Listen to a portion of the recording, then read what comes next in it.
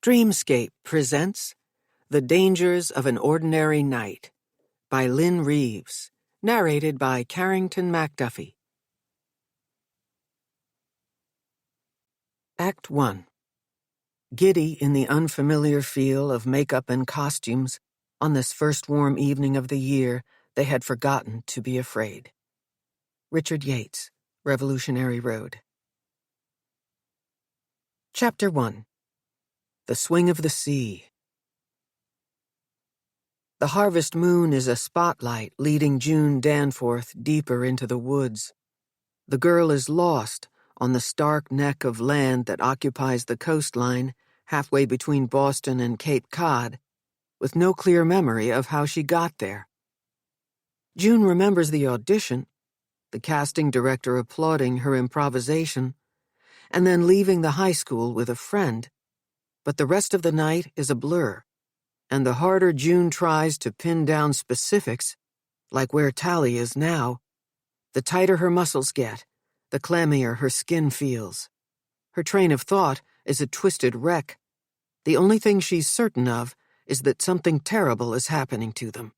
She needs to keep moving, to find Tali. June's ballet flats are at odds with the terrain. The rocks are bent on tripping her, and thorny branches grab at her hem, her collar, her sleeves. Tired of defending her clothes, June considers taking them off. She could leave the slippers on a rock, hang her coat from a tree. But the offshore wind is a killjoy. It sings a warning. He will see them. He will find you. Seconds after picking up her pace, the air current chants louder, "Someone is chasing you!" June takes the dirt path and stumbles upon a boardwalk. Each time she loses her footing, getting up is harder. Her hands and knees are scraped and bloody. Everything stings. But she perseveres, and in no time she's rewarded. There's light visible in a distant set of windows. Please be a house. Please be at home. June disregards the no trespassing sign. Whoever lives there will understand when she explains. How will she explain? She'll say she's sick. It's not a lie. After only a burst of sprinting, her stomach stabs and taunts. Her chest is tight. Her hair is drenched, though it's not raining. June doesn't sweat this much after taking the most grueling dance class. If only she could lie down, curl into a ball, just for the time it takes to figure out what's going on. Then the growl of a wolf orders her to stop. His voice, high-pitched though human, says, "It's okay. You're tripping. But Jesus, you've got to stop running." The animal is covered in yellow-gray fur. His throat and belly shine white, courtesy of moonlight. He's perched on a boulder near the water, his paws hanging limp over the edge. He's relaxed, as if to say she never had a chance of getting away from him. "I don't get what's happening," June says. Is she even awake? "I had no idea you never used before. You should have said something." The creature points at June, or beyond her. His fingers are long and lean, with knuckles sprouting dark hair. A man's hand emerges from what she now realizes is merely a winter jacket. Part of her wants to turn and see what this wolf man is pointing at, but the last time she dared look behind her, the gnarly trees wore mocking faces. With every word, his and hers and the ones echoing around her, the rush of the sea gets louder, pounding out a beat in her head. Or is that the start of a migraine? The rocky shoreline draws and pulls water over stone at the same time it distracts June, luring her to it. "Come in," it says. "The water is fine." Despite the vagaries of weather, wind, and tide, she remembers how a single dunk can cool an overheated body, and June is on fire. The last time she hit the beach, she was with her parents. The scene that materializes before her now is as real as anything else she's seen tonight. In it, a younger version of herself rushes the surf, holding hands with her mother. A beautiful woman, still alive and healthy. But the image fades out as quickly as it appeared, and June is left desperate to feel the icy sea on her arms and legs. except the way into the water is a puzzle. Start with your clothes, she tells herself. June undoes button after button, pausing only to loosen her coat's belt. She struggles with the mechanics of sleeves. When the thing is half off, she notices the rigidity of her leg muscles, the worsening tension in her thighs, her crampy calves. She wonders, will I be able to swim? June looks toward the man for help, but he's no longer atop the rock. Where did he go? And how long has she been standing there staring at her feet? Shit, shoes. She goes to take off her flats when someone says, "Leave them on. Lie down." Here. The voice is familiar and also foreboding, muffled and muddled by night sounds and the swing of the sea. Nothing makes sense now. The fringes of rock and outer ledges light up until the entire landscape flashes red, white, and blue in fireworks, spectacular. Neon clouds obscure her vision, and June is falling back, falling over, falling down, falling. Chapter 2. Curious Vigil. The provisional stage is awash in candlelight. The night is long, the machinations for this vigil endless. Nell keeps telling herself that if her daughter is already gone, she would feel something more than numbness blanketing her skin. Where is the stitch in her side stifling the easy exchange of air? If Tali is dead, wouldn't this mother's heart already have experienced an electrical misfire so dramatic it would beat out an erratic rhythm or put a stop to her altogether? No, Nell would know. Tali is alive. So where is she? Nell stands between her husband, Zeke, and their oldest friend, Peter Danforth, on a platform that raises them above the crowd gathered on Boston Common. Their position declares them the unfortunate ones. Every time Nell looks to her left and sees Peter with his head bowed and his hands clasped in prayer, she's slammed with what's happening. Tali isn't the only one they're here to plead for. Peter's daughter, June, was last seen with Tali, coming out of the Performing Arts High School after an audition, a callback that went later than usual into the night. Grainy, out-of-focus surveillance footage grabbed from the camera mounted above the entrance shows the girls walking side by side, unaware they are heading toward an unidentified male who will force them into a car and steal them away from their families. Tali and June have been missing 2 days. When Nell isn't searching her body, trying to register some undeniable perception tethered to her daughter's well-being, her mind drifts. She visualizes a dank basement, a hidden bunker, a lightless place where Tali and June wait, desperate for someone to free them and bring them home. She won't allow herself to imagine the unspeakable things someone could be exacting upon her child against her will. Nell understands how you miss a bus, mislay an earring, misplace your keys, how you mourn the loss of a loved one gone too soon. She knows there are a multitude of ways husbands go astray from good marriages, and that every day people simply disappear, or mysteriously do, or pretend to, all without account. She is wise to it. What mother isn't keenly aware that children and teenagers have been known to vanish out of the blue, out of backyards and front yards, while on bikes or on foot, on their way to school or on their way home, each of them last seen by someone who loves them, or someone who knows them, or someone merely passing by. In the time it takes to tie a shoe or read a text message, a child can snap, go out of sight. Nell knows this, and still, despite the times she's worried about this very thing, she never thought it would happen to her child. Reporters jockey for the best camera angles for capturing the unfolding drama. News vans send their satellite arms skyward above the rugged elms. The burnt orange and yellow leaves stun Nell, reminding her it is autumn and that she's no longer able to hold on to even the simplest of facts. It seems like seasons ago that she took a tentative step toward freedom from Zeke. Now, standing here, overwhelmed by all these people raising their tiny flames at her, it's as if this is her punishment for even considering she might leave him and take Tali with her.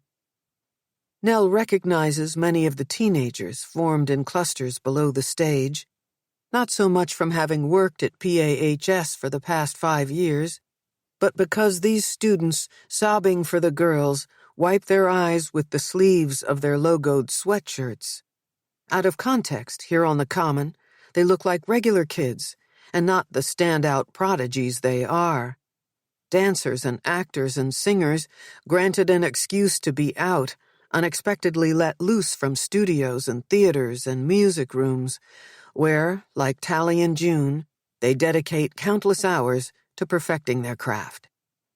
Even though they're here to help, Nell wishes they'd all go home, taking their pinched looks and downturned smiles with them. It's her own mother she wishes were here. She'd know what to do next. No one needs to tell Nell history is not on her side.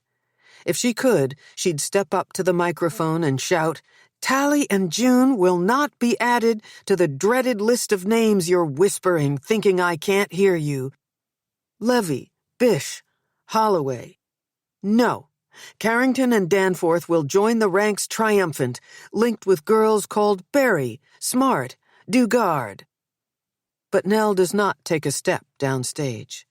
At least she won't until it's time to give her impassioned plea for their girl's safe return. Unlike her daughter, Nell doesn't crave the spotlight. She is a backstage mom. In truth, she needs every last one of these people to mobilize for Tali and June. And as far as she's concerned, the news networks willing to take part in this collective sensation are welcome to lash her to the stage for as long as it takes to get her daughter back. It's a gentle pressure on Nell's spine that slows her racing brain. Zeke's touch, like it once had more power to do, momentarily stops her from spinning out. She turns to thank him for making the effort, despite the fact that he knows she blames him. Instead, she finds it is Peter's hand, giving off heat between her shoulder blades. "It's almost time," he says, urging her closer to the podium. "Do you want to go first?" Nell shakes her head. "You go. Where's Zeke?" As Peter points beyond the makeshift stairs to the right of the dais, a look of disgust breaks through his otherwise morose demeanor. The turnout is impressive, and still Nell has no trouble finding her husband. In countless ways, Zeke has always been antithetical to anyone else. His hair, more salt than pepper, is unkempt, some say wild. He stands several inches taller than most men. Zeke is literally head and shoulders easy to find in a crowd. Stationed now on the backstage side of the platform steps, his head is down, his phone is out, Zeke is texting. The woman responsible for directing the night's events, whose name keeps escaping Nell, speaks above the hum of the crowd. "I know the wait is hard. Another few minutes and you can address them." She barely finishes showing Peter and Nell the signal she'll flash to indicate the networks are ready to go live, when in 2 giant steps, Zeke lands on stage and takes the podium. "Thank you all for coming."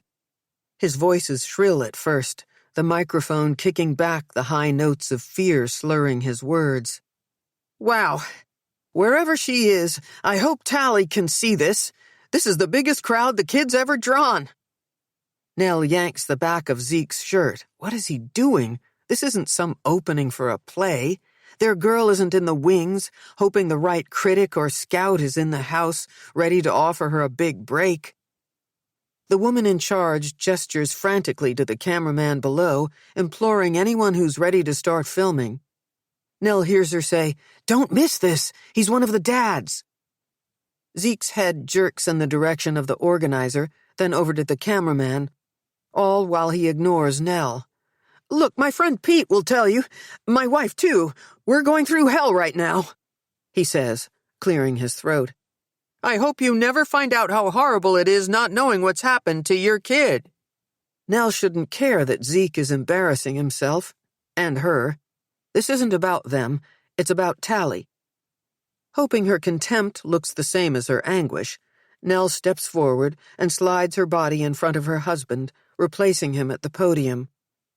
"I'm Tali's mother," Nell says, her voice a whisper. "Our daughter is beautiful inside and out.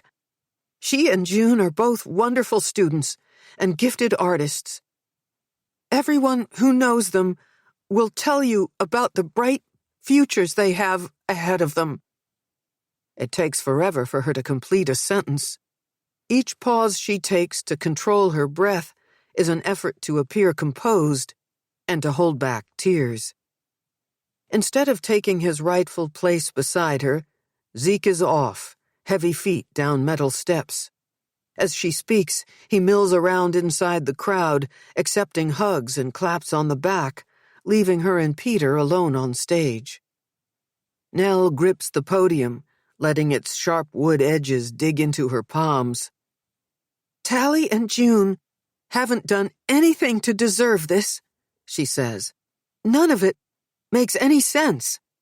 What kind of person does this?" As Nell rambles, she feels the crowd draw back. Like Zeke, she's gone off script. She is breaking the rules set out for parents in this ugly little club. Members must not be loose cannons. Stoic works better to garner sympathy and searchers. A glimpse into the television monitor reveals a woman with dark eyes as expressive as her hands. The unrestrained physical energy and the desperation in her voice are unrecognizable to Nell. The overwrought mother staring back at her is painful to watch. But she can't help herself. She lifts her eyes from the prompter and stares straight into the camera, speaking boldly and directly to the miscreant who has her child. "Let the girls go. We'll leave you alone. Drop them somewhere safe, out in the open, where help can find them." Suddenly there's a familiar arm around her shoulder. With the grace of a dancer, Peter Danforth moves to her side. His is a compassionate takeover of the microphone. The terror of not knowing where his daughter is does not negatively affect his performance. On the contrary, Peter's narration is smooth. He's a man who can be counted on to put his daughter's well-being above his baser impulses. "June and Tali are out there, somewhere, and they need our help," he says. "I'm told that right now a hotline number is running at the bottom of your screen. Please put it in your cell phone contacts. Text it to your family and friends. Post it on Facebook. Be alert. No detail is too small to report. No one is above suspicion. Please help us bring our daughters home." Despite the light breeze, the air is leaden. By the time Peter finishes, it suffocates.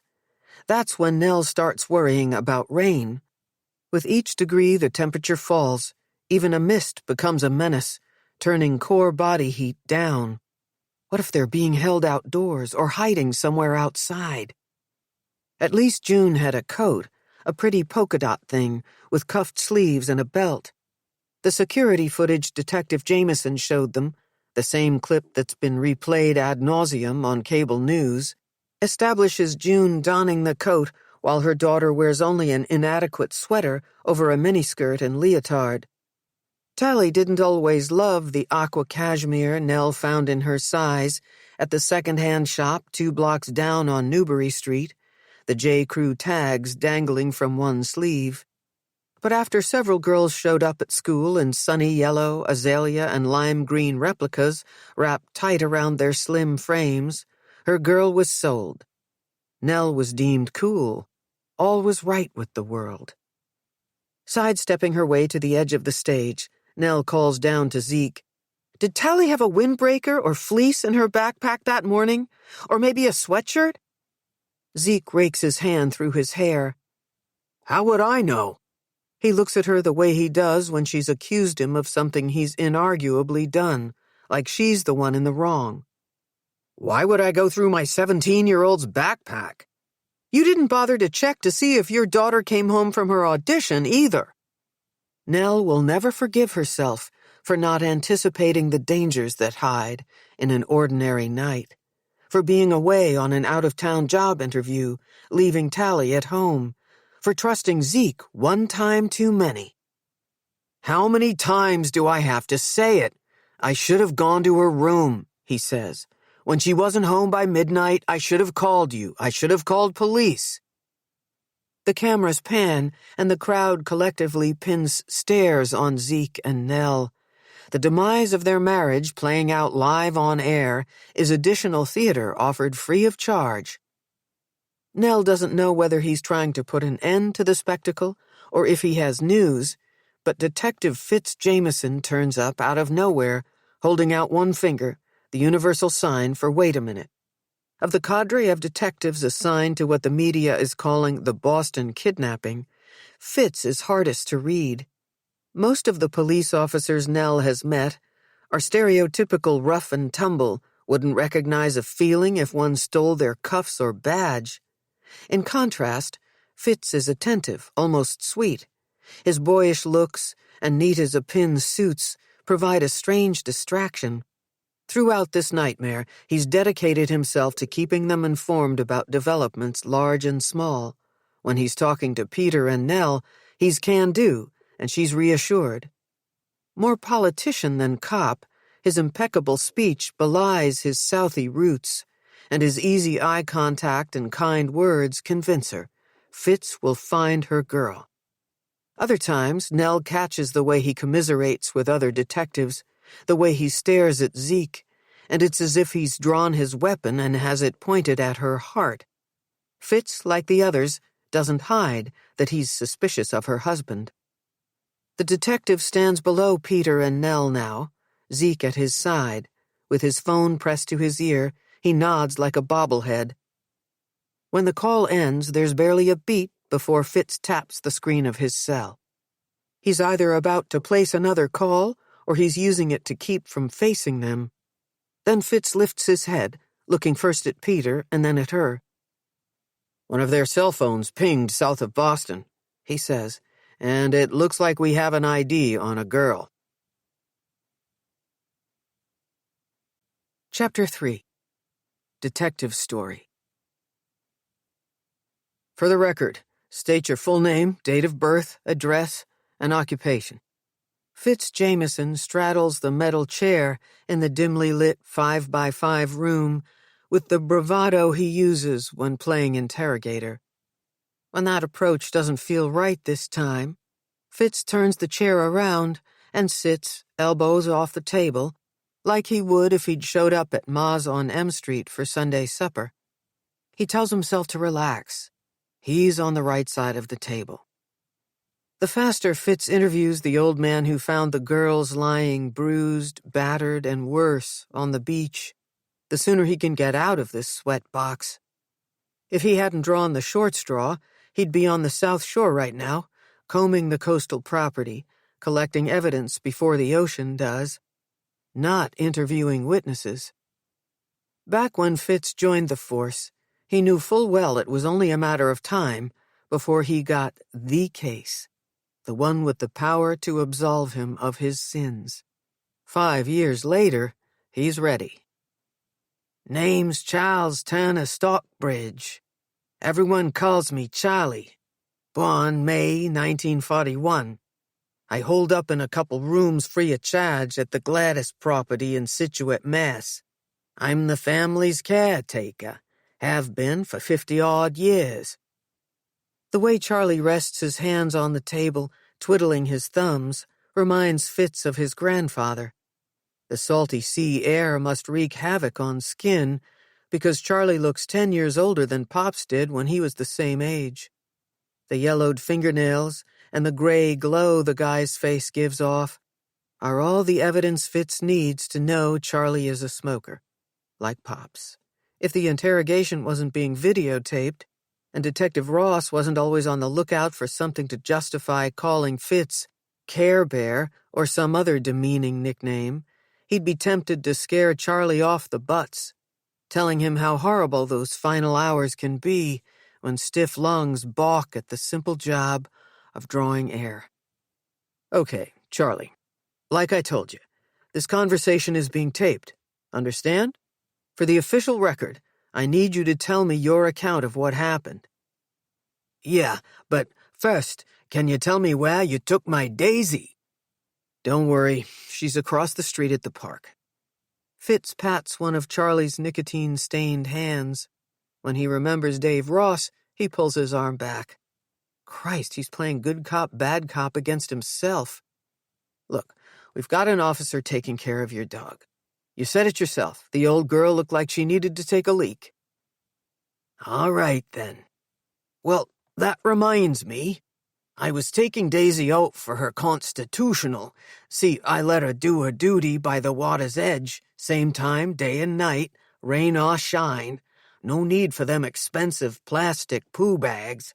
I let the tide take her business out to sea. I got that part. All I'm saying is, if Daisy and me wasn't accustomed to our routines, I could have missed them girls on Waddy's beach. At first, I couldn't make heads nor tails of what I was looking at. It was getting dark when I see one rounded heap, half in, half out of the water. But then the dang bundle moved, and she let out a hell of a moan. Damn near dead, that one was. And Lord have mercy, the other one, not 10 feet away, well, God rest her soul, I could tell she was no longer with us.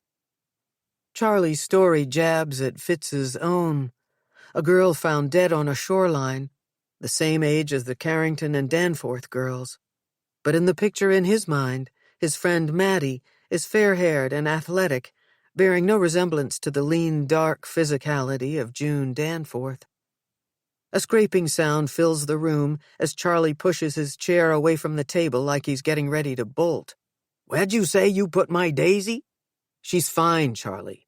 Sit down. Your dog's at the park, remember? Now, stay focused on the girls, okay? Then I'll bring Daisy to you, I promise. Fitz wants to jump to his last question, but he stops himself. If he blows the case by rushing through a witness account in favor of getting into the field, he'll never hear the end of it. What happened next? Charlie settles back in the chair.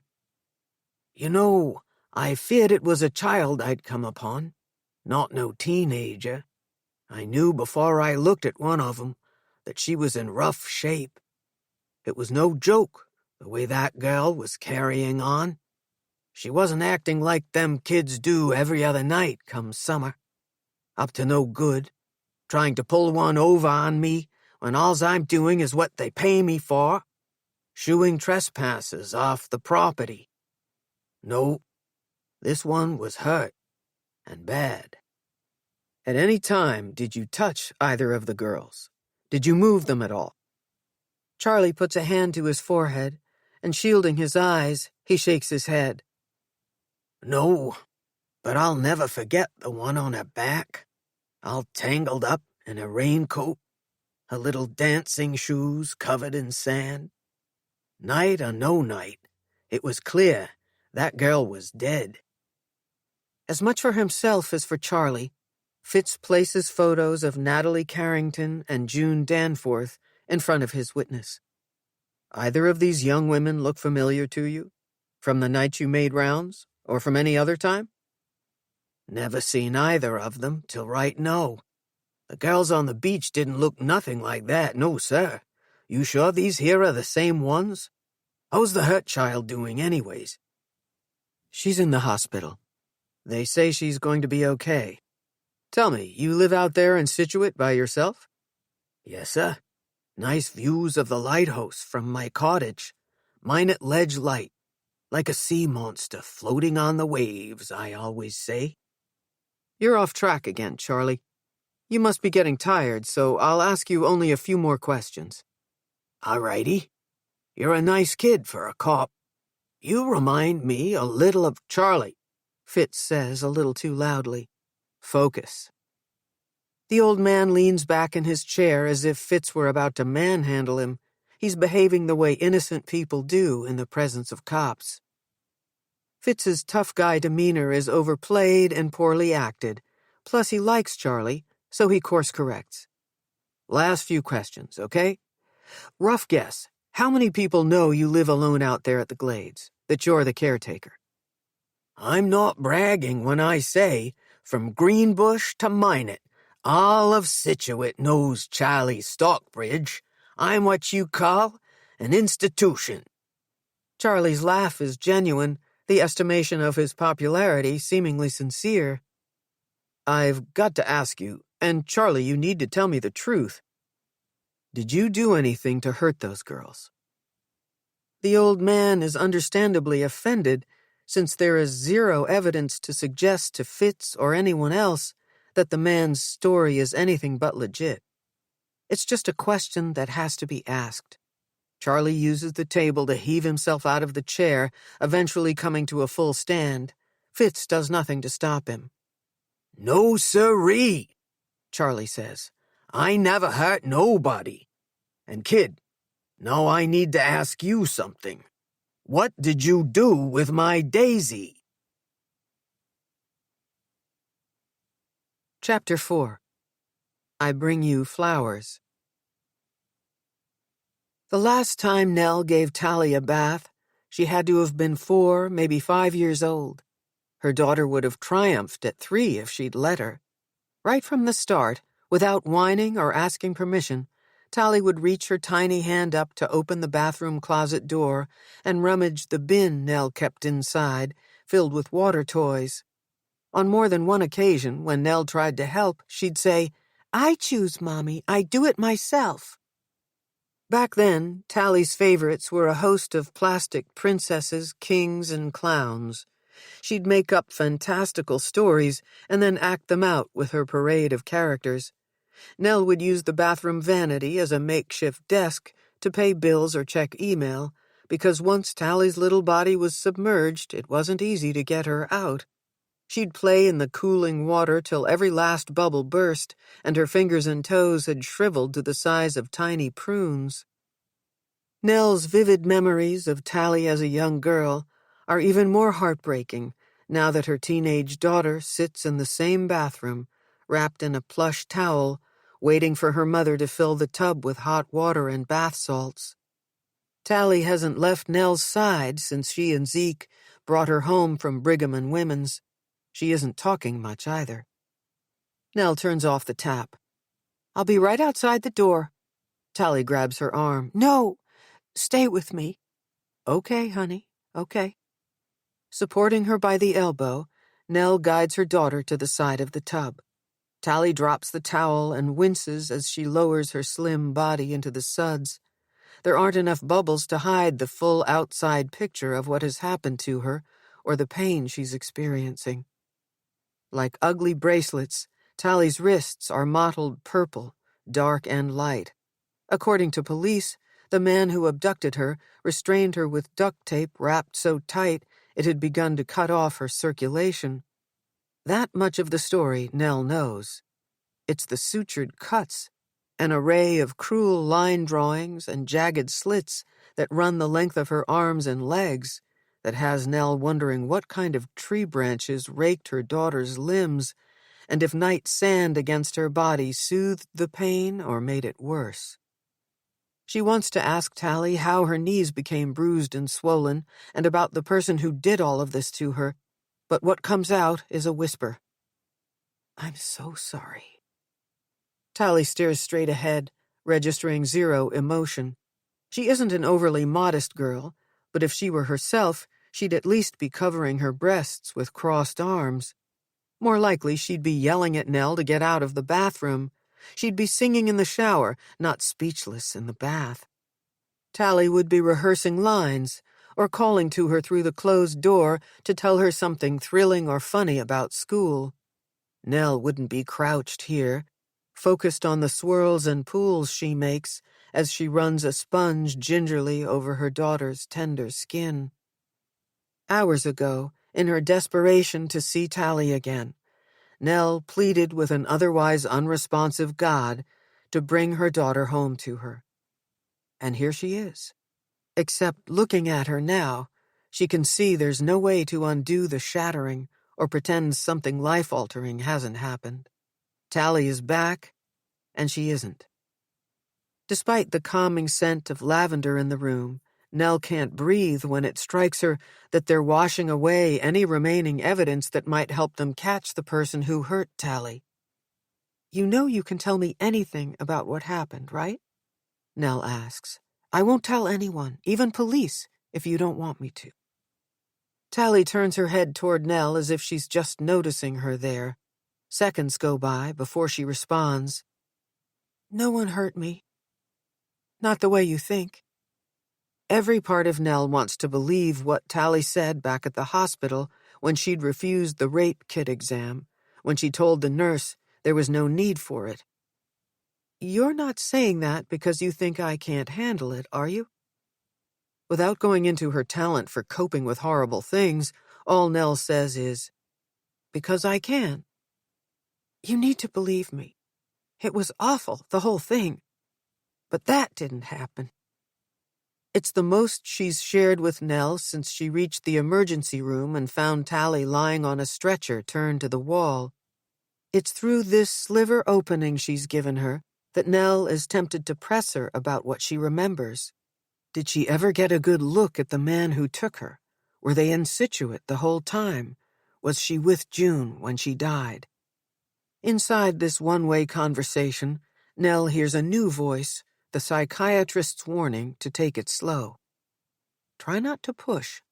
Probing too much too soon can re-traumatize, the woman had said back at the hospital. Nell goes to hug her daughter, but stops short when she sees remnants of a beach she once loved in Tali's hair, specks of sand, and the silky leather of kelp. There's a knock on the bathroom door. "It's Peter," Zeke says. "Should I tell him you'll call him back?" Nell doesn't think she can handle talking to him right now. But how can she refuse Peter? His daughter suffered the same horror hers did, except June didn't survive it. She looks to Tali for permission. She'll say no to him if her daughter wants her to. "Take it." Tali pulls her battered legs toward her chest, circling them with sudsy arms, rocking ever so slightly. Nell opens the door to accept the phone. "I'm so sorry." This time, the same words she used moments ago with her daughter don't sail out on a whisper across a misty bathroom. They catch in her throat.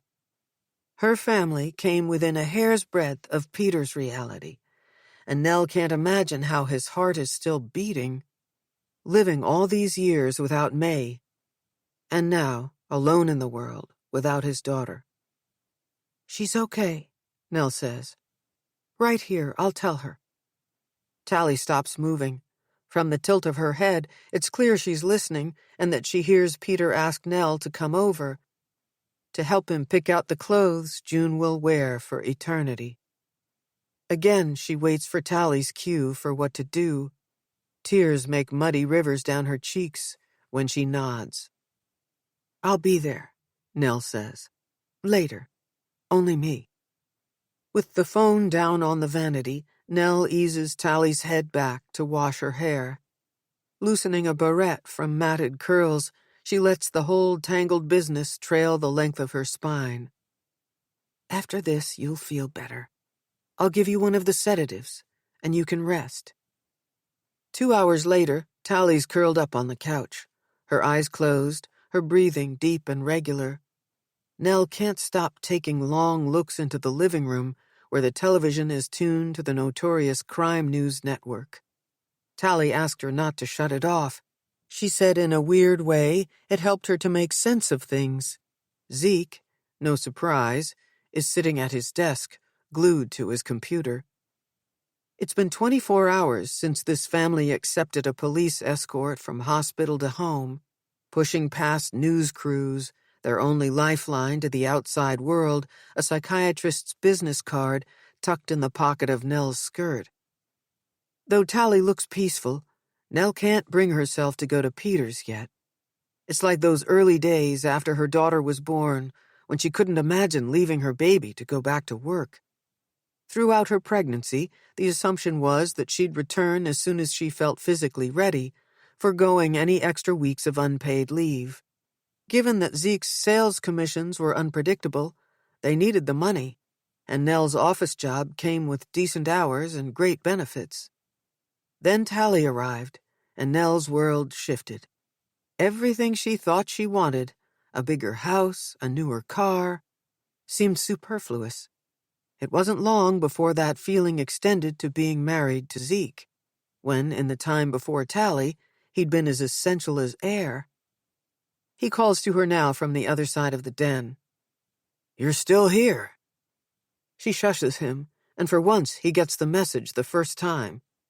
Zeke comes to her, and when he reaches her side, he slips his hand in hers. They exchange a look of gratitude for their daughter's safe return. "Don't go," he says, squeezing her hand. As conflicted as she is about what to do, Nell pulls him toward the kitchen. "You know I have to. Peter's our friend, and he's alone." Nell keeps her voice low when she says, "It could have been us." They're still holding hands, and she can feel Zeke fingering her wedding ring. "She's okay," he says. "Tali's all right." It sounds like he's trying harder to convince himself than he is her. She pulls free. "I'm sorry I didn't check on her," he says. "Can you ever forgive me?" Zeke's shoulders shake. He starts to cry. "What were you doing that night? Were you even here?" "I took your advice and went to a meeting. But I came right home. I watched some news, and then I went to look something up on the computer and got sucked into time tunnel vision. You know how I get." "Tell me the truth. Were you gambling?" "No, Nell. No, I've told you 100 times. I'm done with all that. I was online, and the next thing I know, Peter's knocking the door down, telling me June never came home."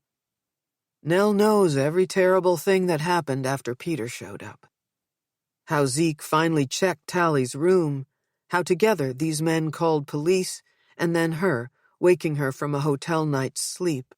The endless drive home from Connecticut. 2 days of agony. The vigil. And then miraculously getting Tali back and hearing the news that June will never come home again. "I want to believe you," she says. "You can. I'm going to be better."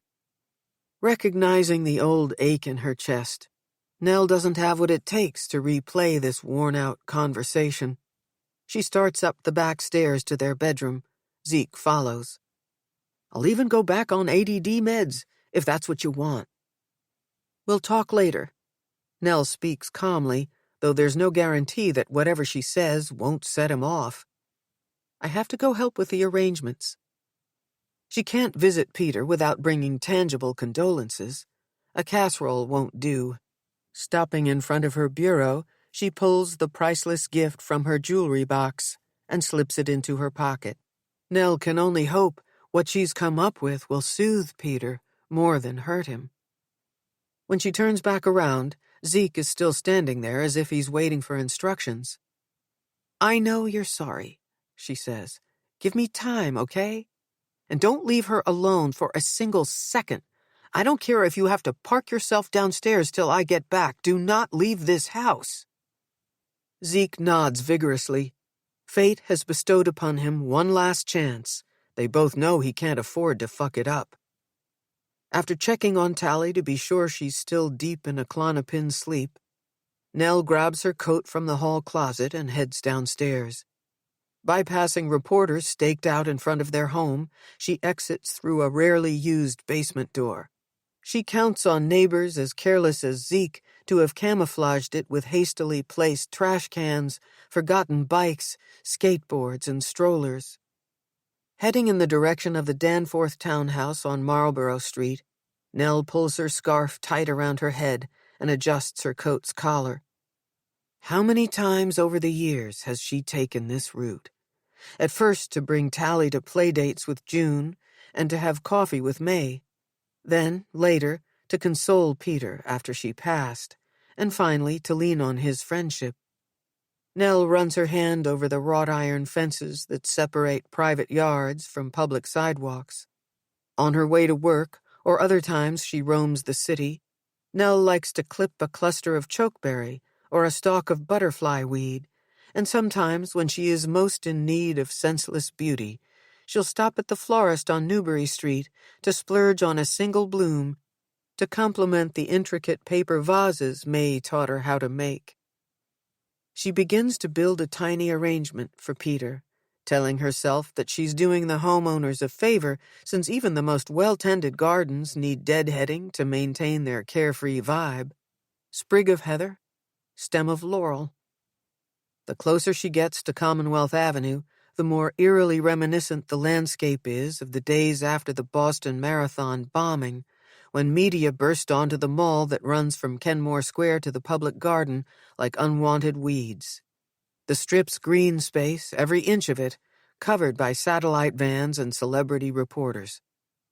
Back then, all the news was breaking. Suspects were identified, boys hunted down. Programming was interrupted again and again until coverage became continuous. Members of the National Guard were stationed on every corner, their assault weapons at the ready, all of it out of place in this lovely Boston neighborhood. Before the city's order to shelter in place, an effort to protect them from the perpetrators at large, Nell was just another neighbor out walking, another woman tired of staying cooped up at home with fear and her husband. Today, reporters mill around, marking time, or they sit in chairs positioned roadside, because nothing is new. No one has been found responsible for June's death. When evening news segments finally air, pretty people in fresh makeup will rehash what is already known about the case, which right now amounts to absolutely nothing.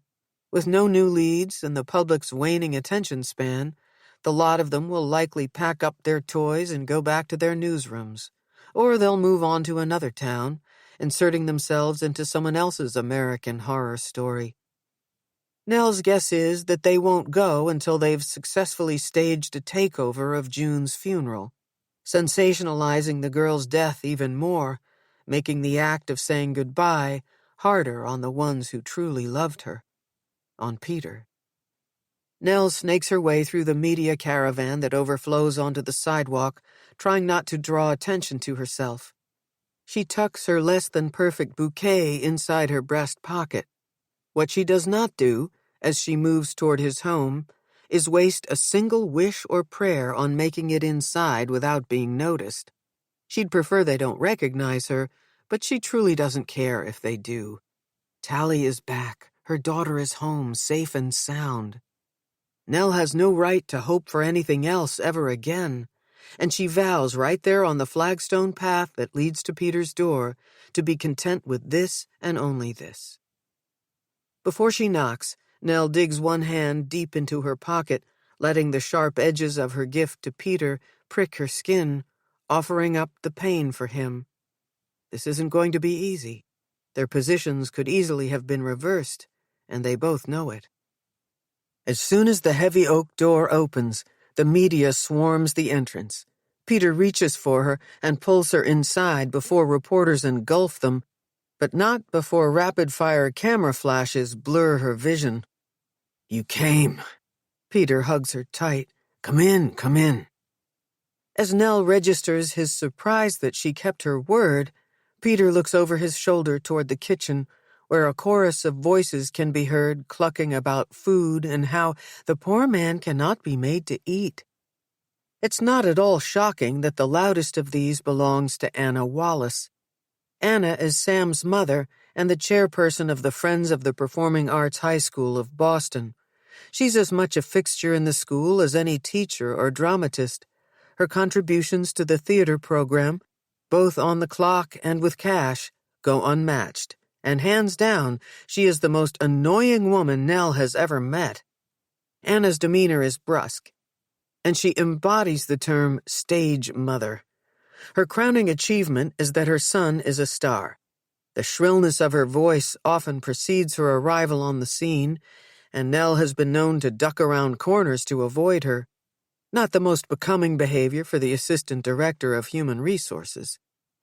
Suddenly, Nell wonders why Peter needs her when he already has a house full of characters willing to offer the feminine perspective he told her he needed. Peter steers Nell away from the kitchen, past his room, toward June's.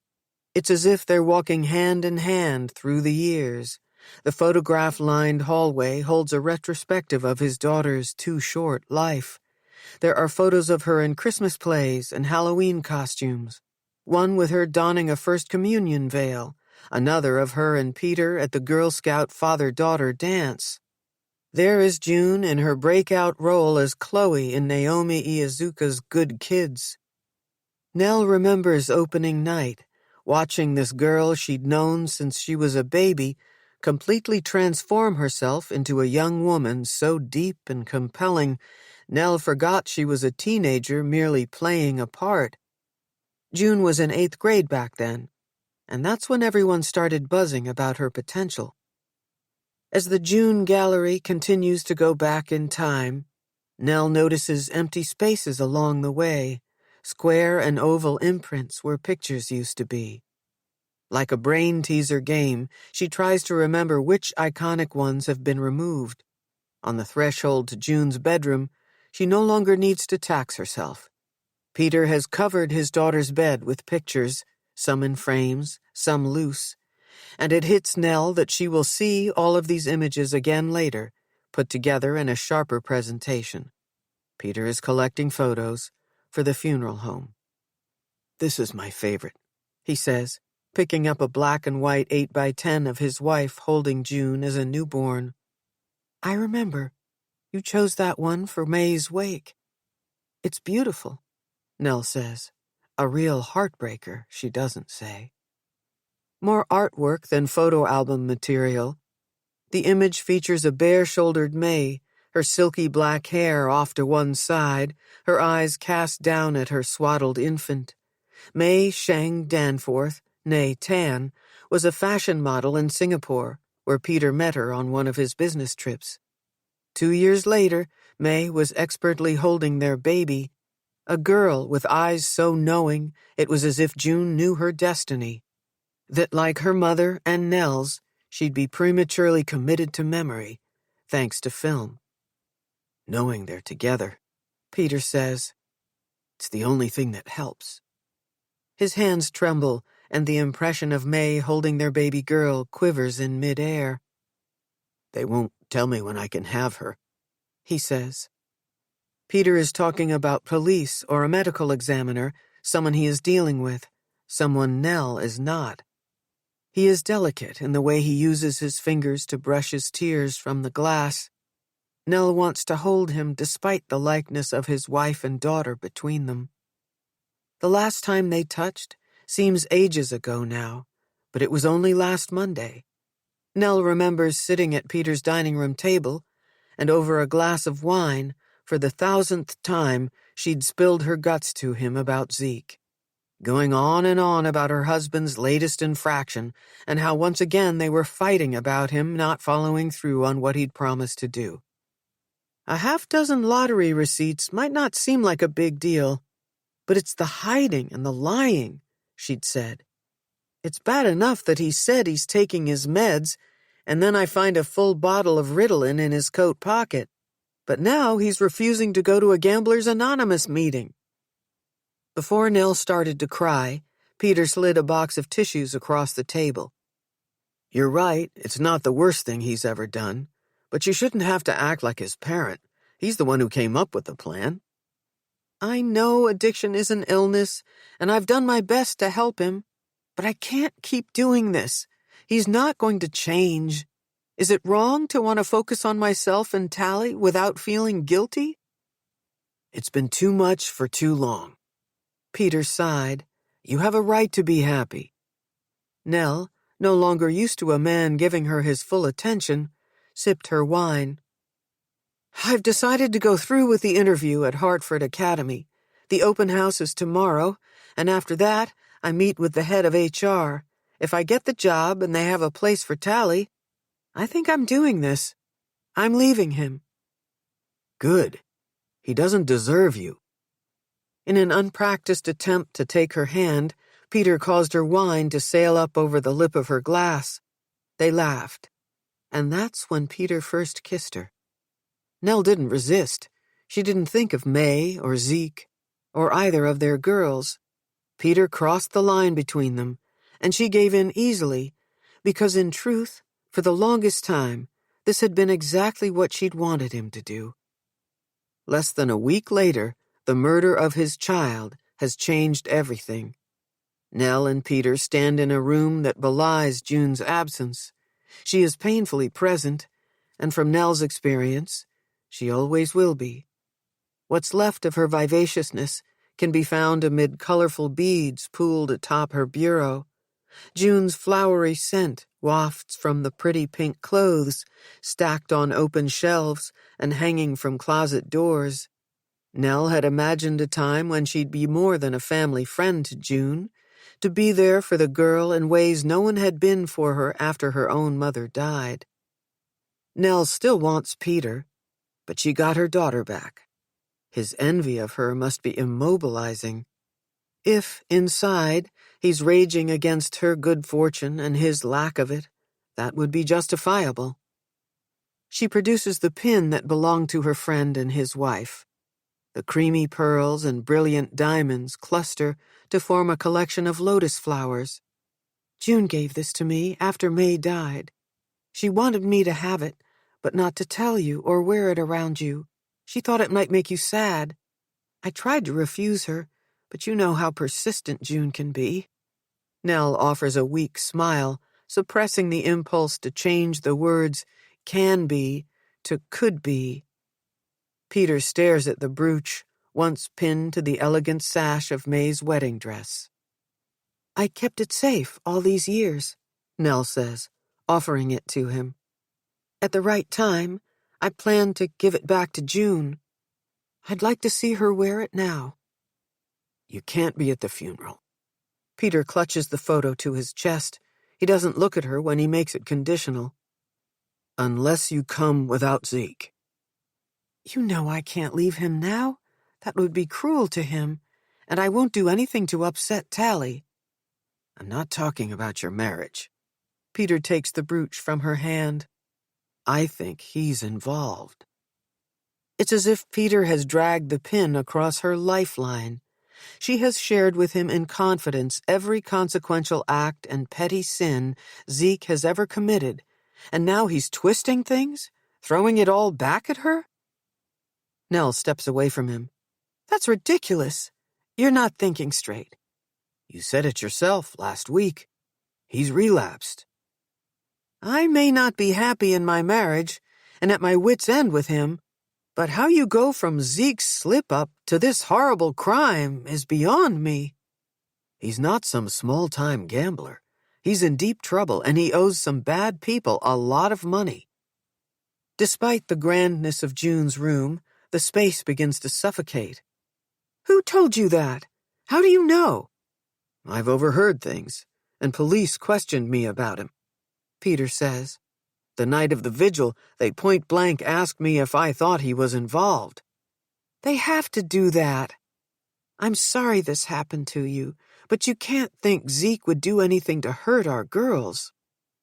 I think someone planned to take Tali as a warning to him, and June was in the wrong place at the wrong time. Zeke is under investigation, and I think they're about to find out some terrible things. At the sound of Peter saying her husband's name, Nell freezes. Once again, she has left Tali home alone with him. I need to go. I care for you, Nell.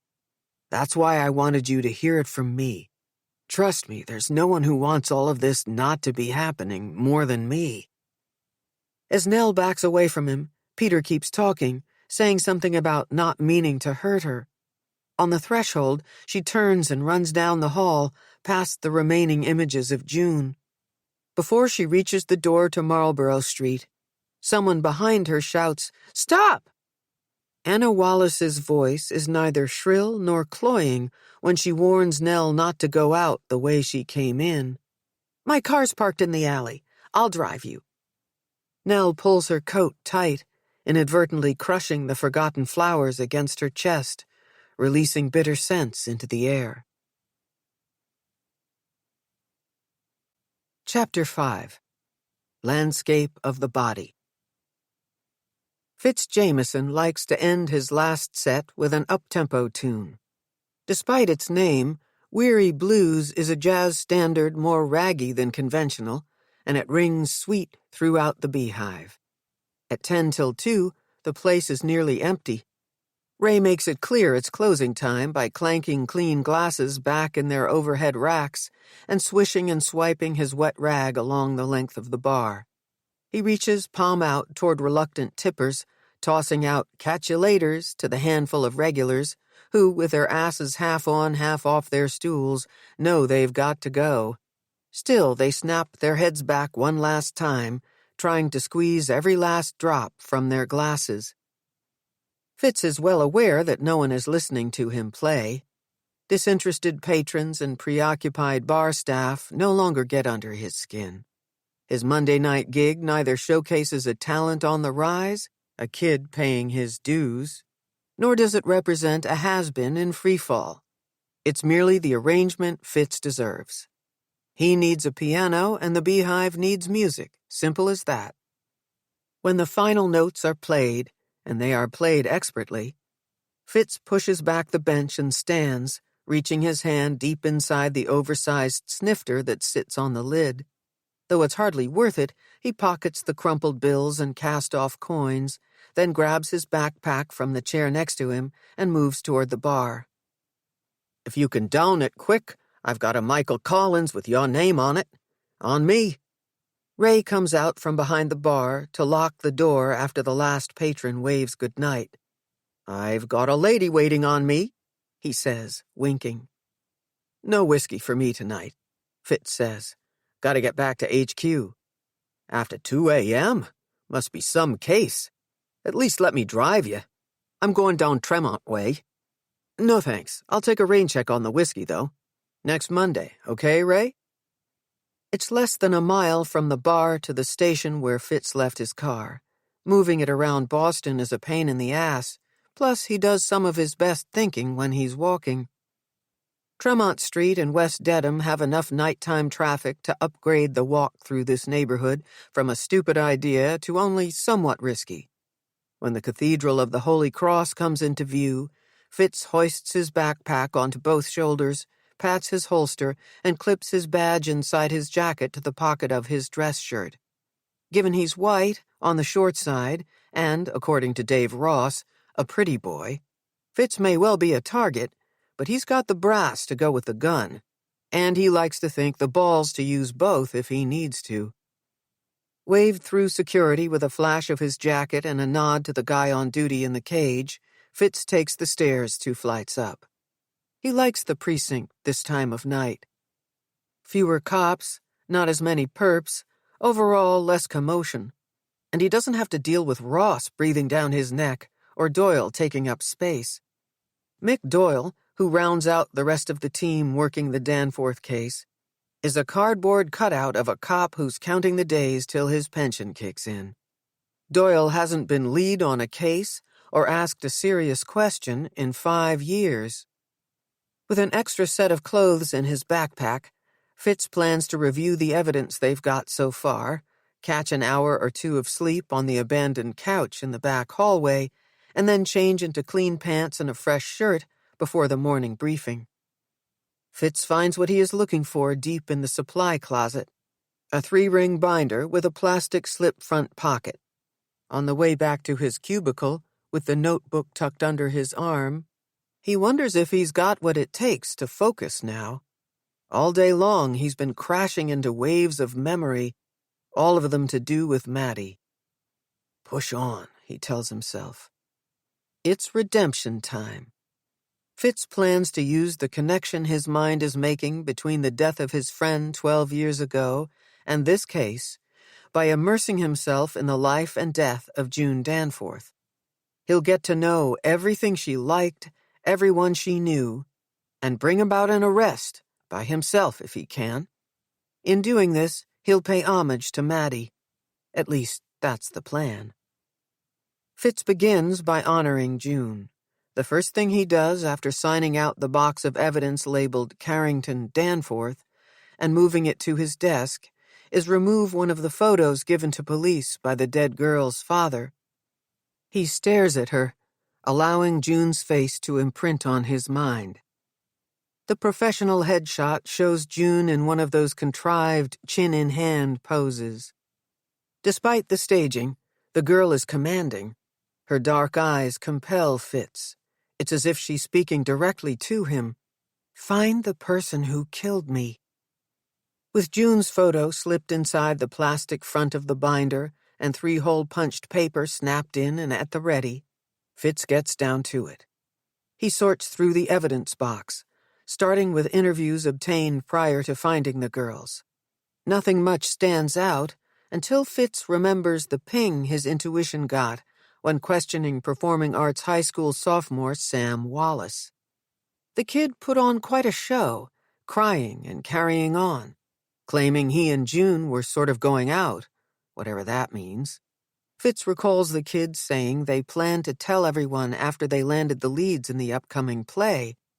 They'd celebrate by changing their statuses on Facebook. Though Wallace is credited by nearly all the other students interviewed as being the star actor at the school, tears and all, Fitz hadn't found him terribly convincing. He scratches a note on a page in his binder, "Re-question Wallace." Fitz rifles through police reports and reads through each of the kids' interviews. Skimming parent statements and skipping the one he conducted with Charlie Stockbridge, Fitz comes to the only statement in evidence from Tali Carrington. The initial incident narrative mostly tells Fitz what he already knows. June Danforth was pronounced dead at the scene, while Natalie, Tali, Carrington was transported from Waddy's Beach in Scituate to the Boston hospital, where she received treatment for multiple contusions and lacerations, severe dehydration, and emotional distress. The attending psychiatrist, Dr. Cynthia Rawlins, advised limited questioning due to the victim's state of mind, claiming that to push the girl so soon after the ordeal could further traumatize her. Dave Ross was on duty that night. Surprise, surprise, he pushed anyway, encouraging Tali to tell as much of her story as she could. He guilted her into it, telling her she needed to do her part to protect public safety. Tali's statement fits with what the surveillance footage captured. The girls leave the Performing Arts High School of Boston, heading in the direction of Commonwealth Avenue after an audition at 11:07 p.m. They remain in view until they reach the intersection. Tali states that after they made the turn, a white male in his late 30s or early 40s approached from the side. The man wore a faux fur jacket, not unlike one owned by her father. At first, Tali thought it was her dad, there to pick them up. Fitz makes a note in his binder to re-watch the footage, to hone in on anything he may have missed the first dozen times he's viewed it. He makes another note, this one involving Zeke Carrington. Ask to see the look-alike jacket. According to the statement, the last thing Tali remembers is the man pointing to a silver vehicle she assumed belonged to him. He asks the girls for directions. Unable to hear him over the traffic, Tali and June step closer, and that's when he opens the car door, grabs them, and throws them into the back seat. At this point in the victim's account, Ross wrote that Tali became inconsolable, saying, "I can't believe June is dead." In response to the girl's meltdown, Dr. Rawlins halted questioning. Fitz holds his pen inches above the paper, his mind a jumble of questions he can't write down fast enough. Why doesn't Tali remember anything after being shoved in the vehicle? Did Ross ask her that? Did Tali refuse the rape kit exam because she hadn't been assaulted or because she's a kid and was afraid? Did Ross at least ask her that? Ross is an idiot, and his report isn't worth the paper it's typed on. Fitz pulls the folder containing crime scene photos of June Danforth from the evidence box. As he slides the pics from their interoffice envelope, someone claps him on the back, causing him to drop the batch he'd been holding. "Well, look who's working overtime," Ross says. The dead girl's body multiplies as scattered images of June Danforth slide across the cheap and dirty floor. Fitz gets that disoriented feeling that comes over you when you're surrounded by mirrors. Looking at her like this, the way the girl has been discarded, makes the whole thing more horrifying. not to mention eerily familiar. "How long have you been ransacking the evidence box, Care Bear?" Fitz stands, and still Dave Ross towers over him. The guy's 6'5" if he's a foot. Ridiculously thin, with a huge head and receding hairline, suddenly Ross reminds Fitz of a giant lollipop. Scrambling to pick up the photos, he can already hear Ross broadcasting tall tales to the rest of the squad about spooking him. "What time is it?" 6:45. Briefing's at 7. Hurry the hell up. Doyle's already clocked in. I got something to show you guys. When Ross speaks, his lips strangely disappear, curling inside his mouth with each phrase or sentence he utters. Sometimes Fitz is so distracted by the oddity of the quirk that he doesn't register what the guy is saying. "What?" "Go change. You reek." Ross waves a folder in front of Fitz, sending cool air and stale breath onto his face. "You got a spare set of clothes in there, am I right?" He points to Fitz's backpack parked on the windowsill. "Show me now," Fitz demands. "Listen to you. I forgot how cranky you get when you're tired."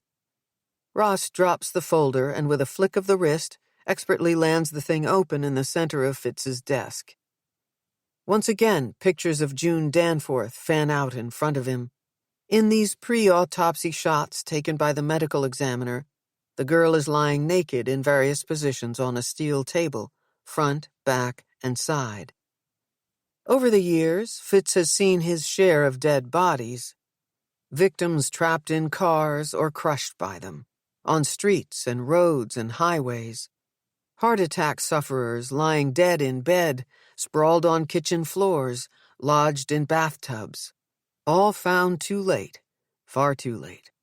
But none of them, not a single death due to accident, medical, or act of nature, has called up so completely 17-year-old Madeline Townsend. Until today. Looking at June, Fitz is faced with what his brother's girlfriend must have looked like after police pulled her body from the waters off Castle Island. Without warning, Fitz puts a hand to his mouth. Ross grabs a nearby waste bin and with glee shoves it under Fitz's chin, expecting him to vomit. Fitz swallows hard, pushing his hand away. He wipes his mouth on his shirt sleeve and reaches for the most disturbing of the photos. Like a penance, he commits every inch of this tragedy to memory. June's once beautiful face now wears the bluish mask of death. The absence of the same livor mortis on the back of her torso, arms, and legs tells Fitz she died face down, which contradicts how Charlie Stockbridge claimed he'd found her. Notes made by the ME below the picture say, superficial abrasions, arms and legs, most notable on palms of victims' hands. No major trauma to head, neck, or chest. No evidence of sexual assault. Fitz knows there is no precise core temperature at which the human body submits to the elements. He doesn't need to read the rest of the notes to know that June died from some combination of frigid wind and sea. The landscape of the body and his gut tell him this. "Coroner's office is backed up yet again," Ross says. "Her toxicology isn't expected for another week or two." Fitz puts the photos and notes back in the folder without reading the ME's conclusion. He hands it back to Ross. "Preliminary cause of death, hypothermia?" "That's the theory for the time being," Ross says. Lifting his backpack off the sill, Fitz takes a quick glance at June, alive, on the cover of the binder he's created to keep track of the case. "After briefing, I'm heading over to Carrington's to put eyes on Zeke's jacket," he says. "The one Tali mentioned in her statement looked like the one the kidnapper wore." "We can head there together," Ross says. "I've got some questions of my own for the dad." Chapter 6. Next to Normal. The park bench across the street from the row of brownstones is as good a place as any for Cyn Rawlins to stop and double-check the exact number of the Carrington's house. Pulling the discharge paperwork of her only remaining patient from her bag, She forces herself to focus. Tali's not to blame for being admitted to the ER on her last night on call. The reporters who take up the sidewalk for a full block don't preoccupy her. Syn's no stranger to reunification cases coming with cameras. Her racing thoughts and compulsive need to scan her surroundings for threats lead back to Noah. What can she do now but breathe in and out? One and done, she tells herself. She'll feel better after this patient is seen and the intake assessment complete. Then she can go back to the office and concentrate on cleaning up the last of the mess her ex-partner, ex-lover has made. All ties to Noah Clark officially severed. As soon as it's appropriate, Cyn will tell the Carringtons she's closed her private practice. She'll do her best to assure them that she'll make a good match, referring them to a reputable colleague willing to oversee treatment of their daughter. Her story, should they press her, on its face is true. She's traded patients for students and is off to teach forensic psychology at Boston College.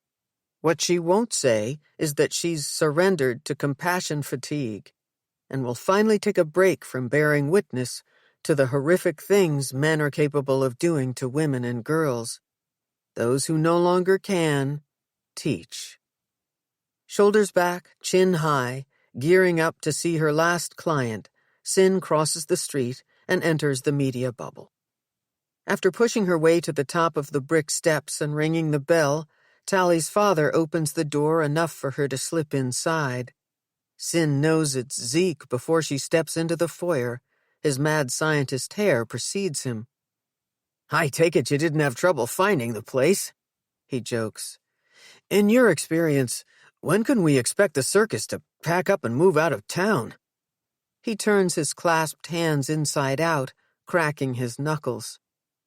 "It varies case to case," Cyn says. "A lot depends on the investigation and whether police name any suspects. Then all bets are off if there's an arrest or a trial." Zeke stares somewhere beyond her as if he's talking to himself. She steals a look around. Across the hall into the main living space, the television blares, but no one is there to watch it. The place is more cramped on the inside than she'd expected, but it's as dark as every other home she's ever visited. Closed blinds block prying eyes. But sadly, they keep out the healing light. "After I spend time with Tali, I can go over a few things, including what to expect next." Cyn moves beyond the tight foyer, hoping Zeke will usher her all the way inside. "Is Tali here?" Nell comes down the front hall stairs with one finger pressed to her lips. "She's asleep, and I hate to wake her. Do you mind if we meet with you first?" "Not at all." Zeke leads the way into their kitchen, an oddly shaped room overpowered by the sickly sweet smell of pastries. Countertops are cluttered with bakery boxes from Georgetown Cupcake and Honey Honey Cafe. Dirty wine glasses form a line to the left of the sink, waiting to be washed and put away. The only bright spot is the clutch of buttercups poking their heads from a tiny vase made of intricately folded paper. Nell clears the table of half-empty coffee mugs, while Zeke brushes crumbs to the floor. After rolling her eyes at him and pulling out a chair for Cyn, Nell reaches for the miniature spray and places the flowers in the center of the table. "Sorry," she says. "We're usually neater than this." Nell's dark hair is loosely swept back, showcasing the softness of her face. According to Cyn's notes, she's in her early 40s, though her slender figure and creamy skin make her look years younger. Her voice is subdued, as if her max volume is just above a whisper. "You've had more important things on your mind," Cyn says. "Tell me, how's Tali doing?" "I'm around kids her age all day at school, and my mother died when I was a little younger than she is now. But none of that compares to this," Nell says. "Tali's quiet and clingy.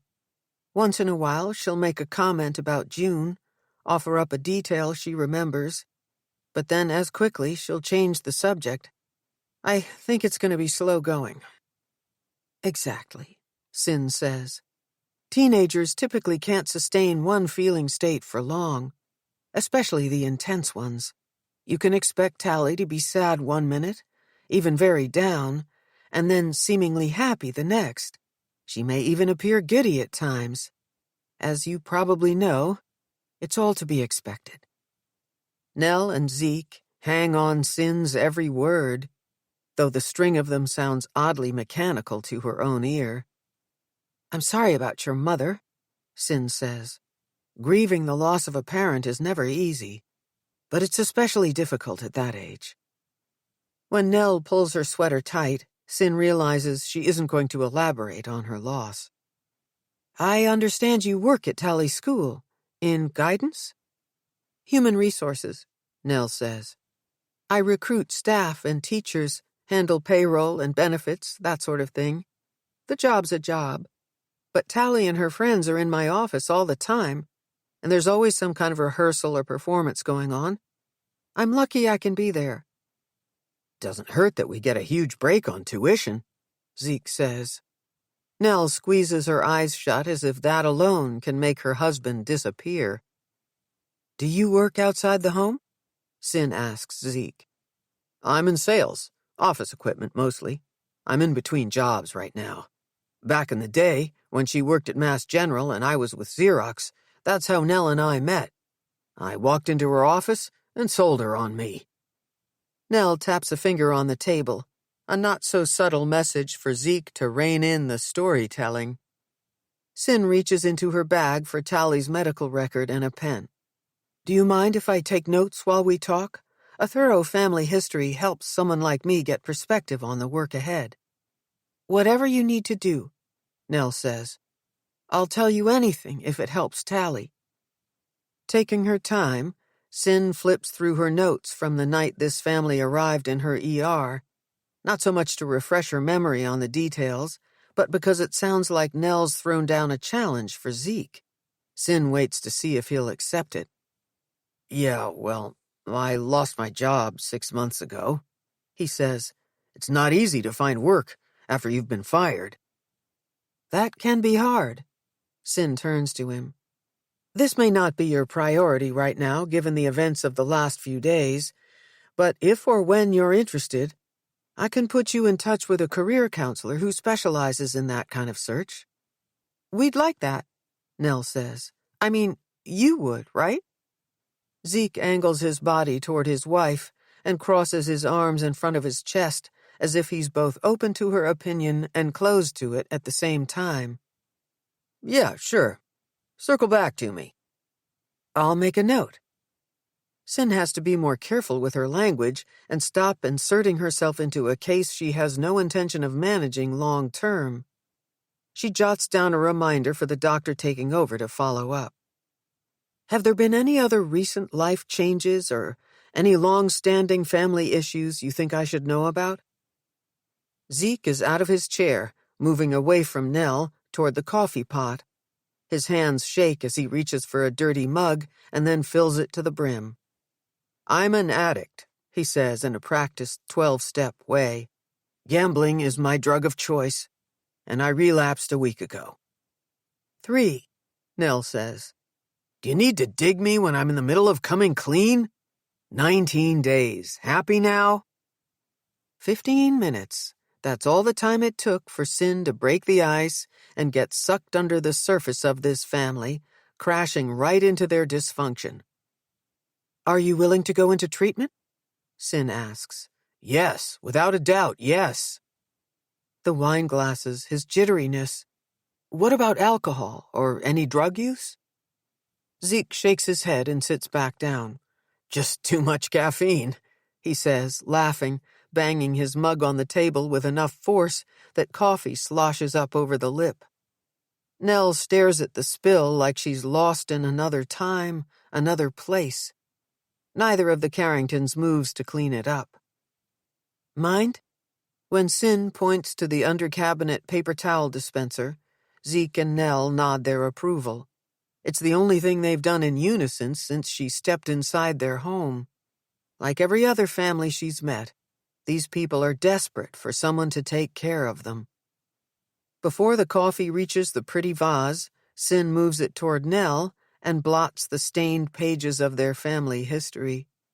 After wiping the bottom of Zeke's mug, she places it back in front of him. It sounds like you've both been through a lot. How does Tali handle all of this? Does she open up to either of you?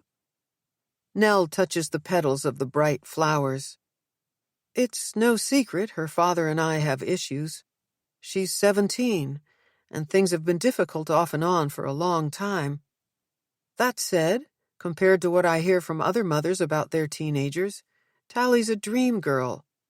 I'd say she takes what's happening to Zeke and me in stride. She's incredibly focused on her own life, especially when it comes to school. Any difficulties socially? Any disturbances in thinking, panic attacks, periods of depressed mood? Not with her, nothing, no.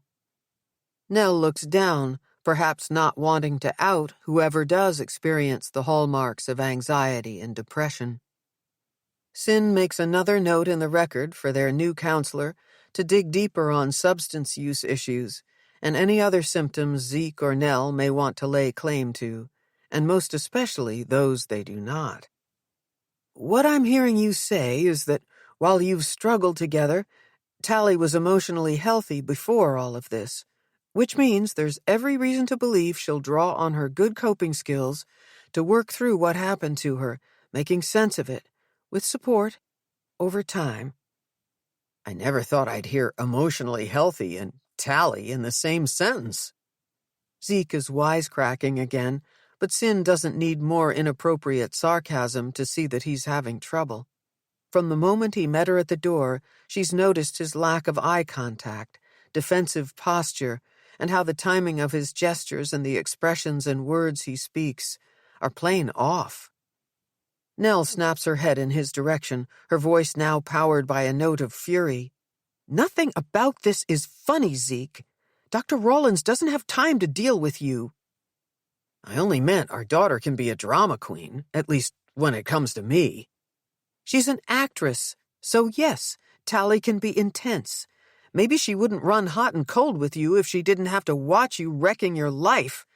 Not to mention, by association, hers and mine.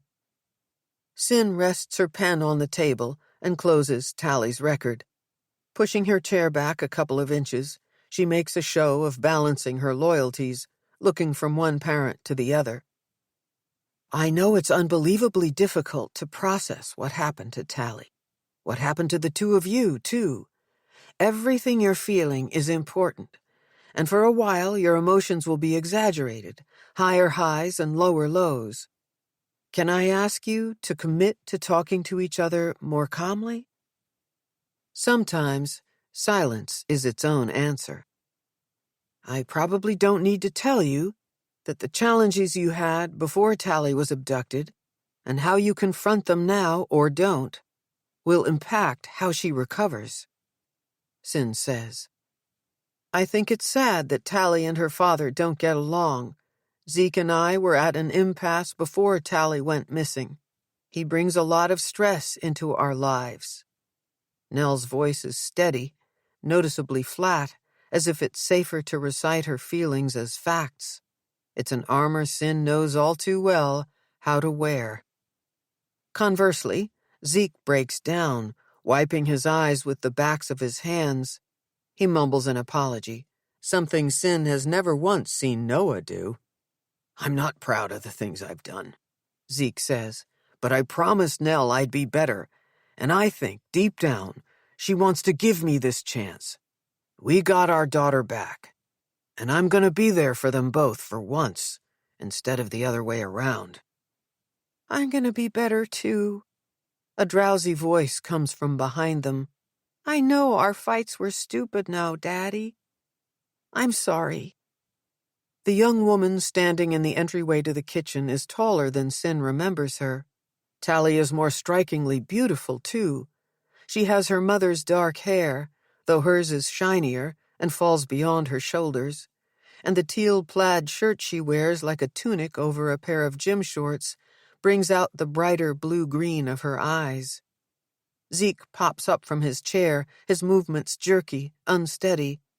In comparison, Tali is slow-moving. When they come together, she winces, either from the awkwardness of the contact or the tenderness of her bruises. "Me too, honey," Zeke says. "You have no idea how sorry I am." The hug is brief, and on both sides, the gesture half-hearted. "Tali, do you remember Dr. Rawlins from the hospital?" Nell gets out of her chair. Cyn watches Nell give her daughter a light kiss on the cheek and smooth wisps of hair from her face. Their contrasting and sweeter connection is most obvious when Tali lays her head on her mother's shoulder. "Kind of," she says. "I met a lot of people that night." "You certainly did," Cyn says. "How about something to eat?" Nell asks. "I have chicken soup, and Sam's mom brought over those red velvet cupcakes you like." "Maybe later. I'm not hungry." "I came to check on you," Cyn says, "to see how you're doing, to talk a little, if that's all right." "My mom and I talk." "That's good to hear. I've worked with a lot of young women in your situation, and I've found that moms should be allowed to be moms, and neither of you should have to get through this on your own." Tali covers her mouth to yawn. The angry bruises on her wrists are hard to look at. "Okay. Can we go into the living room? It hurts to stand for too long. I need to lie down." "Sure. Do you mind me asking when you took your last dose of Klonopin?" Tali doesn't respond, but Nell moves toward the counter. Self-consciously, she pushes aside a half-empty bottle of wine and a stack of unopened mail. "My mind is a mess," she says. "I need to write everything down." After producing a spiral-bound notebook, Nell flips through it, and Cyn sees her land on a page with dates and times and tally marks. "I gave her 2 milligrams 3 hours ago. It's a good idea to keep track. These are powerful medicines. May I look?" Cyn puts a hand out for the record. As Nell goes to give it to her, a missing flyer slips out. All eyes watch as the pretty picture of Tali sails to the floor. Nell snatches it up and holds it close like it's a secret she's been keeping. "Is it weird that I asked my mom to save one?" Tali asks Cyn. "Not at all. Your life's been turned upside down. Reunifying is all about holding on to whatever tangible things help you to heal. Why don't you show me where you'd like us to talk?" As they enter the living room, Cyn takes it as a good sign that Tali grabs her phone off the coffee table to check for messages. It's an even better one when she returns a text. "Sorry, I won't keep doing this," she says, waving her cell.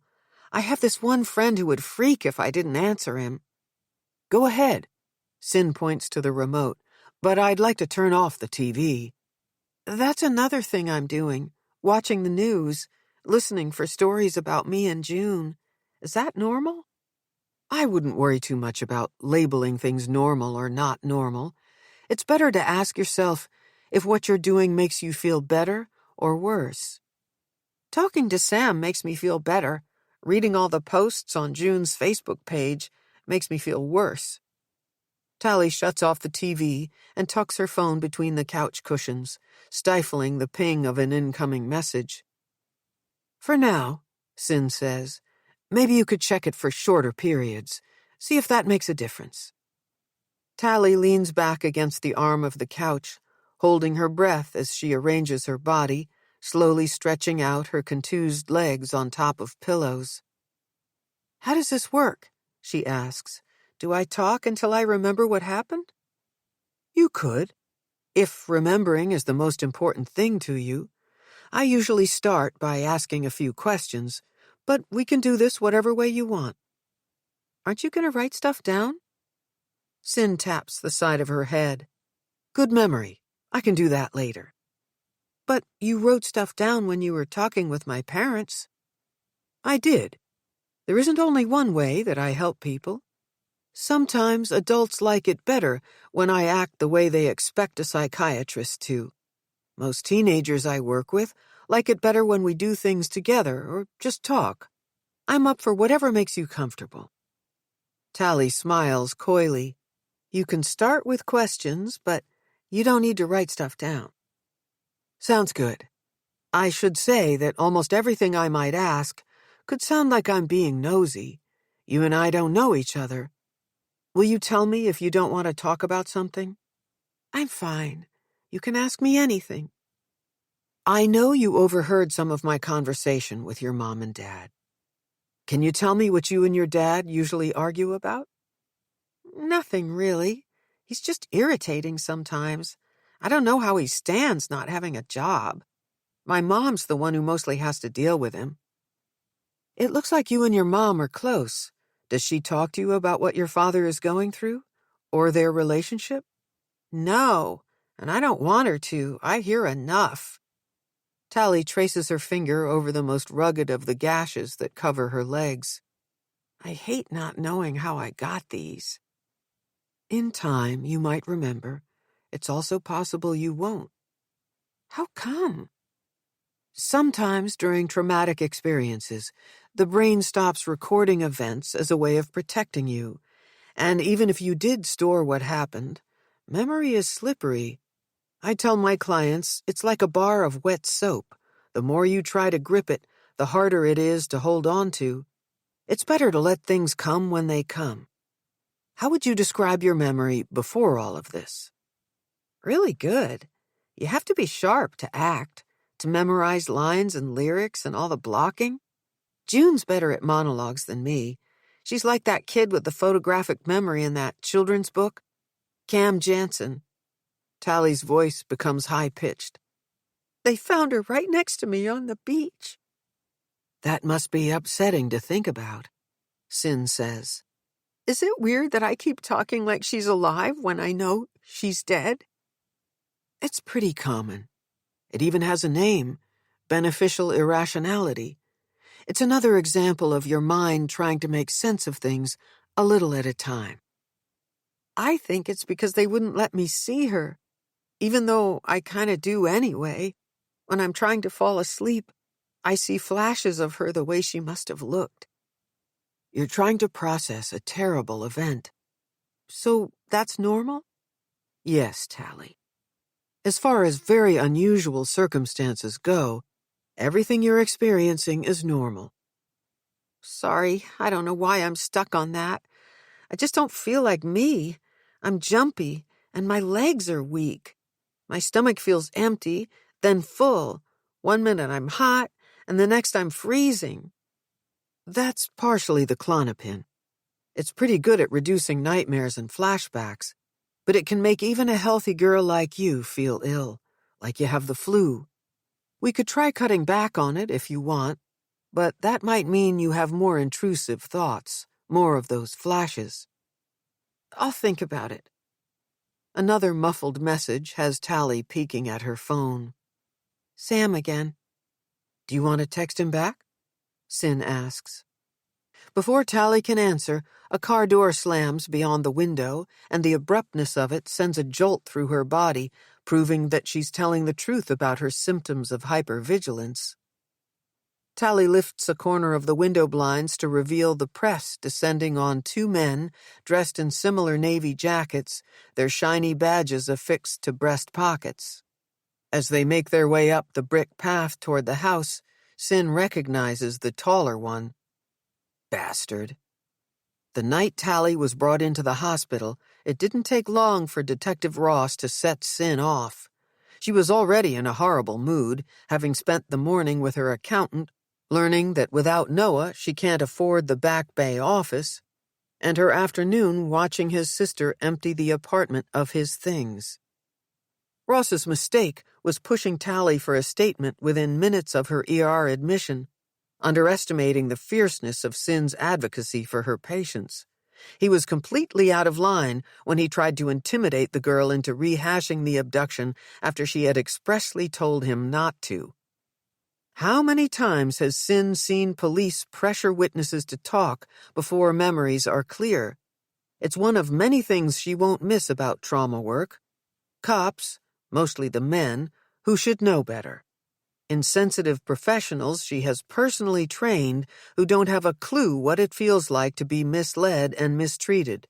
No matter how many times she tells law enforcement that coerced victim statements backfire, detectives rise another day to do it again. "Why are they here?" Tali asks in a childlike voice. "Oh my God, did something else bad happen?" Trembling like a frightened cat, she inches closer to Sin. "There could be news, but look at me," Sin says. "You're okay. You're safe now. I'll be right here." The girl's full-body response, one she has seen countless times before, triggers something deeply protective in her. And that's when Sin decides she's keeping the case. Chapter 7. A Doll's House. For a long time after Tali was born, Nell left the small spare room at the top of the stairs completely empty. Her thinking at the time was that if she refused to assign it an interim purpose, her heart would remain open to having another child with Zeke. Slowly but surely, it became crammed with boxes of old toys and baby clothes and assorted broken things that neither she nor Zeke were willing to part with, until it served as nothing more than a glorified storage closet. Today, before Sin arrived for Tali's first session, Nell sought refuge in this forgotten space to get away from Zeke. With the press out front, her regular walk is out of the question. And Zeke's having trouble being alone even for short periods of time, he follows her room to room, overwhelming her with small talk. Ironically, as messy as it is in here, it's the only place in the house where she can feel the lightness of the air. She's back now with a purpose, because of something Sin said. When the missing flyer slipped out of Nell's notebook, and Sin talked about how tangible things can help people heal, she immediately thought of Tali's childhood memory box. It's in here somewhere. She'll find it, look through it, and decide if the collection of keepsakes will help Tali remember happier times. Maybe it will calm Nell, too. Her foot kicks the bin nearest the door to move it out of the way. When it doesn't budge, she unsnaps the plastic lid. Inside, there are odd fusers, printer drums, and maintenance kits from Zeke's time at Xerox. A similar bin holds several years of his college textbooks, useless stuff, taking up space. Yet, there's a moment when Nell is so lost in taking stock of what fills shopping bags and cardboard boxes that she almost forgets the reason she's in here. It is grounding and freeing all at once to be preoccupied. Until she spies the ghost of Tali's dollhouse, its shape unmistakable, even covered by a bedsheet. The night it came to be here, Nell had been stretched out on the couch, flipping through the latest People magazine. It was Zeke's turn to read and tuck Tali in, but he was back downstairs in no time. That was quick, she thought. Tali never dropped off that fast when she put her to bed. The racket Zeke was making, maneuvering something heavy through the front entrance, could be heard through the glass doors that separated living room from hallway. Nell wanted to shout, "What are you doing?" But she couldn't risk waking her daughter. Not wanting to deal with Zeke, but knowing she should before Tali ended up back downstairs, too, she tossed aside the magazine and went to see what he was doing. "Wait, don't look," Zeke said. "I want to give you the full effect." The dollhouse was a monstrosity, almost as tall as their 5-year-old, and from the way Zeke was struggling to lower it onto the coffee table, nearly as heavy. "So, what do you think?" he asks. "It's got inside and outside lighting, pine floors, and porcelain bath fixtures. It needs a little work, but nothing a little paint and patience can't conquer. Once I fix it up, Tali's gonna love it." Funny that Zeke mentioned patience, because the person who'd likely have to have it by the boatload would be her. Nell envisioned Tali getting super excited and begging unceasingly to play with it, while Zeke would start off with good intentions, only to leave it undone, hammers and glue guns and wood pieces scattered all over the living room. Just what they needed, more unfinished business to fight about. "We can't keep it," she said. "It's bigger than she is, and it's meant for adult collectors, not little kids." Staring at Zeke, Nell felt her stomach drop. There was no way this was going back from whence it came. "Where did you get it? Or should I ask, how did you end up with it?" "Look, Nell, please don't be mad. I slipped up, but I'm trying to make it right with you." There was a story. There was always a story. "You remember that night last month when I went out with a few buddies from work? I didn't tell you we went to Twin River." "Come on, Zeke. We agreed you wouldn't go there or any other casino. You never know when to quit." I know. And I won't ever go again. You're right. I get sucked in. It didn't help that the guys egged me on." "How much? How much did you lose?" "Not that much." I'm confused. Why would you confess to doing something we agreed you wouldn't do unless you're in the hole? And what does that have to do with any of this?" Nell waved her arm at the dollhouse, barely missing the tip of the turret.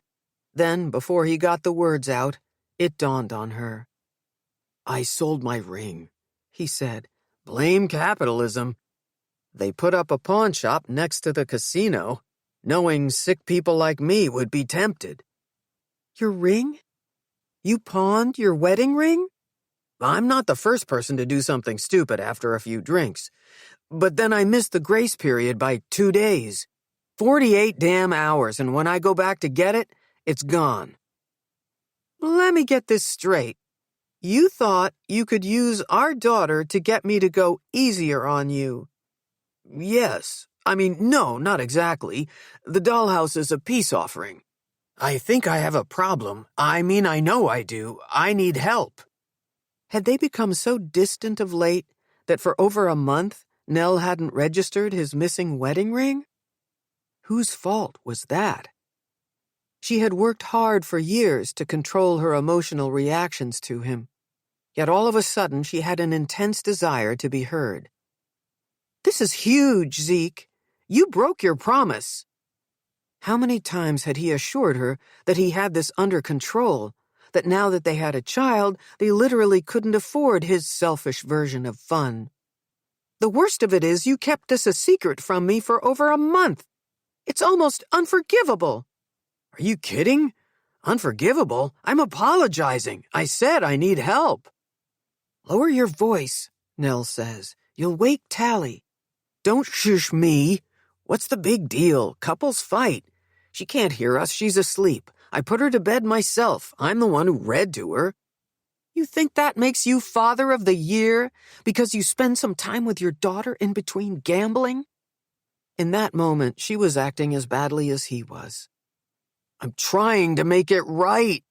His hands were fists now, his face bright red and eyes tear-filled. "You have to help me." It was a chilling display of frustration, directed at her, and also meant for himself. His vulnerability touched her and made her want to make things right for him, for their family. And for more than a decade since that night, she had tried mightily, hadn't she? After the incident surrounding the dollhouse, Nell went back to putting on a happy face, smoothing things out between them. And Zeke didn't wait to hit bottom. He entered treatment for a gambling addiction. He did well for a while, and during that period, their drama-laced interactions were few and far between. Then, every time Nell had relaxed and stopped micromanaging his every move, he would relapse. "Here we go again," she'd think. During the first several downward spirals, she tried to be giving and kind, to forgive him when he made mistakes. Still, it became chancy to count on him. It was easier for Nell to create a disturbing lie for herself and for everyone else in her life. He is ill and I'm the caretaker. It's unfair, but that's the way it is and always will be. Nell lost all sense of what was normal, entering a state of non-movement, letting his relapses and remissions take center stage in their lives. Zeke's existence, and Tali's too, became more important than her own. And because of this, she never took in the overwhelming totality of how bad things were. Uncanny as it was, she had been forced out of her familiar state of denial less than a week ago by a handful of lottery tickets in Zeke's coat pocket and a kiss with Peter. Then her daughter was taken from her, and none of what Nell had been through or wanted mattered, not one bit of it. Nell rearranges the sheet over the doll's house as a way to declare it past history. Tali is home safe. She and Zeke will have to find a way to coexist. Peter is wrong. It's been days since he warned her that Zeke is in trouble.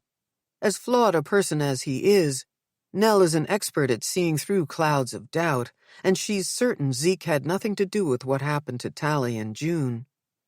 At the moment Nell spies the corner of Tali's memory box, the doorbell rings. It's possible she'll come back for it after she answers the door. She'll have to see. Chapter 8. Relative Strangers. Fitz isn't searching for random things to compare the two cases. They keep surfacing. He doesn't confuse the Carringtons' South End with his and Maddie's South Boston, but there's no denying that Tali's Beaufront row house looks nearly identical to Maddie's parents' brick place, at least the way it did the last time he drove by it. When she died, Maddie was the same age Tali Carrington is now. For one long month before she drowned, Fitz endured her dating his younger brother. He wasn't the only one who thought Madeline Townsend and Connor Jameson were an unlikely pair. It couldn't have been more obvious. She got all A's in advanced placement classes like calculus, history, and French. She doubled on clarinet and soprano sax in the school's jazz band and captained the field hockey team. Maddie was great at everything, except choosing boyfriends. Con, on the other hand, was only good at one thing, being a Class A fuck-up. He's still an expert in his field, or so Fitz is told by his sister Kira, the only family member besides Ma who talks to him. Back when Maddie was alive, Connor's appeal was his male model good looks and quick wit. In spite of his assets, with little effort, he got into more trouble than Ma could stay ahead of, and that was saying something, since she'd cut her teeth on Da. As Fitz and Ross head toward the Carringtons' front door, reporters start barking out questions. "Do you have a suspect? What's taking so long? Can you confirm that Tali's father is a person of interest?" Fitz and Ross say nothing. They don't have a warrant, so they'll need to be careful not to spook the Carringtons. Fitz will have to find a way to ask about the jacket without appearing overeager. Though it's a long shot, it could be a game-changer if it points him toward the brand of the real thing. He'll leave Zeke to Ross while he makes headway getting to know Tali. Then, if it works out, he'll ask to see it. They're not standing there long before Nell hurries them inside, like every other time they've shown up at her door unannounced. Except today she looks different. Gone are the red eyes and ashen face. She's put on a little makeup, less than Kira wears, but more than Ma. Nell may no longer be terrified they've come to speak the unspeakable words they were forced to deliver to Peter Danforth, but she's not happy to see them. She stands with her back against a closet door. Her arms are wrapped around her body as if she's trying to stay warm, except the visible pulse in the ropey vein of her neck tells him she's panicked about something. Fitz takes another step into the foyer and spies Tali through glass doors. She sits on the couch with her back to him. There's a benefit to having taken the time to sit with her parents and let them rifle through hundreds of photos of their kid at every age, memorizing the way she tilts her head and angles her shoulders. Even from behind, Fitz would know Tali anywhere. She's sitting next to a woman he hasn't met yet, an aunt or maybe an older cousin. Could be a neighbor on her lunch break from an office job. The outfit she wears, dark jacket over white blouse, hair pulled tight and pinned high, is too dressy for a teacher from the high school. "Tali's with Dr. Rawlins," Nell says. Fitz is pleased with himself. A few more seconds and he would have figured out on his own that the woman is Tali's psychiatrist. The hard edges of her face and the way she glowers at Ross is the only other clue he would have needed. It's been a few hours since Fitz read the part of Tali's statement about how Rawlins put an end to the questioning when the girl became upset. Ross must have pissed her off good. If the doctor has no use for his partner, Fitz likes her already. But as he smiles at her through the glass, she shoots him the same daggers. 10-4, Rawlins doesn't like cops. The way Nell blocks the entrance to the living room makes it clear that her daughter is off limits. Maybe now, maybe forever. "Are you here with news?" she asks. "Nothing yet," Ross says, "but we would like to talk to your husband." Her eyes flick toward the kitchen before she drops her head as if this is the bad news she'd been expecting. Pointing down the hall, she says, "In there." Zeke's on his cell, pacing the circular space. "Have him call me, now." When he notices them, he ends it, though Fitz can hear someone in mid-sentence when he does. It's strange how he doesn't ask what the detectives are doing there. He doesn't stop pacing at first, either. "Mind if we ask you a few questions?" Ross asks. "It depends. I'm trying to save you a trip to the station." Ross starts the slow volley for who will be in charge of this conversation. "Tell me, which gives you a better kick, the ponies or blackjack?" Zeke halts behind a chair. His knuckles go white as he clutches the top rail. His abrupt lack of movement tells Fitz Dad is about to lawyer up, if he hasn't already. Black looks fly all around, wife at husband, Zeke at Ross. When his partner lobs one to him, it's his cue to get Nell into another room. If there's any chance Zeke will cooperate, it'll only happen if she's out of earshot. "Would I be able to meet Tali?" he asks Nell. "No questions, promise. I'd just like to say hello." At the sounds of movement coming from the living room, Nell barely hesitates. There's no question where she'd rather be when she leads Fitz toward her daughter through the kind of back hall maze old homes like this are prized for. Tali's psychiatrist is no longer next to her patient. She's parked at a nearby desk, recording what must be session notes in a folder. Tali is stretched out on the couch. Her fingers fly across her phone, texting the way only a teenager can. Fitz is struck by how much more arresting Tali is in real life than in pictures. When Nell sits beside her, it's the first time he realizes that the daughter is a sharper, brighter image of the mother. It's as if everything about Nell is beginning to fade. Tali clutches her phone to her chest, and Fitz could swear she's holding her breath. "Honey, this is one of the detectives who helped us find you," she says. "He's checking in and wanted to say hi." Standing there, his mind drifts, and Fitz is seeing a completely different girl. The kind of little wave Tali gives him is something Maddie used to do. "I'm glad you're okay," he says. "Must be good to be home." "Thanks," she says shyly. "It is." Like a mama bear, the doctor stands and steps forward. Message received. No one gets between her and her patient. He puts his hand out. "We haven't worked a case together. I'm Fitz." "Oh, sorry," Nell says. "I don't know why I assumed you two already knew each other." "Sin," she says, shaking his hand. Polite smile through clenched jaw. The woman is brushed steel. "It's good work you do. Counseling the returned," he says. "Wasn't that a TV show?" Nell asks. Tali simulates a voiceover. "The Returned." "She's back," Nell says, laughing. The look on her face says she's desperate to make whatever this moment is something normal. But thanks to him, they've landed in awkward territory. Unless he's the only one who knows that show's central premise, that the deceased hang around indefinitely, waiting till the right time to come back to haunt you. Have you ever done any TV or film, or are you all about the stage? He asks Tali. The question sounds lame, even to him. No wonder Tali goes back to texting. Cyn gathers her things, file, coat, and bag. We'll show ourselves out. She's speaking to Nell, but she's talking to him. When do I get to see you again? Tali asks the doctor. How about Friday morning?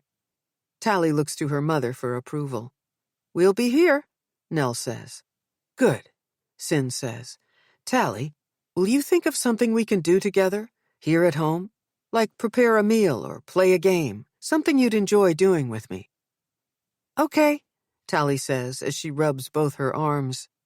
Oh, honey, you're shivering again, Nell says. Let me get you a blanket.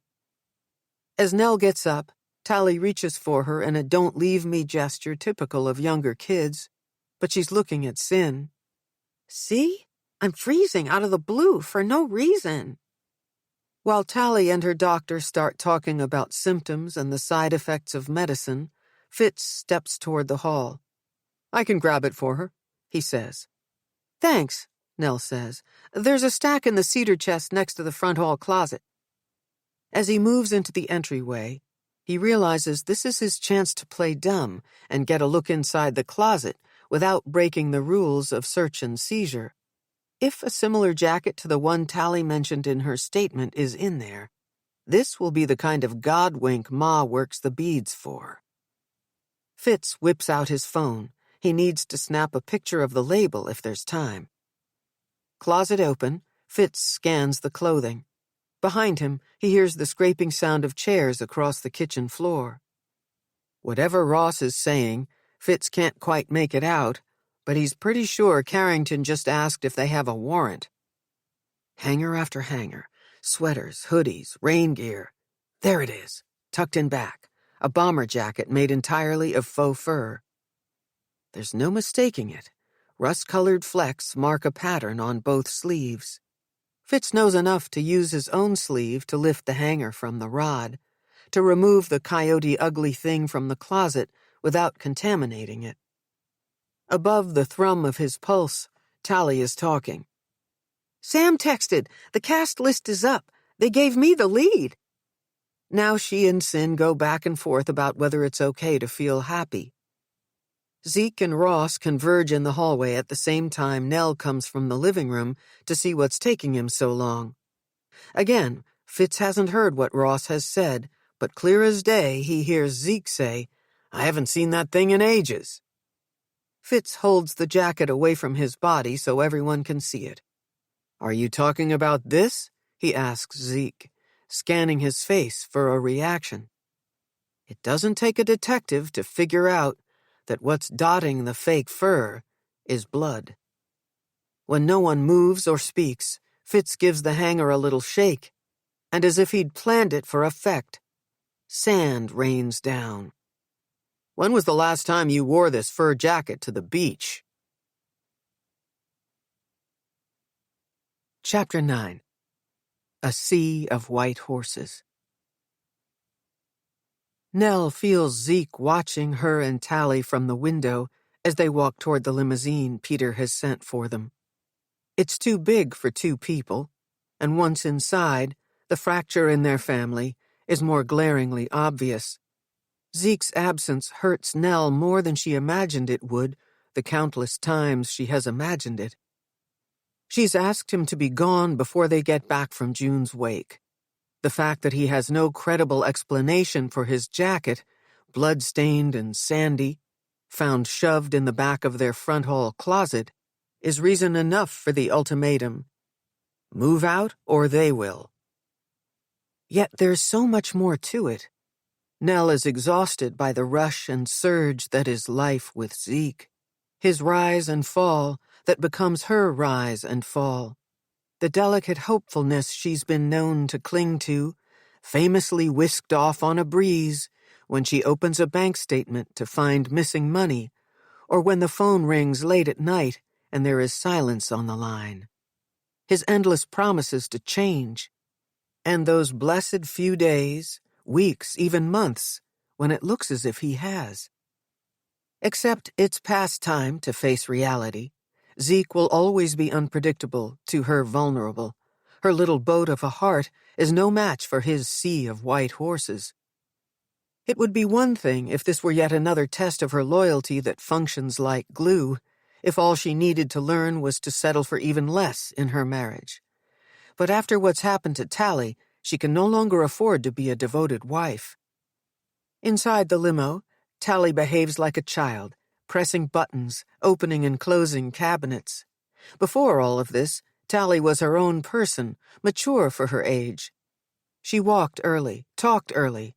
Tali started reading at 4 and acting at 10. Watching her grow, Nell believed that, like sand in an oyster shell works to form a uniquely beautiful pearl, having this father at home was better than having no father at all. When Tali tires of flashing the neon lights along the floor and around the ceiling, and raising and lowering the partition that separates passengers from driver, she pulls a split of champagne from the mini-fridge and says, "Mom, you need a drink." "No, put it back. I can hardly show up for the wake with a buzz on."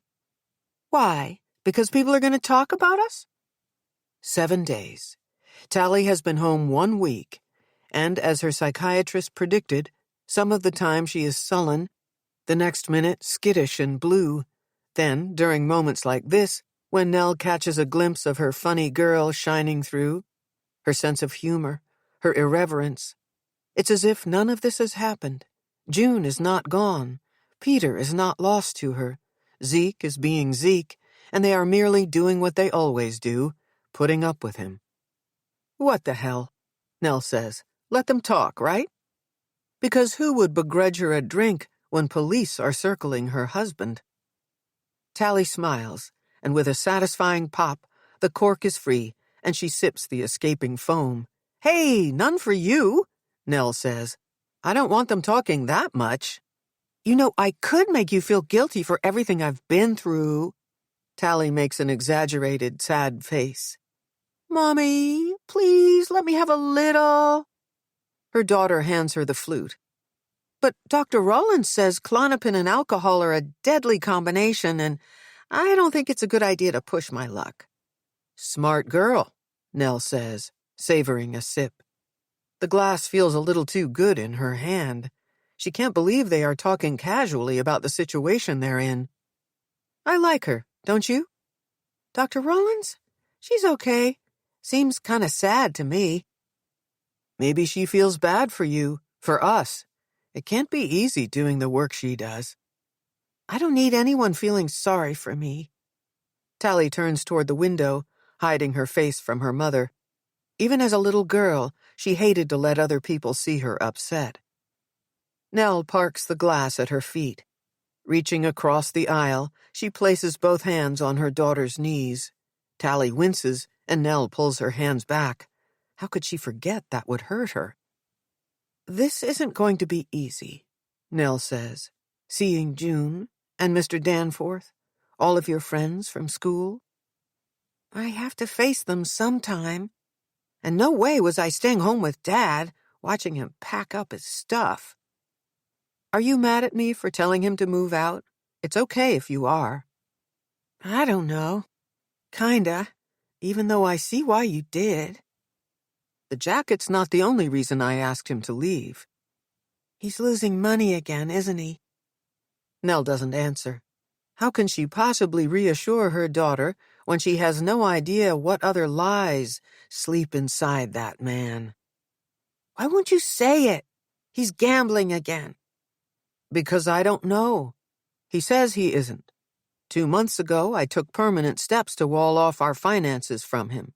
If he is, I don't know where he's getting the money. He's always told me the truth before, once I've confronted him. For all his problems, what I know for sure is that your father would never hurt you or June. I believe that." "How can you trust anything he says? And if that's not why you kicked him out, why did you?" "The reasons keep adding up, but honestly, if I thought I could handle it, I'd probably let him stay. For you." Nell says. "No matter what, he's your father." "Don't put that on me. You never asked me what I want. You still haven't." There aren't words to explain how responsible Nell feels for Zeke. Has there ever been a time when it wasn't her job to save him from himself? It isn't easy to give up on someone you love. "My intentions were good. I didn't want to lay any of this on you. I never knew my father, and after I lost my mother, I felt so different from my friends, so alone. I didn't want you to grow up feeling that way." 1 minute, Tali is smoothing out the stiff fabric of her skirt, and the next, she lifts it above the knee and with the prongs of her ring claws a 4-inch run in her tights. Nell covers her daughter's hand, putting pressure on it. "Honey, stop. I did everything I could to help him get better. I wanted things to go back to the way they were in the beginning. I wanted us to be a family. But we don't have control over other people. Almost losing you made me see that." Tali pushes Nell's hands away. "I'm not a kid. You should have told me all of this before." "I thought I was protecting you from the awful details. But I'm telling you now. You can talk to me, too, about anything. Okay?" Tali nods, turning her face toward the window again. She smooths out the fabric of her skirt, the tear in her tights effectively concealed. When the limo comes to a stop, the champagne flute tips and spills. Tali locks eyes with her mother and kicks the glass under her seat. "We're here," she says. "Let's get this over with." Detective Jameson opens the door to the limo. Warned that her daughter's first outing might bring out the nut jobs, Nell asked if he'd be their escort. Tali gets out first. The anger she wore inside the car rolls off her body the minute she steps onto the strip of carpet that leads from the sidewalk to the funeral home. Nell accepts the detective's hand as she exits the vehicle. Leaning her shoulder into his, she whispers her watchwords. "Don't take your eyes off her, not for 1 second." Fitz nods. Inside the funeral home, white noise is punctuated by random sobs and high-pitched cackles, the unmistakable sound of teenagers. A hush falls over the crowd as one by one the prodigies from PAHS realize Tali has arrived. None of her friends know what to do. They stand in silent groups. The funeral director, a man obviously primed for the arrival of the Carringtons, ushers Nell and Tali to the front of the receiving line. Nell doesn't trust herself to meet Peter's gaze. Knowing she'll lose it if she looks at him, she keeps her focus on his mother. Violet Danforth is an elegant woman, bone-thin, with a blunt haircut. She's wearing a black shift that emits the bitter smell of mothballs. It's the same dress she wore 7 years ago to May's wake and funeral. "I'm sorry." Nell takes Violet into a tight hug. "It isn't right. I'm an old woman. Peter should be standing here for me, not our Junie." "None of this makes sense," Nell says. Then Peter reaches for her, stealing Nell from his mother's arms. As he holds her, she closes her eyes and drinks him in. It feels good to be held, the pressure of his chest against hers, the warmth of his cheek next to hers, his scent, sandalwood, rich and pleasing. To this room full of people, Peter and Nell are grieving friends. They shared the unique horror of sitting vigil for 2 days when the whereabouts of their children was unknown. May is gone. Now June is gone. And since their future together is uncertain and unlikely, Nell is in no hurry to let Peter go. Then she hears him say, "Come here, kiddo. I'm over the moon you're okay." Nell steps back to let Peter bring Tali into his arms. Her daughter's body goes slack as she sobs loudly into his shoulder, a flood of tears released into the seams of his suit. It hits Nell then that Zeke has never held Tali so protectively, so tenderly. This is the first time since the whole nightmare started that Tali has completely let her guard down. With his head lowered, Peter gestures toward the casket. "Do you want me to go up with you?" he asks, his voice kind but shaky. Tali stands there, staring at her friend lying in the open casket. "I'll go with you," Nell says, a hand on her daughter's back. "I can do it myself." All eyes go to Tali as she folds her hands in prayer. Without ever looking away from June, Tali begins to sing softly. "I just came to say goodbye, love. Goodbye. Just came to say goodbye." It's surreal to see these girls together in this way. Cheerful Tali, a mourner, and June, a girl who danced her way to everywhere she went, lying still. The white georgette dress with puffed sleeves is the costume she wore in A Midsummer Night's Dream. Nell's tears come when she sees May's lotus flower brooch pinned carefully to the dress's pale pink neckline. She's overwhelmed by shame-filled relief because it is June laid out in that casket and not her daughter. When Tali finishes singing, Sam Wallace is the first to rally around her. The dark circles under his eyes and his nearly constant sniffling confirm the rumor that he'd been more than friends with June. Taking their cue from Sam, the other kids begin to shower Tali with attention and affection, though not one of them asks how she is. When the buzz in the room verges on loud, a priest steps forward and asks the group to observe a moment of silence. In less than a minute, he looks up and announces that he will recite the final prayer of the evening, and they are all invited to attend June's funeral, which will take place the following morning at St. Cecilia Church. "Bow your heads and pray for God's blessing. Lord, the loss of our beloved June is a weight and burden to those who mourn her. In this time of sorrow." As if the mourners are a gospel choir and have rehearsed it 1,000 times, they raise their heads and look to the sound of a stir coming from the lobby. Nell has a finely tuned sensor when it comes to Zeke. She knows he's there before she sees or hears him. "Let me in!" he shouts. "I need to see them!" Like a wave through the crowd, Nell watches the growing awareness register on all of their faces that it is Tali's father making this scene. Detective Jameson, who until now has been invisible, moves toward the disturbance, as does Nell. Not in a million years did she think Zeke would show up, disregarding Peter's wishes and hers. But there he is on the threshold to the parlor, punch-drunk and pushing against the chest of a police officer. That's when Anna Wallace steps in, corralling teenagers out the side exit. "Let's give Mr. Danforth some privacy, okay, kids? Anyone who wants can come back to our house." In short order, the main room is cleared, except for poor Violet sitting in a chair with her head in her hands. Peter stands above her, rubbing her back. Tali hasn't moved from in front of June's casket. Flower hearts and wreaths with massive sashes are her backdrop.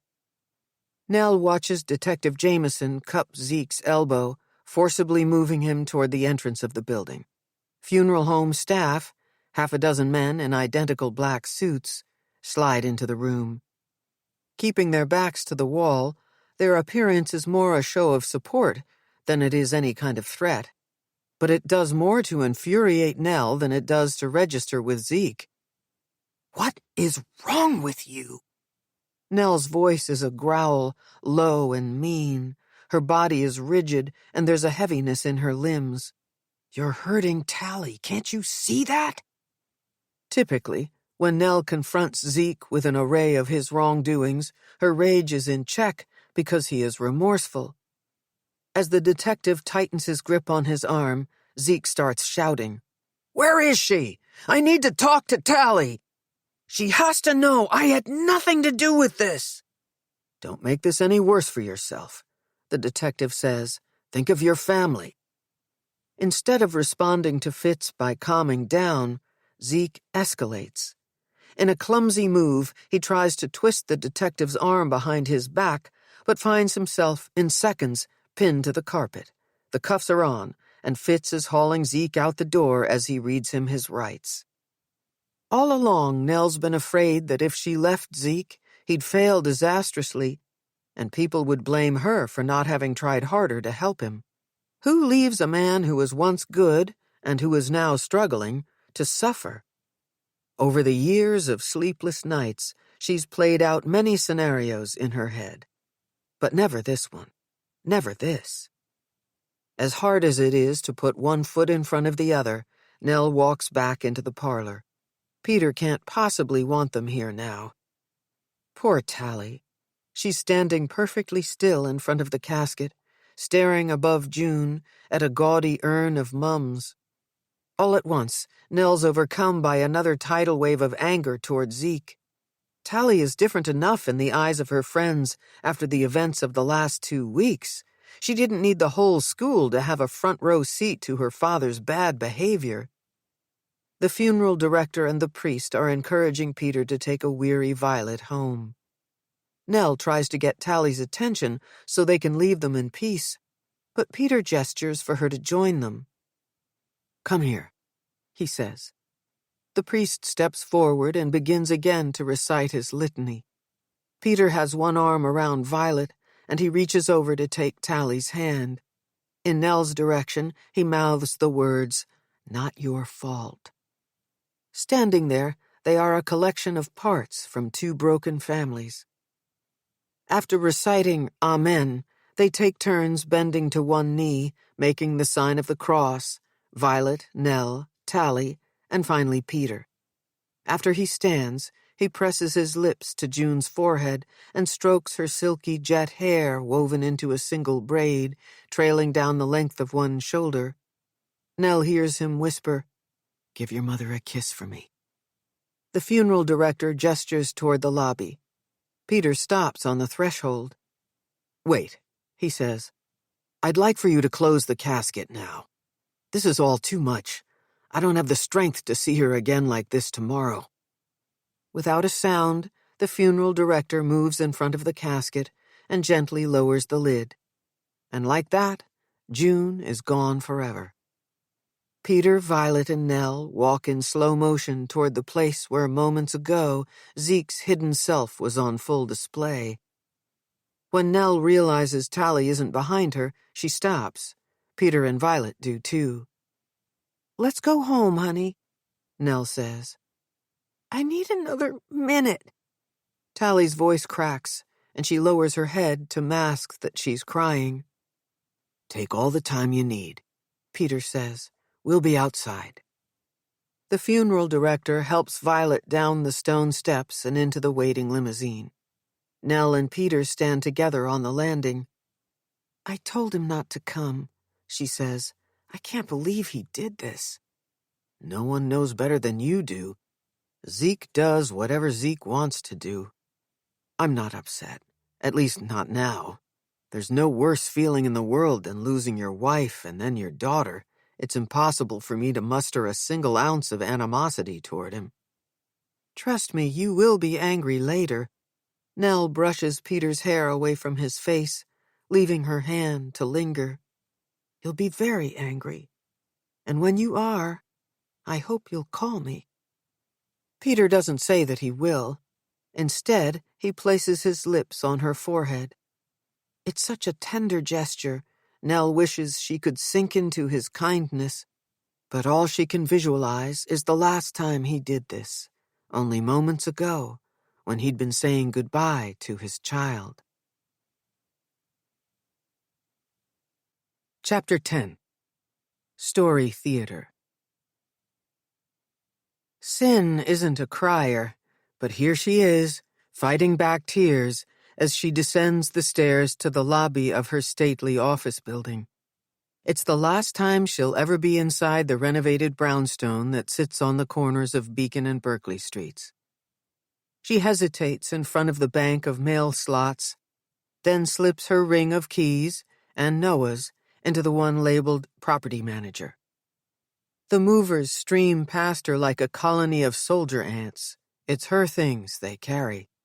In the years she and Noah ran the practice together, Sin had perfected the look and feel of the place, adding touches in both suites, aimed at calming the disorganized thinking and dark moods of the patients who came to them for help.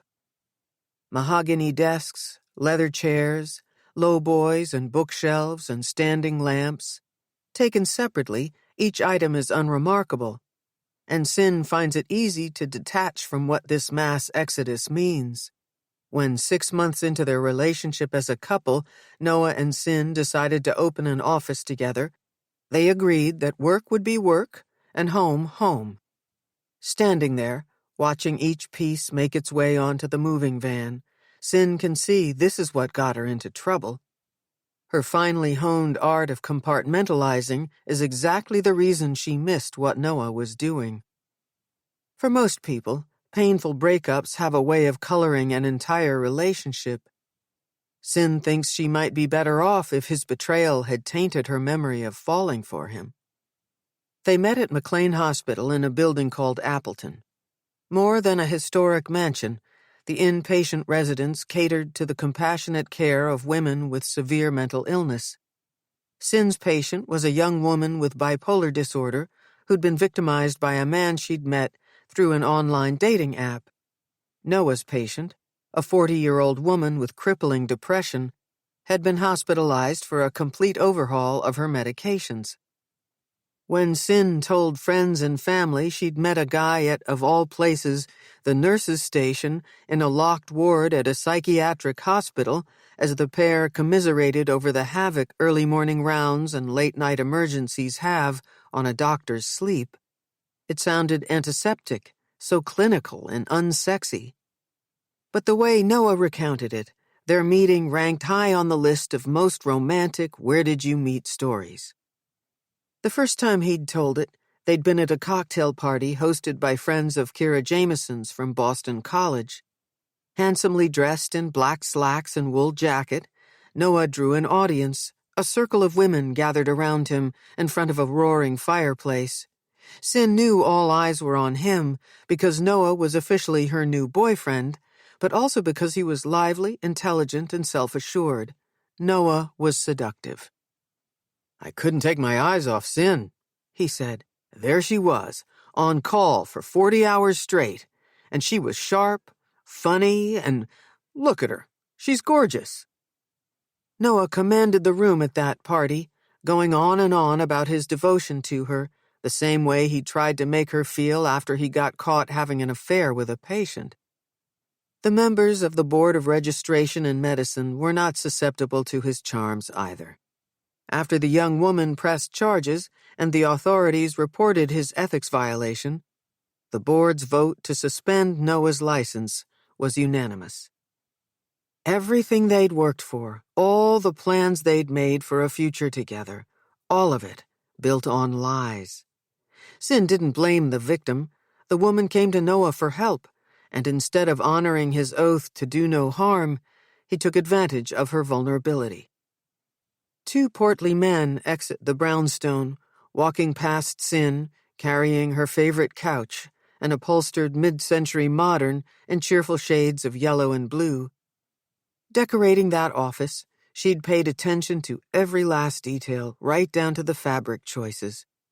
For their patients, Cyn put herself in their shoes, trying to imagine which aesthetics might comfort and soothe. She'd gone with subtle patterns over exaggerated florals, nothing too busy, no stripes, no plaid.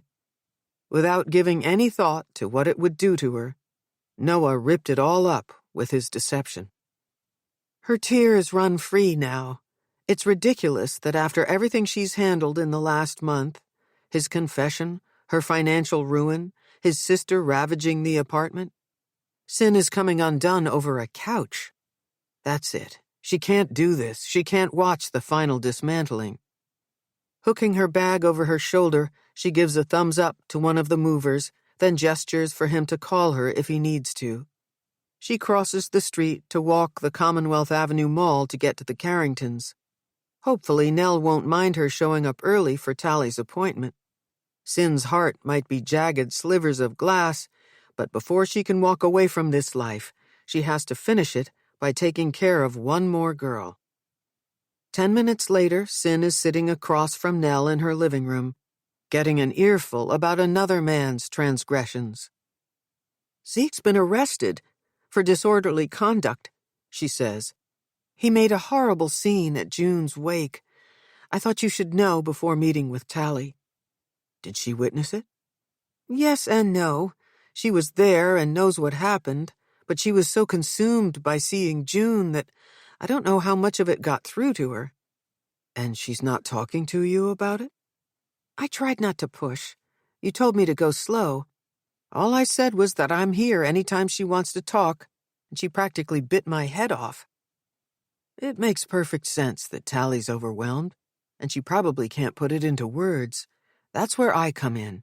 No one expects you to weather this by yourself. Why don't you tell her I'm here?" A backpack with Tali's initials is parked near Cyn on the floor.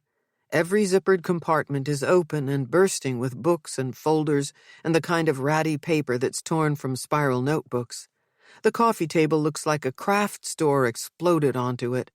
Fabric swatches, ribbons, and buttons, along with scissors, glue, and a stack of magazines, are spread all over a large piece of poster board.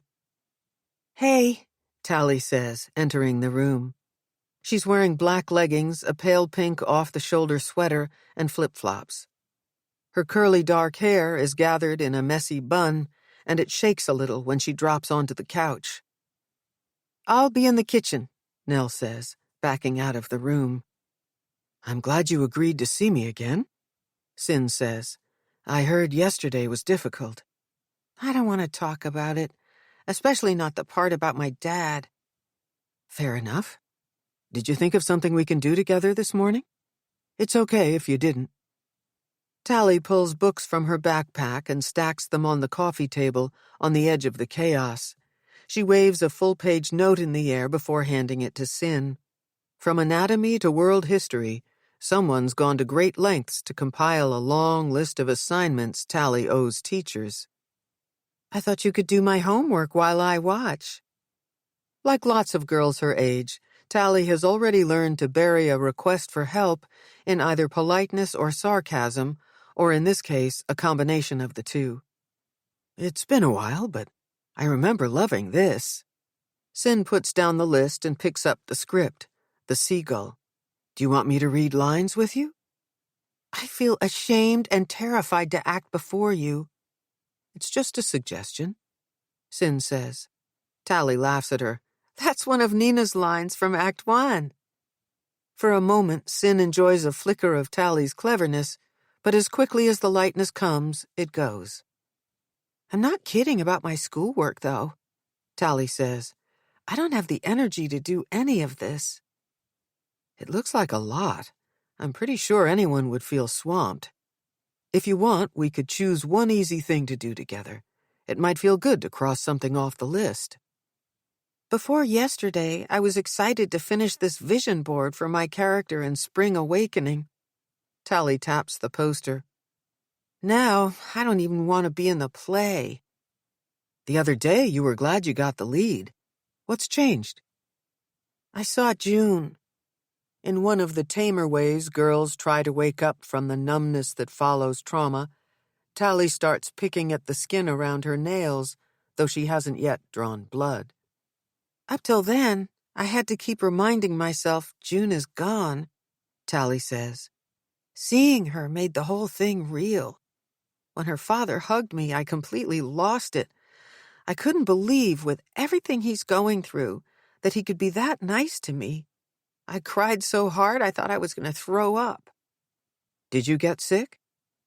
"No, but I hated every single second of being there." "Are you feeling that bad right now while we're talking about it?" Tali shakes her head. "But I think I might if you make me talk about my dad." "I'm not going to do that. You get to decide when you're ready to do things or talk about things.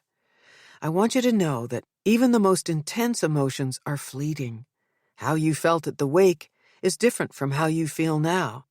Feelings change." "I know all about it. Before the night of the callback, I was happy. But how can I ever be happy again? Going back to school without June is going to be awful." And I never wanted to get the lead because the director pities me. Going back isn't your only option. There are other schools. Or you could go back but not be in the play. You don't understand. I could never refuse a role like this. What would happen if you did? As it is, my window for making it professionally is starting to close. Tali leans forward and taps a handful of printed pictures pasted to her vision board. She was 18 when she played King in Miss Saigon, and this actress was 20 when she played my part on Broadway. This girl was considered old for the lead when she joined the national touring cast at 22. That sounds like a lot of pressure. That's not the half of it. School's not going to be patient with me. My teachers, especially in my drama classes, are going to expect me to suck it up. Use the pain, Tali. And I'll probably be kicked out of school altogether if I flunk any academics. Tali leans back against the couch as if she's suddenly dizzy. I'm not trying to be negative. It's just the way it is. It could be too much right now. Or maybe when you do feel ready, your mom and I could help you work out some compromises with your teachers. What if I go back and it turns out I don't care about school or theater or my friends the way I used to? That's a pretty significant question. I like to think the answers to big things come to us when we focus on something much smaller, like working on a vision board. Sin opens a magazine and begins to leaf through it. Tali doesn't move or speak for a few seconds. Then she leans forward and slaps her hand down on a page to stop Sin. She picks up the scissors and hands it to her. I like that hairstyle. I do too, Sin says, as she carefully cuts around the outline of a girl.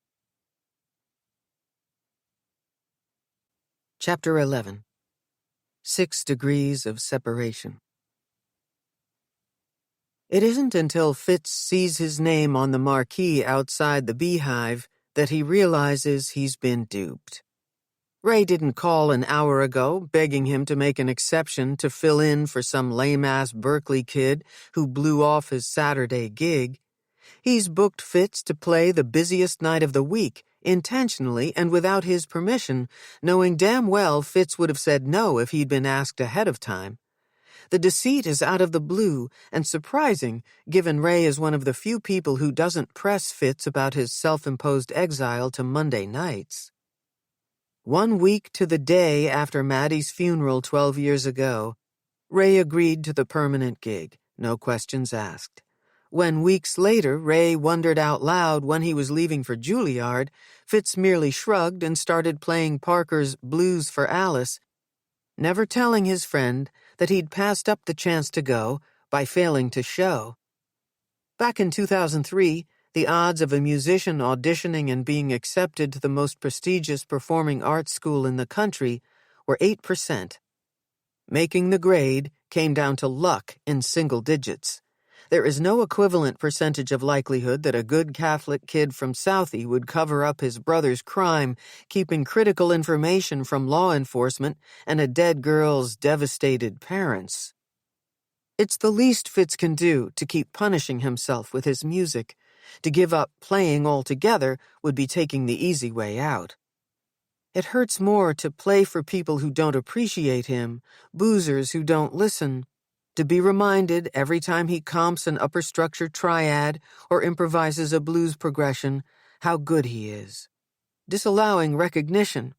This is his penance. If Fitz plays piano every Monday night for the rest of his life, it won't be enough to make up for what he didn't do for Maddie. Never before has he caved under the weight of his guilt. Not when he broke Ma's heart for washing his hands of his brother without explanation. Not when Fitz joined the force and had to recite the officer's oath of honor in a room full of dignitaries and family.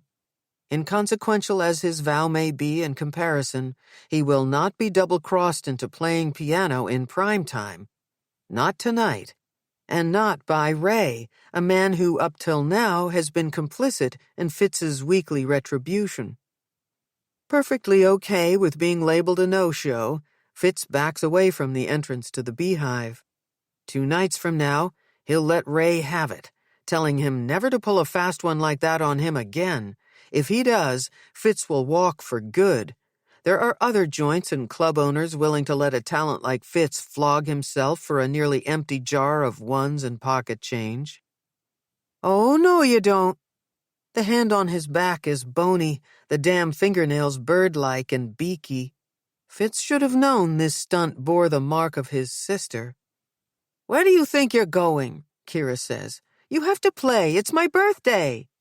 You can't make me. I'm not doing it. Jesus, even to himself, Fitz sounds petty and pouty. His bossy big sister has a way of bringing out the brat in him. Older by 10 months and taller by 2 inches, Kira is a woman of out-and-out presence. Come on, I've got friends inside I want you to meet. You won't owe me a gift, she says, throwing her arms around him. No wonder you didn't give a shit I couldn't make it over to Ma's for cake. Did you wait out here so you could nab me? You had to know I wouldn't do this voluntarily. It's stupid what you're doing, Fitz. Maddie wouldn't want you squandering your talent. Don't, Kira. I'm warning you. Don't. I'm worried about you. Ma told me you're working that case.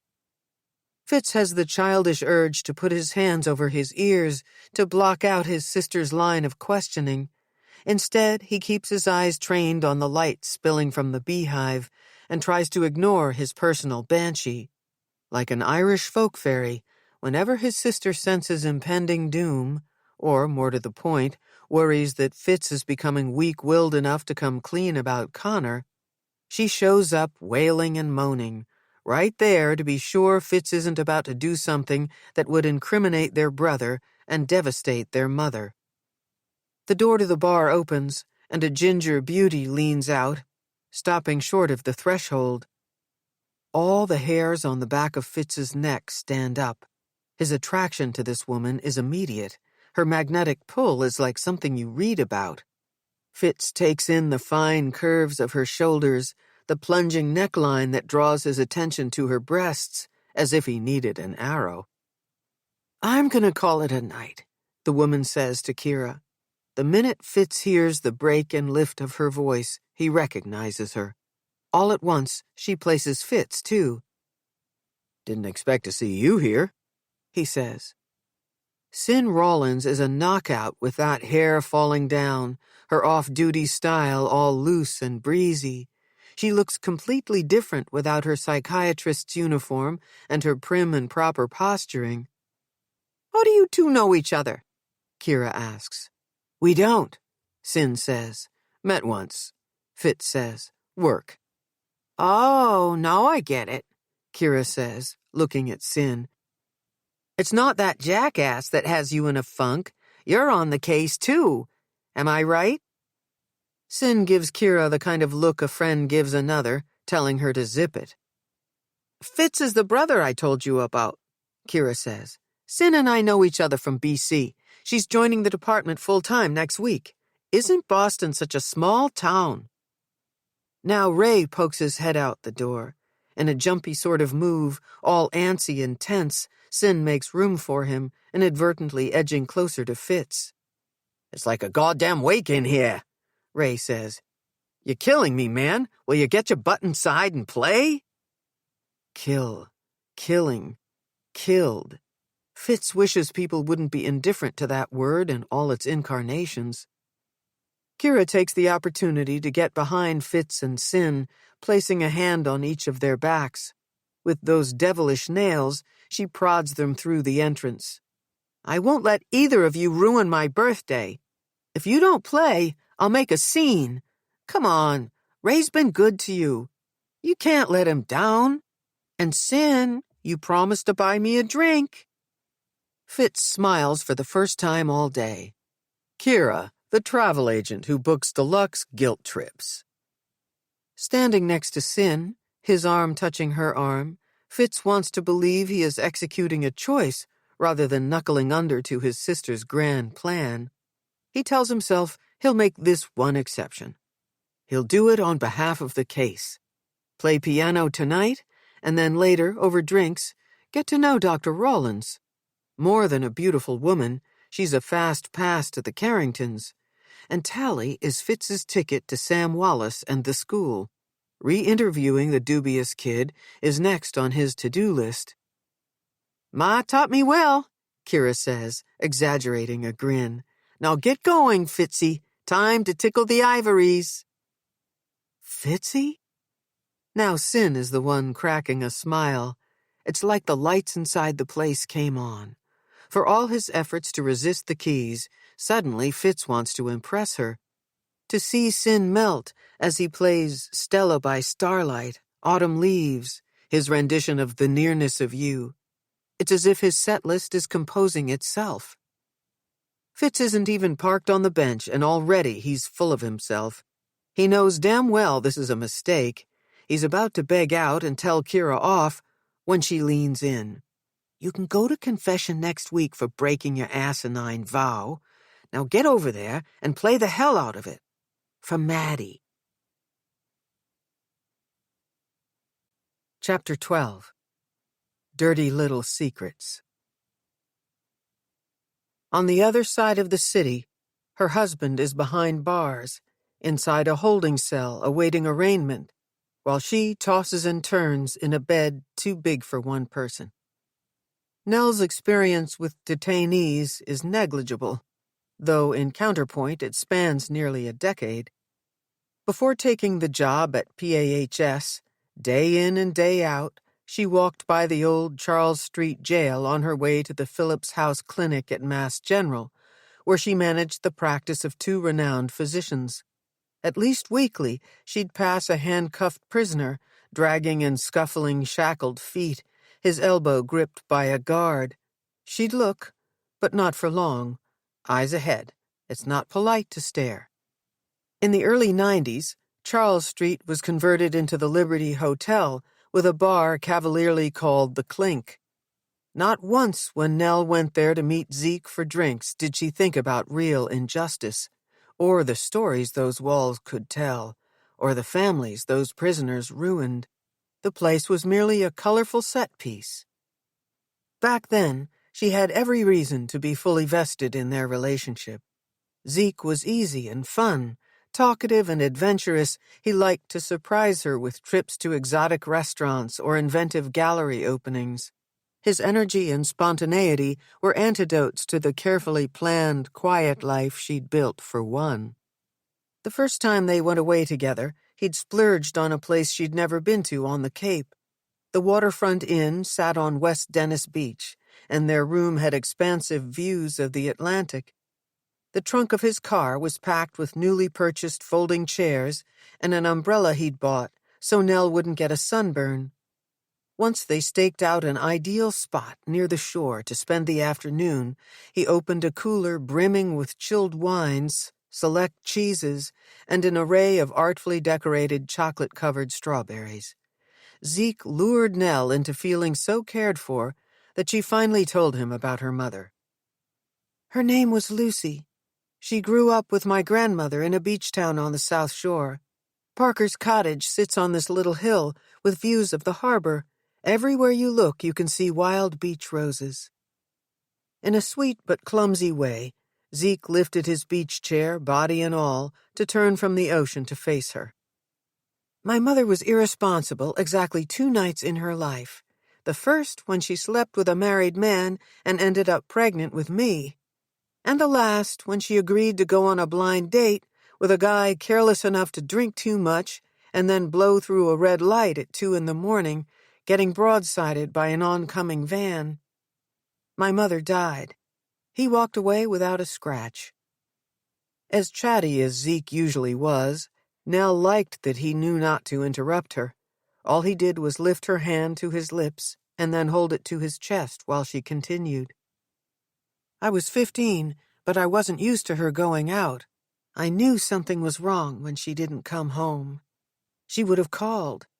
I freaked out when I saw my mother's best friend at the back door. I remember screaming because I couldn't think of a single good reason for Darcy to be standing there at 6 o'clock in the morning on a Saturday. I don't remember much about the weeks that followed, except that Darcy wanted me to come live with her and her husband and their 2 girls and 3 boys. Her life was happy chaos. But like a rich dessert, I couldn't imagine making a habit of exposing my heart and body to it.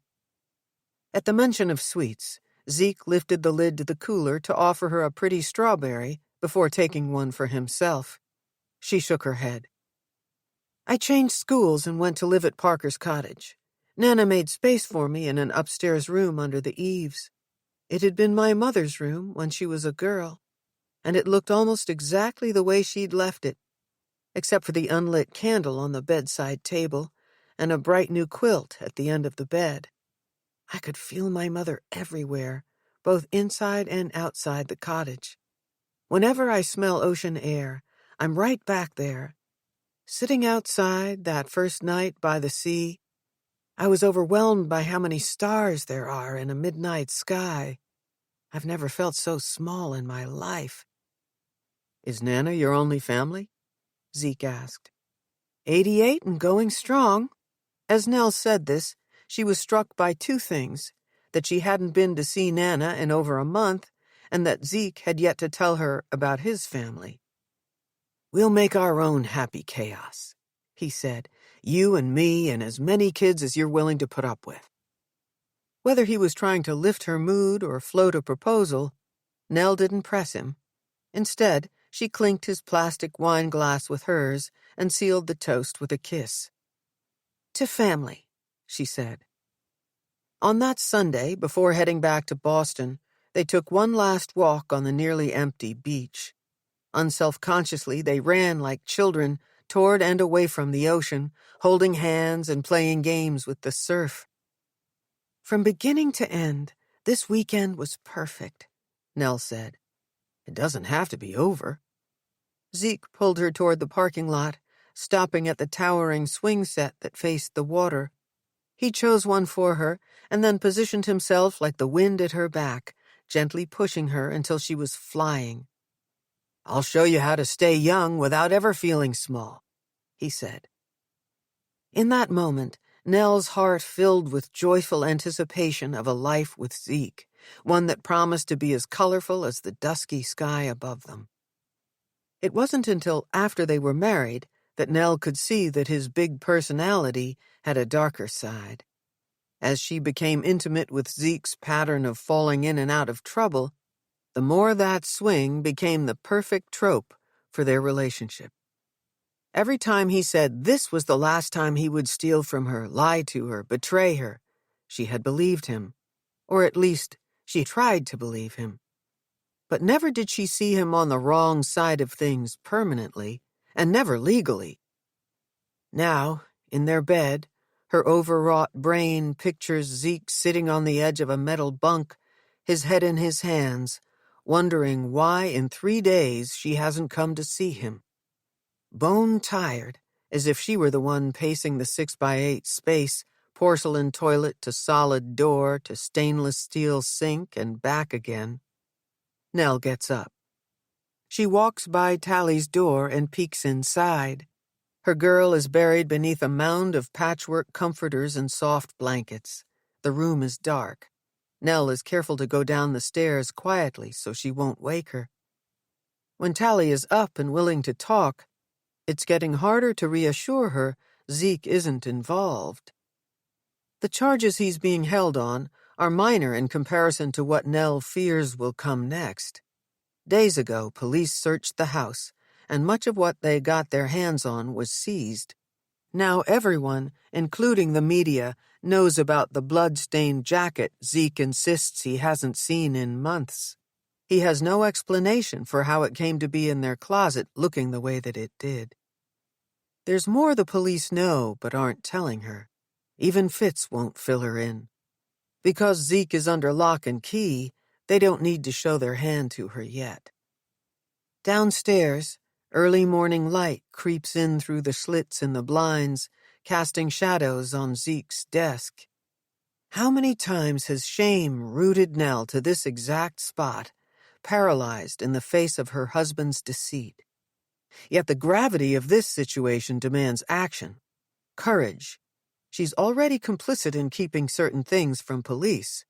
Nell has nothing to lose. Running her hand under the smooth mahogany surface, she finds the hidden release lever and pulls. There it is, Zeke's laptop, resting right where he left it. Somewhere on the hard drive, there could be information that might make things better for him, or, obviously, much worse. When police need more to ensnare her husband, beyond the charges of reckless behavior at June's wake, detectives will come looking for more of his things. It's only a matter of time before the knock. The only way to know what she's up against is to open it and look. She lifts the lid, and the screen comes to life. Nell goes through the motions, starting with the obvious, a novice's approach. As expected, the history is blank. The trash is empty. She uses one of her old tricks, typing a single letter, A to Z, into the browser, letting Zeke's internet searches drop down before her eyes. But her husband is a master now. The cache has been cleared. A damning find on its face. She types into Google, how to search a hard drive. Hundreds of computer nerds and countless wives and girlfriends offer advice on where to dig to find evidence of deception.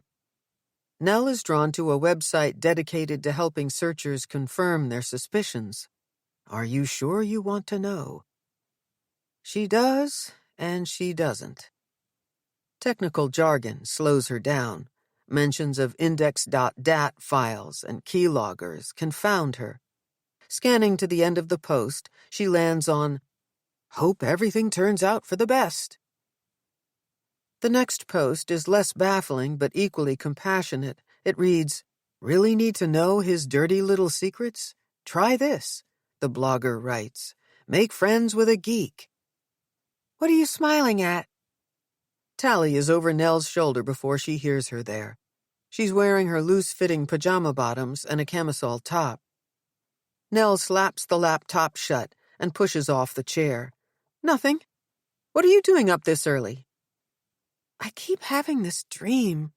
I'm lying on a beach in winter, and I'm wondering why I'm the only one there." "If your thoughts are racing, I can ask Dr. Rawlins to go up on the medication or change it to something else," Nell says. "She says you're not taking that much." Nell grabs the throw from the back of the sectional and wraps it around her daughter, hugging her. "You're cold. I'm going to buy you a warm bathrobe. Or do you want a new school sweatshirt?" Nell holds on to Tali for as long as she'll let her. Moments like these are infrequent, a rarity, really.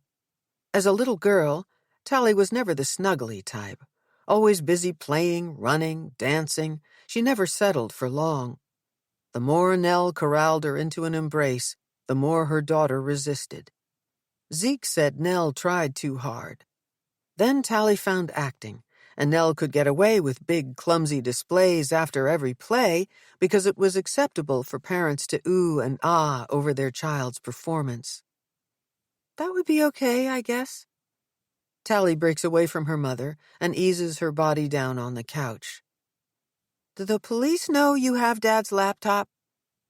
Nell takes the chair across from her daughter. "I didn't lie, but I didn't tell them they missed it either. If they find out it's here and come back for it, I'll plead ignorance."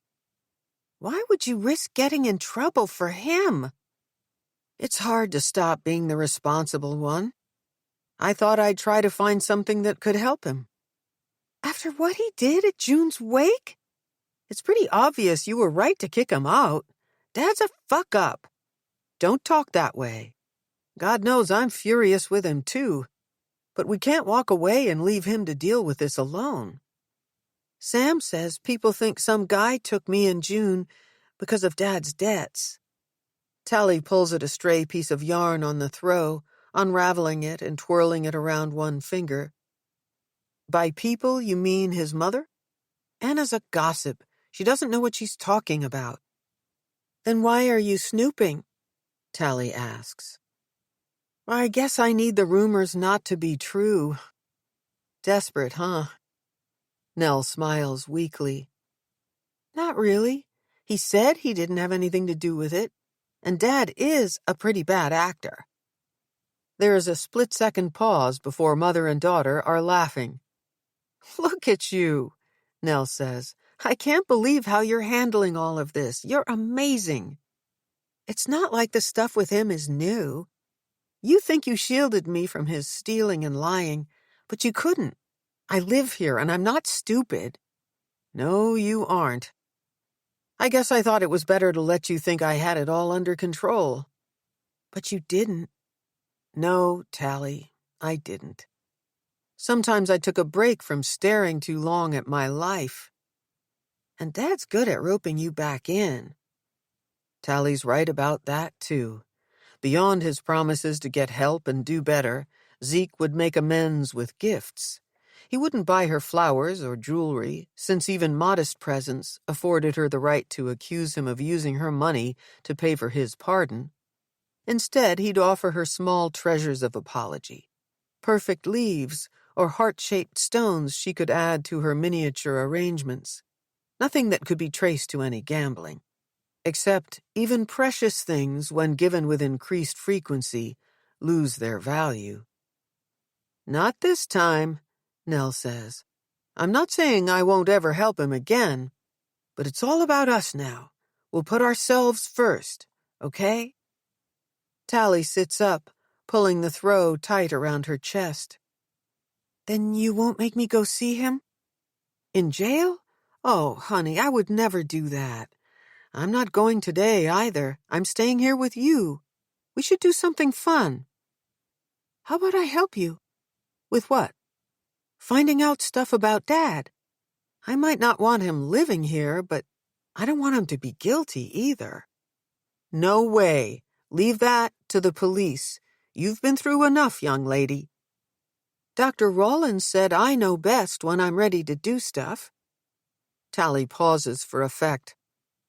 "I want to go back to the beach." "In Scituate? Absolutely not." "I need to remember. I think if I can see the real place again, I'll dream about it less. You don't understand how hard it is not knowing." Nell knows exactly how hard it is not to know. "Come on. It's a sunny day," Tali says. "We can drive there and walk around a little. That's all. What harm could it do?" Despite Nell's objections and her insistence that they at least wait for her psychiatrist to call back to run this all by her, Tali is convincing. By noon, they're dressed and in the car driving south on 93, heading for the seaside town her grandmother called the Irish Riviera. Nell hasn't traveled these roads in over 10 years. The tiny cottage she inherited when her grandmother passed away has long been sold to cover one of Zeke's more substantial gambling debts. Even before Nana Parker died, Nell had difficulty going back to visit. She'd always bring flowers. She is better able to meet people when she's carrying flowers. But after the blooms were arranged in a mason jar and she and Nana had tea and went for a beach walk, they'd run out of things to say that didn't involve her mother. This time, the closer Nell gets to town, the tighter she grips the steering wheel.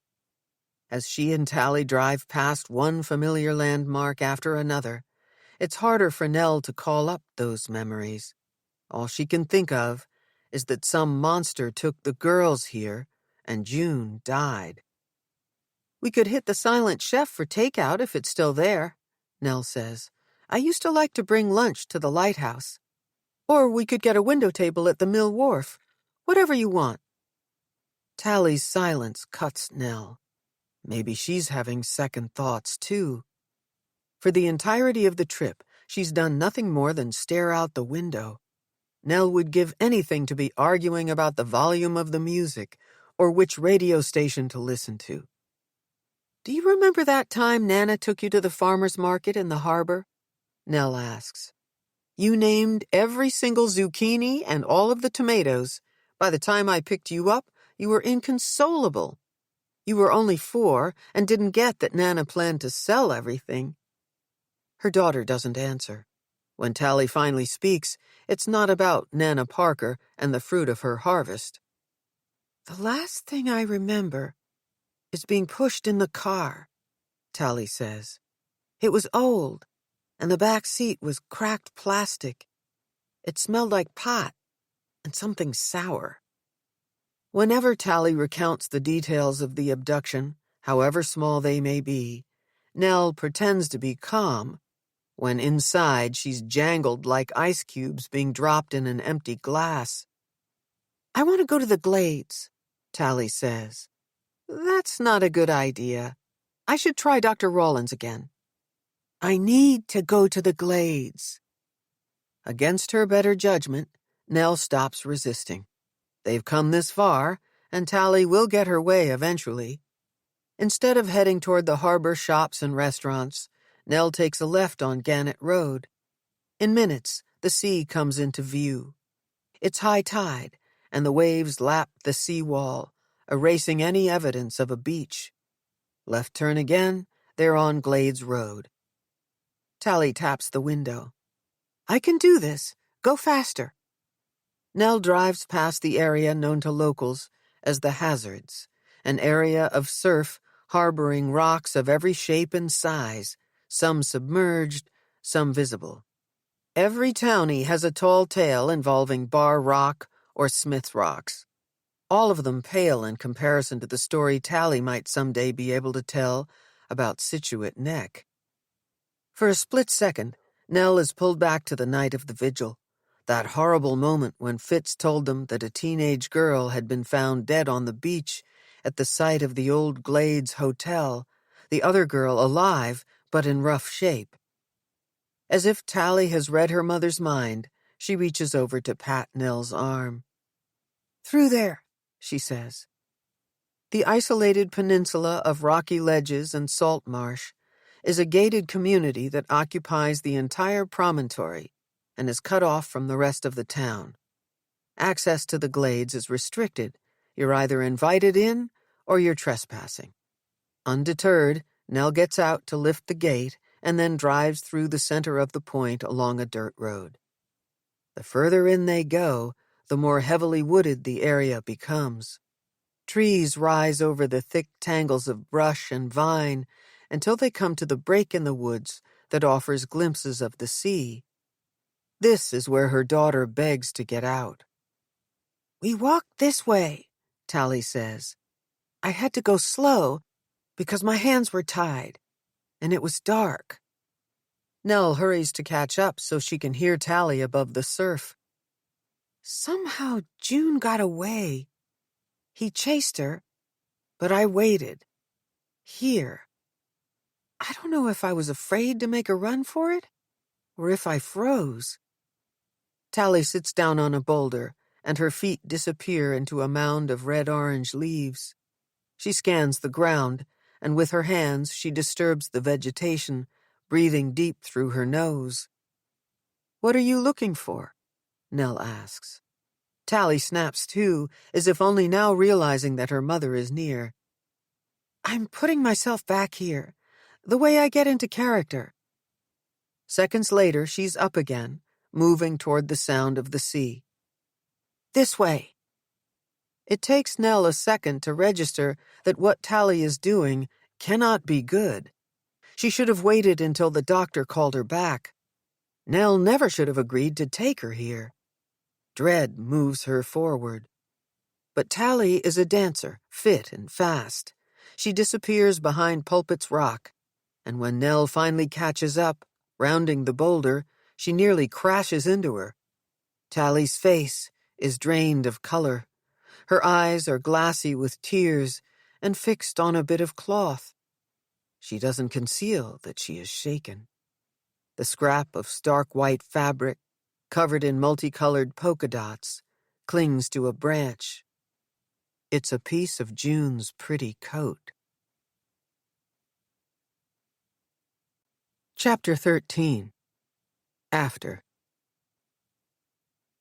It's past noon when Fitz comes to.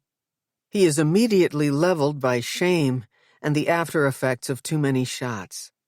It's been years since he's played piano that well or drunk that much. Wherever Da is, he'd be proud. Not for Fitz's talent, no, not for that.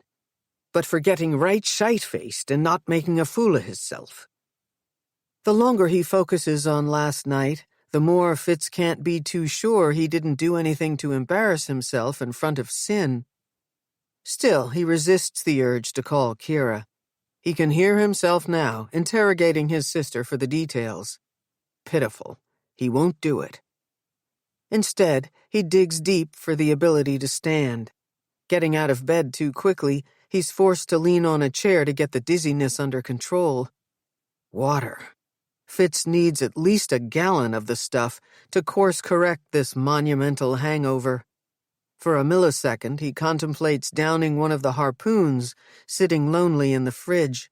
It would put him out of his misery, except Fitz deserves every ounce of the wretchedness he is feeling. What the hell made him cave after all these years?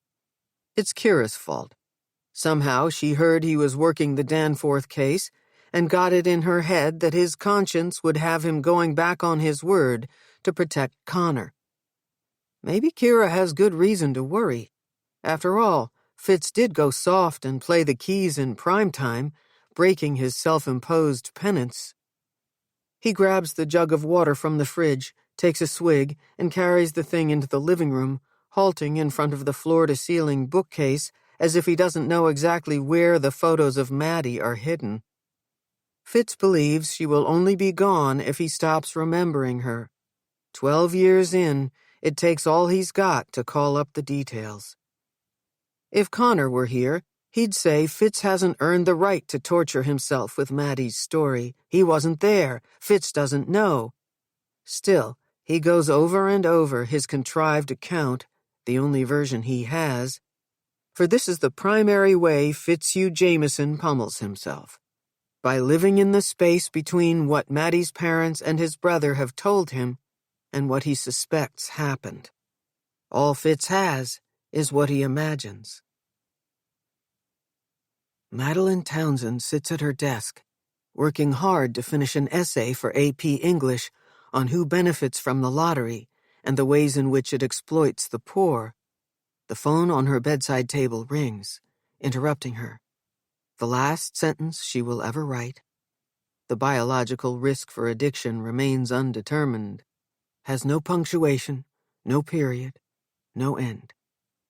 Connor is on the line. He sweet-talks her into meeting him on a school night to watch the sunset.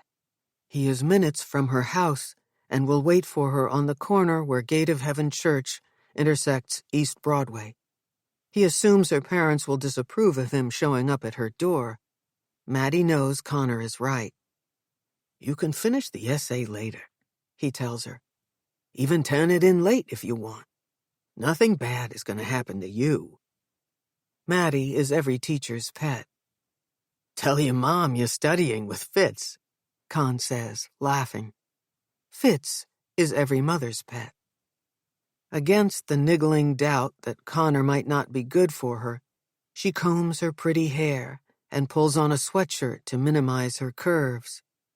Connor is beautiful. He makes her heart race and her skin tingle. Of all the girls he could be with, he has chosen her. Without telling her mother where she is going, she asks to borrow the car. Maddie is a good girl. Her parents have no reason to mistrust her, to quiz her, or to curfew her. She is given the keys and a kiss. She picks up Connor, and they drive for the time it takes to get to their romantic destination. Out of the car, hand in hand, the couple walks the 3-mile stretch to Castle Island, down to Pleasure Bay, past M Street and Carson beaches. The sun sits behind a bundle of clouds, casting shadows, putting buildings and people in silhouette against the sea. In spite of this being their neighborhood, they don't bump into anyone they know. Connor's memory is good for only a few things, like the best places to make out inside Fort Independence, the pentagonal structure that dominates Castle Island, and the tactics that work on reluctant girls. He has yet to learn Maddie is different. She has a mind of her own. The kissing is fine. Nice, really. It's when Connor slips his hand up her sweatshirt in search of her breasts that she begins to feel this isn't right. Not for her. Connor, sensing her hesitancy, switches gears before Maddie becomes adamant. He knows his way around such obstacles. "Let's go swimming," he says. "It's warm, and it might be our last chance till spring." "I'm not wearing my suit," she says. "Keep your underwear on. I will too. Let's do it. It'll be fun." He takes his pants and shirt off before Maddie can object. Counting on her naivete, he uses it to his advantage. "Tell me when you're ready," he says, turning away from her to face the water. Connor reaches one hand back until Maddie slips hers in his, and together they run to the shoreline. One look at each other, and they dive into the cold but not yet frigid ocean. It's New England, after all, and Maddie and Connor are not strangers to icy dips and the shock they impose upon the system. Once in the water, after a few playful attempts to jump their way to getting used to it, Connor swims to Maddie. He kisses her, and like magic, she opens her arms to him. "I want to make love to you," he whispers, kissing her neck, flicking his tongue around her ear. "I can't. I'm not ready. I won't come inside you. We're in the water. You can't get pregnant doing it this way, I promise." Maddie hears his persuasion as lines from a play, rehearsed and used on simpler girls, needier girls. "I have to go," she says. But Connor grabs the back of her bra before she has a chance to swim away. He is rough, trying to pull aside her panties, to penetrate her against her will. Maddie screams once, but the next time she opens her mouth, Connor pushes her under, to stop her from drawing attention to them, to silence her. His hand is on her head, holding her down. He is strong. Maddie is too. She struggles mightily, but in minutes without air, the violent movement under the water stops, abruptly. That's when Connor lets go. He treads water, moving away from her body as it floats to the surface.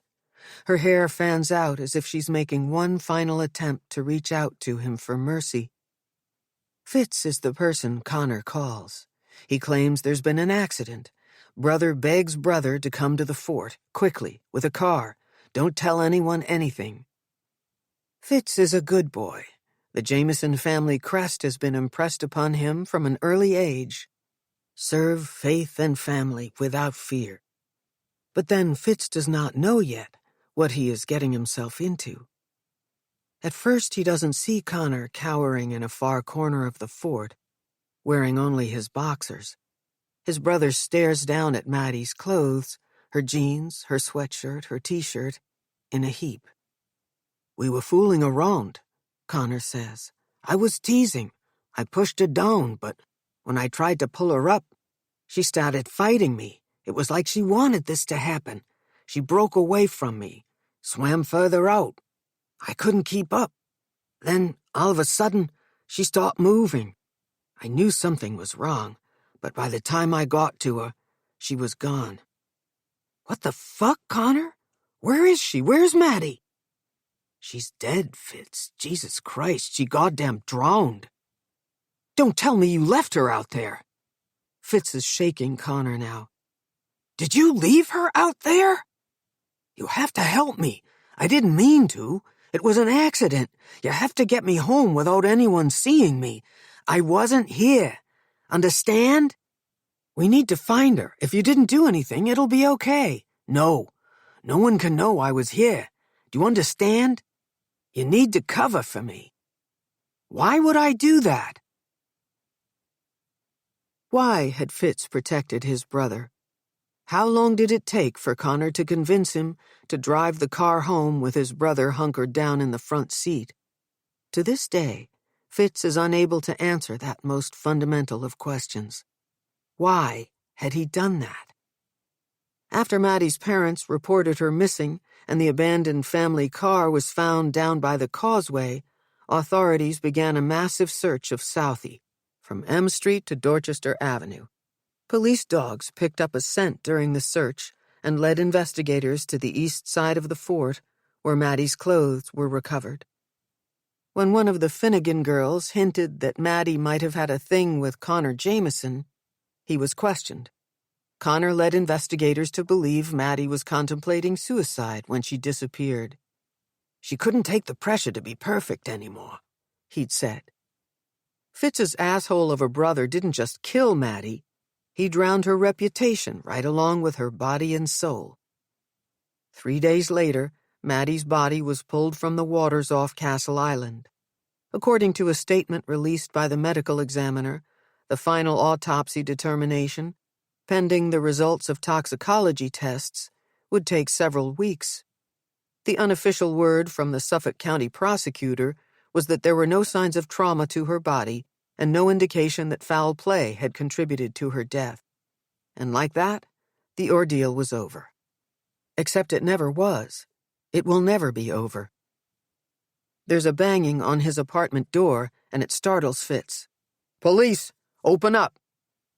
Disoriented, he exits Maddie's story, coming back to the present awash in fresh guilt. He opens the door to a beat cop, secretly hoping he's about to be arrested for keeping his suspicions of Connor's role in Maddie's death from everyone except Kira. "You look scared shitless," the cop says.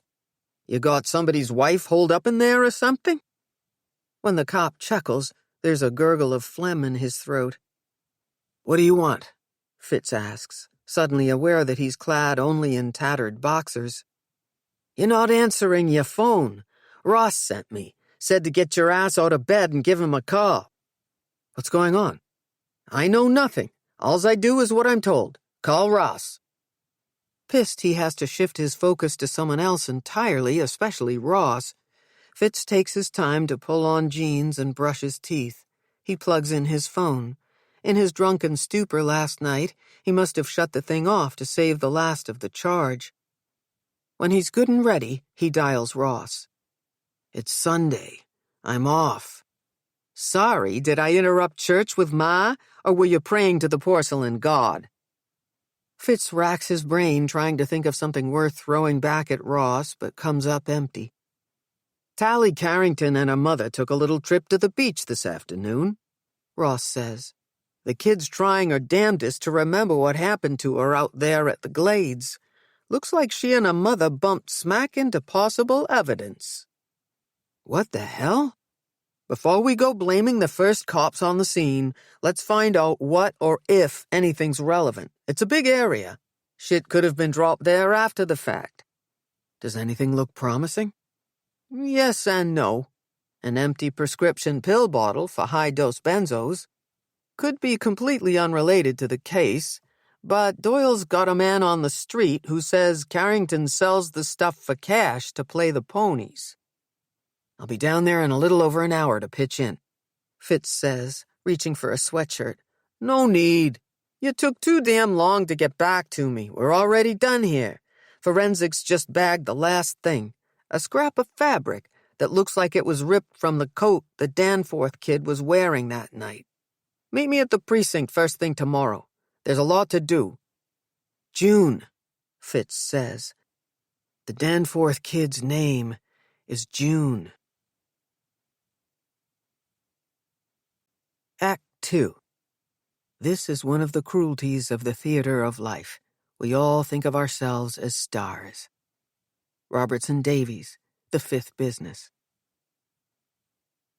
Chapter 14. Dreams.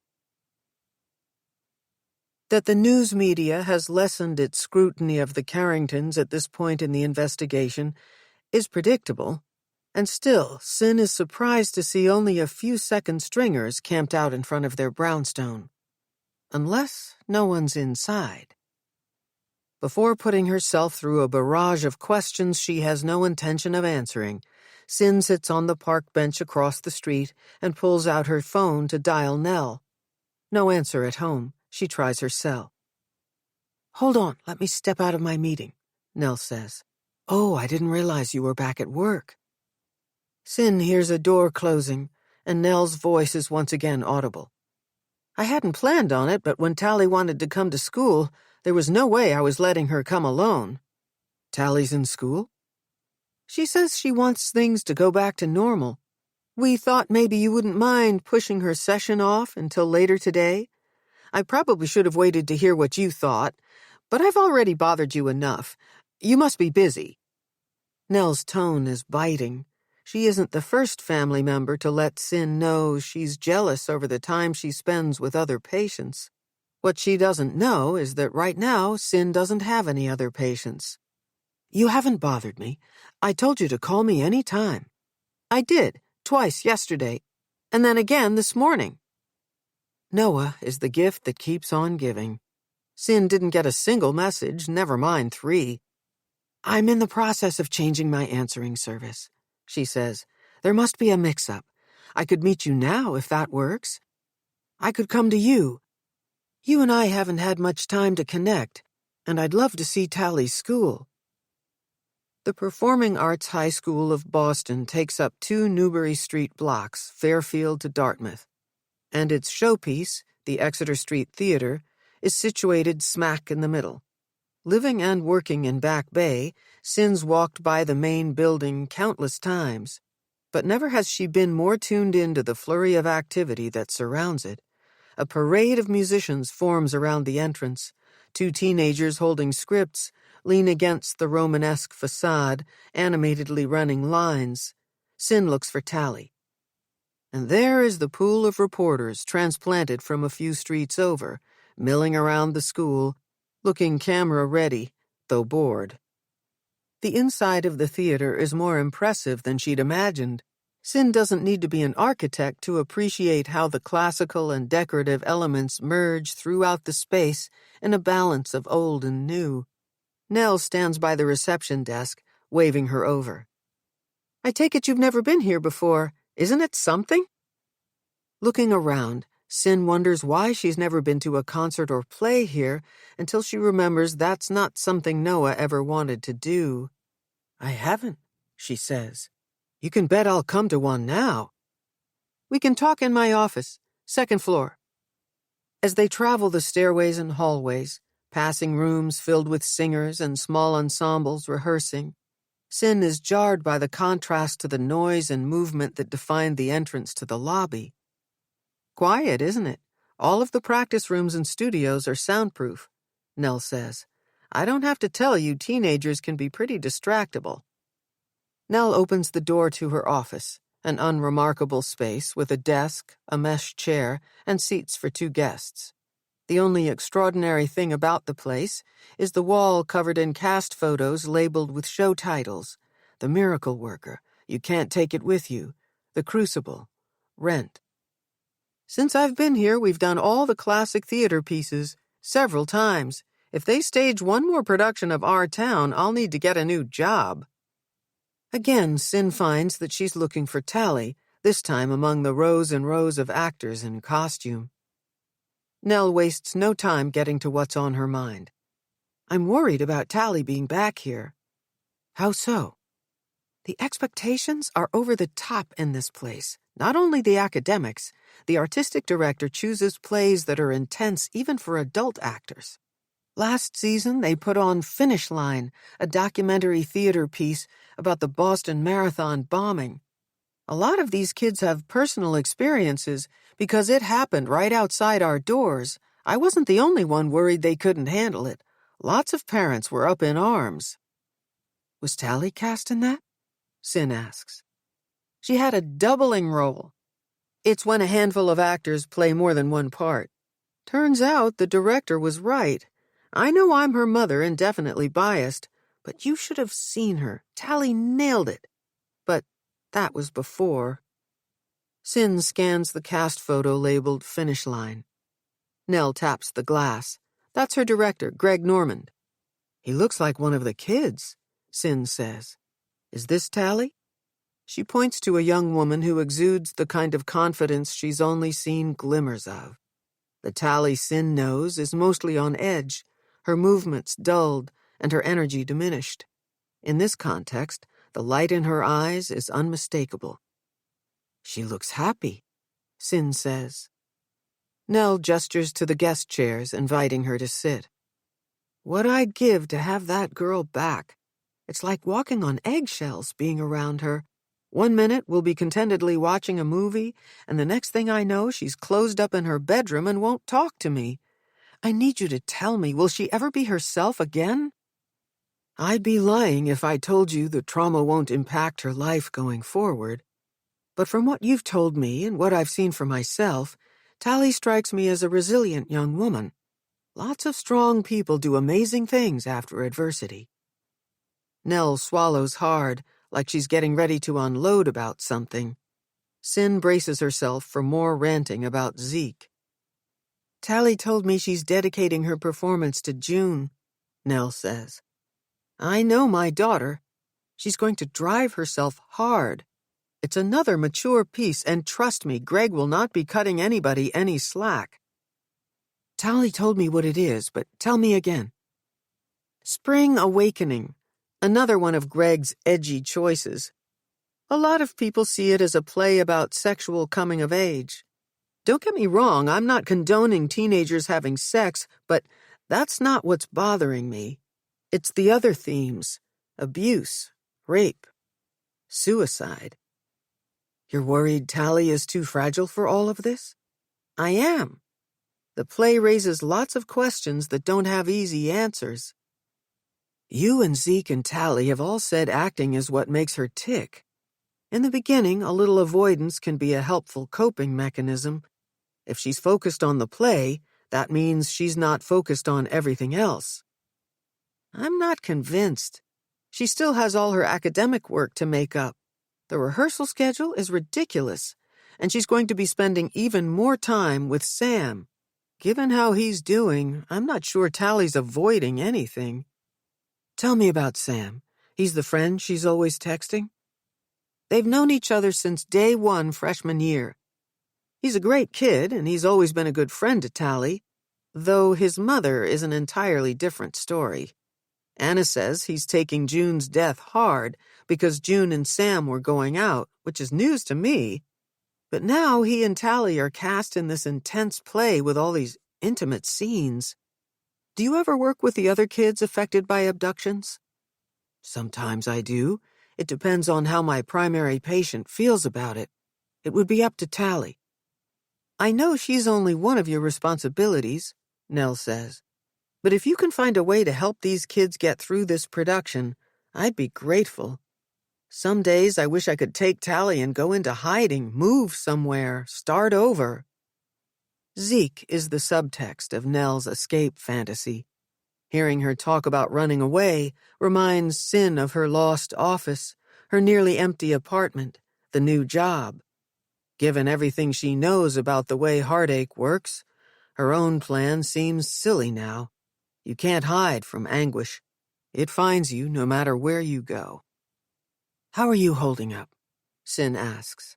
What's going on with your husband? Talk about avoidance. It's unbelievable.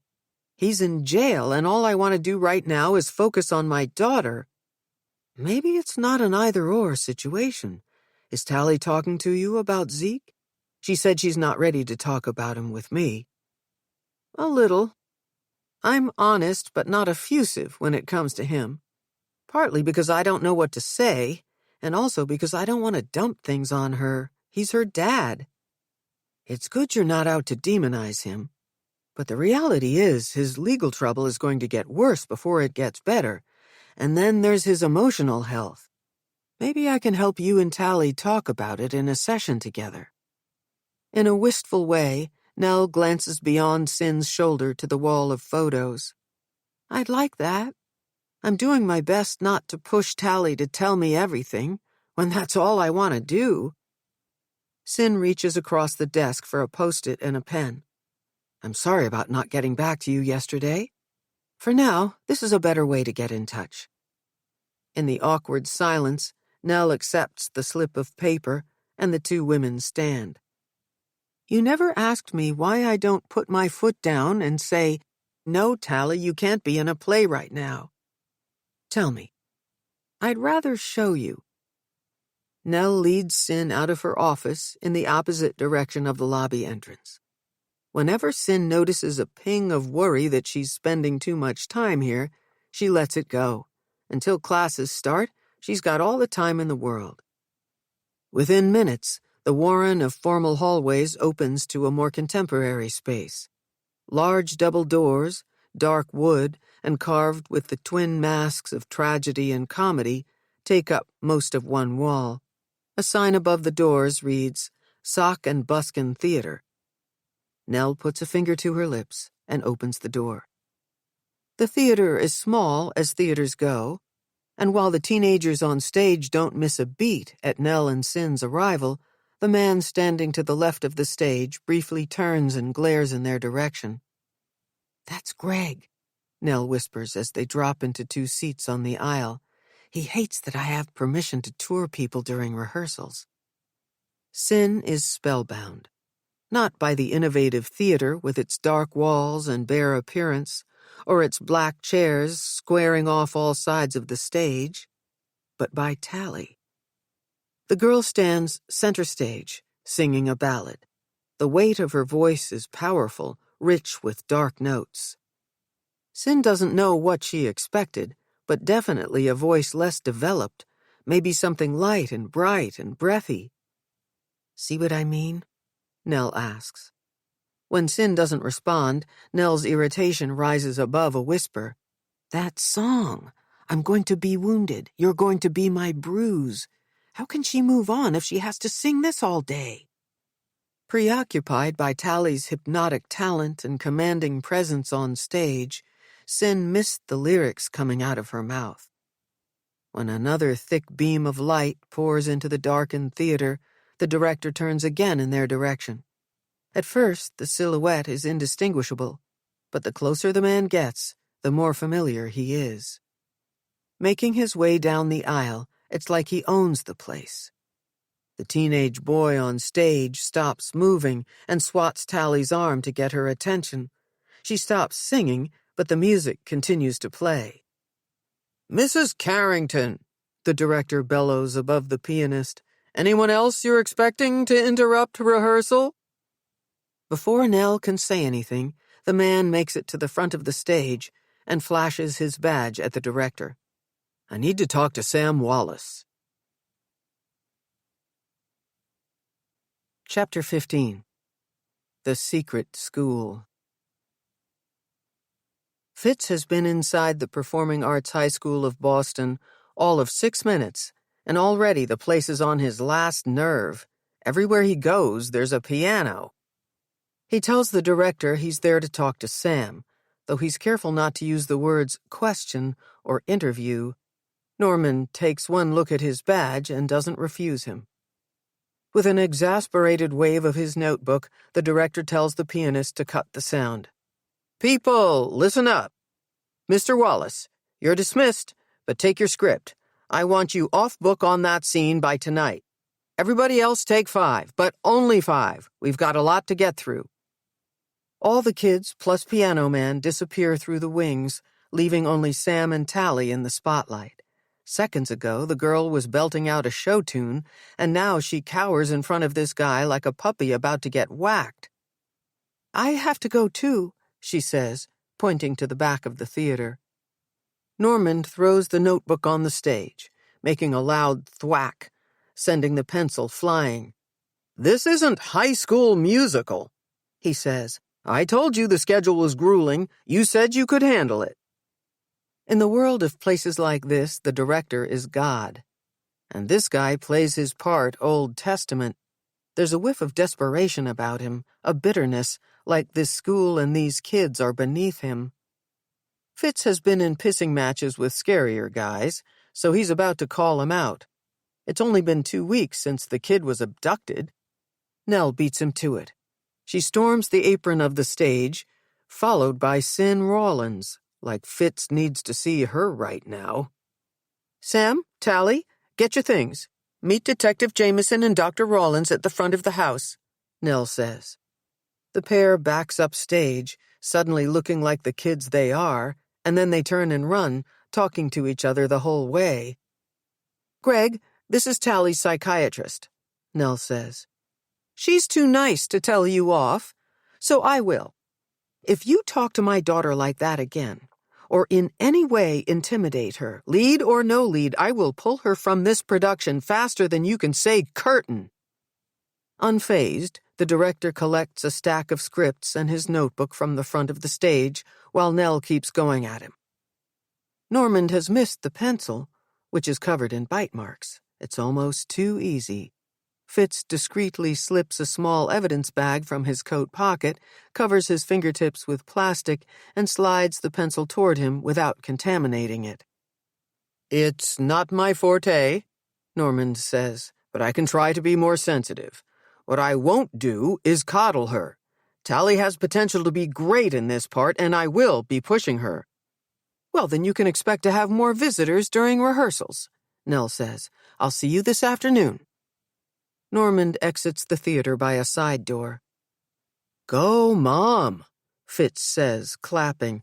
"Couldn't have done better myself." "This is exactly what I'm worried about," she says to Cyn. "Should Tali be doing this? One minute she's finding evidence at the beach, and the next she's singing about bruises and wounds to the body with that jerk yelling at her." The baffled look on Cyn's face tells Fitz she doesn't know about Nell and Tali day-tripping it to Scituate yesterday. "Is that why you called me?" Cyn asks. "I wanted your opinion about whether or not we should go, if you thought Tali could handle it. Later, after she convinced me to take her, I tried you again to see if you could talk to her. She was upset. We both were." Nell turns her attention to Fitz now. She'd called him last night, too. The first time to be sure Ross filled him in on what they'd found at the beach.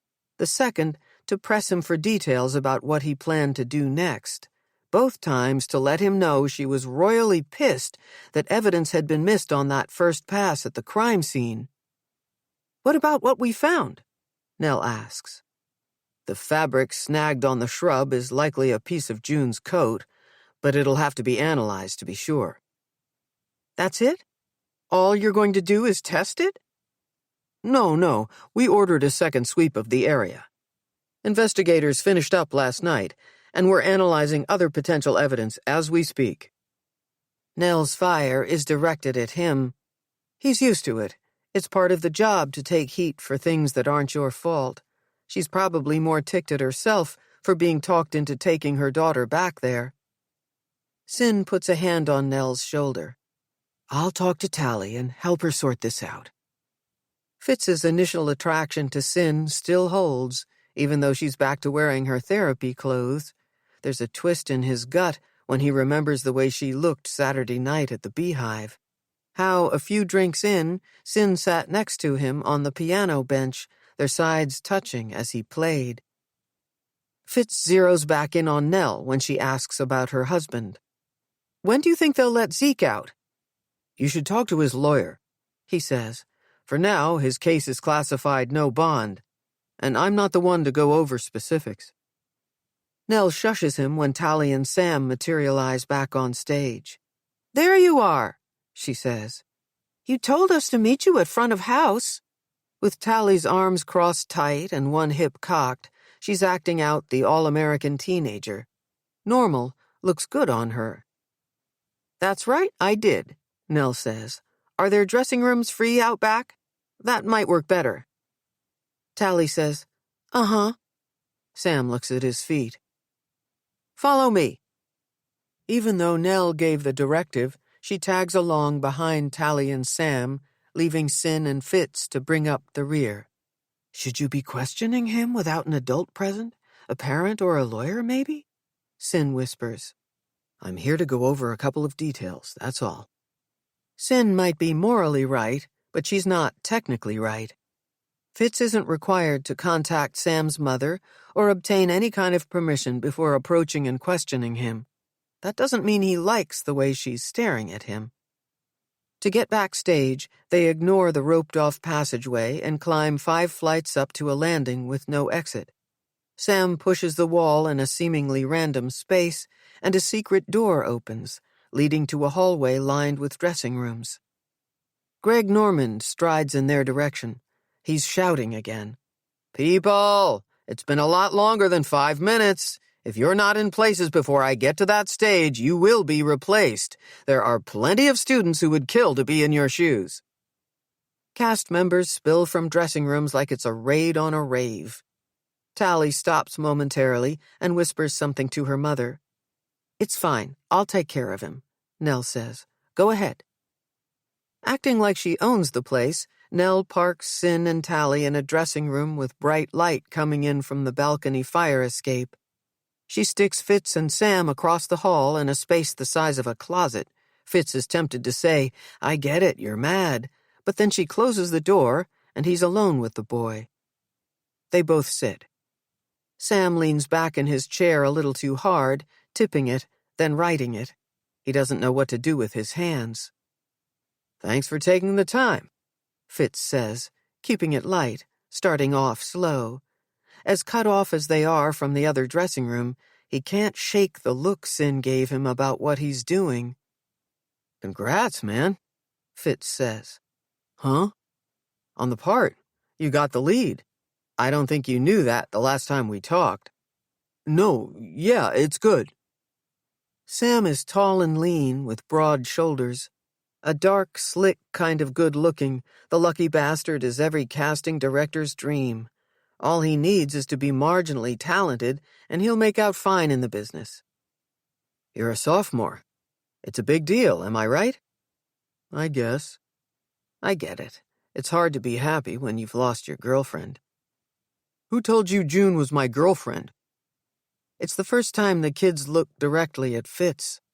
The dark circles under his bloodshot eyes weren't visible from the audience. Neither was the sweat beading up on his brow. "You did, remember?" "Oh, yeah. My memory's a mess. And Norman's all over me for not remembering lines from a play we only started rehearsing." "You've got to get it together. I know his type. He'll be all over you until you leave it on that stage." Fitz drums the arm of his chair. "You did plays?" Sam drops his shoulders, and for a second he stops licking his lips. "Accompanist, Chicago, and I played for a show called Thrill Me. Wow, now that I think about it, those shows are pretty dark. Both about murder." Sam shakes his head. "Never heard of it. The last one. Not Chicago, I've heard of Chicago." Enough about me. Fitz reaches inside his coat pocket to pull out his notebook. "I'd like to follow up on some things we talked about last time. You said you don't know much, so this shouldn't be too painful." Pretending to read from the notebook, Fitz watches Sam. A better detective would focus on facts and logic. Instead, Fitz compares Sam to Connor, unable to stop himself from sizing up his body language, looking for the same tells that forecasted his brother's guilt. "The night of the audition, you left before the girls. You got picked up by your mother, is that right?" "Yeah. Tali and June and Robin had the last callback auditions for the part of Wendla. It was late, and I was tired, so I left." Sam settles back in his chair, then leans forward again. He can't seem to figure out which position makes him look less uptight. "Who else was here with the girls?" "Just Mr. Normand. He sent Mr. Garber home, too. I left with him." "Garber, he's the accompanist? He'd be able to back up your story that you got picked up by your mother?" "I guess, but it's not a story." "Aside from being a dick about rehearsals, anything else bother you about Mr. Normand? Any rumors about him? Is he ever inappropriate with the girls or the guys?"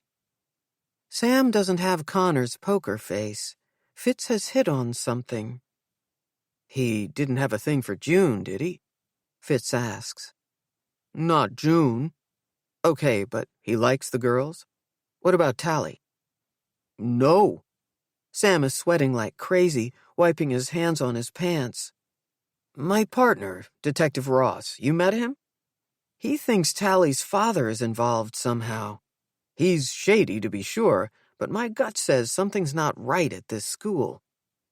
"I don't know. Mr. Carrington's always been nice to me, and Mr. Normand is tough on us, but that's his job." "Are there any serious cliques, hush-hush clubs, secret societies, any hazing that you know of?" "I wouldn't know. I'm always studying or rehearsing." Sure, but you hear things. I'll bet kids trust you and tell you stuff." "Not really." "Competition in a place like this has to be brutal. Makes people do crazy things." It's not that bad. Because you're like the big star, right? The one with the most potential to make it professionally. No need for you to get into the gossip or join in on any backstabbing. Sam doesn't take the compliment about being top dog. He doesn't reject it either. What he does do is keep pulling at the front of his shirt. Let me ask your opinion on something.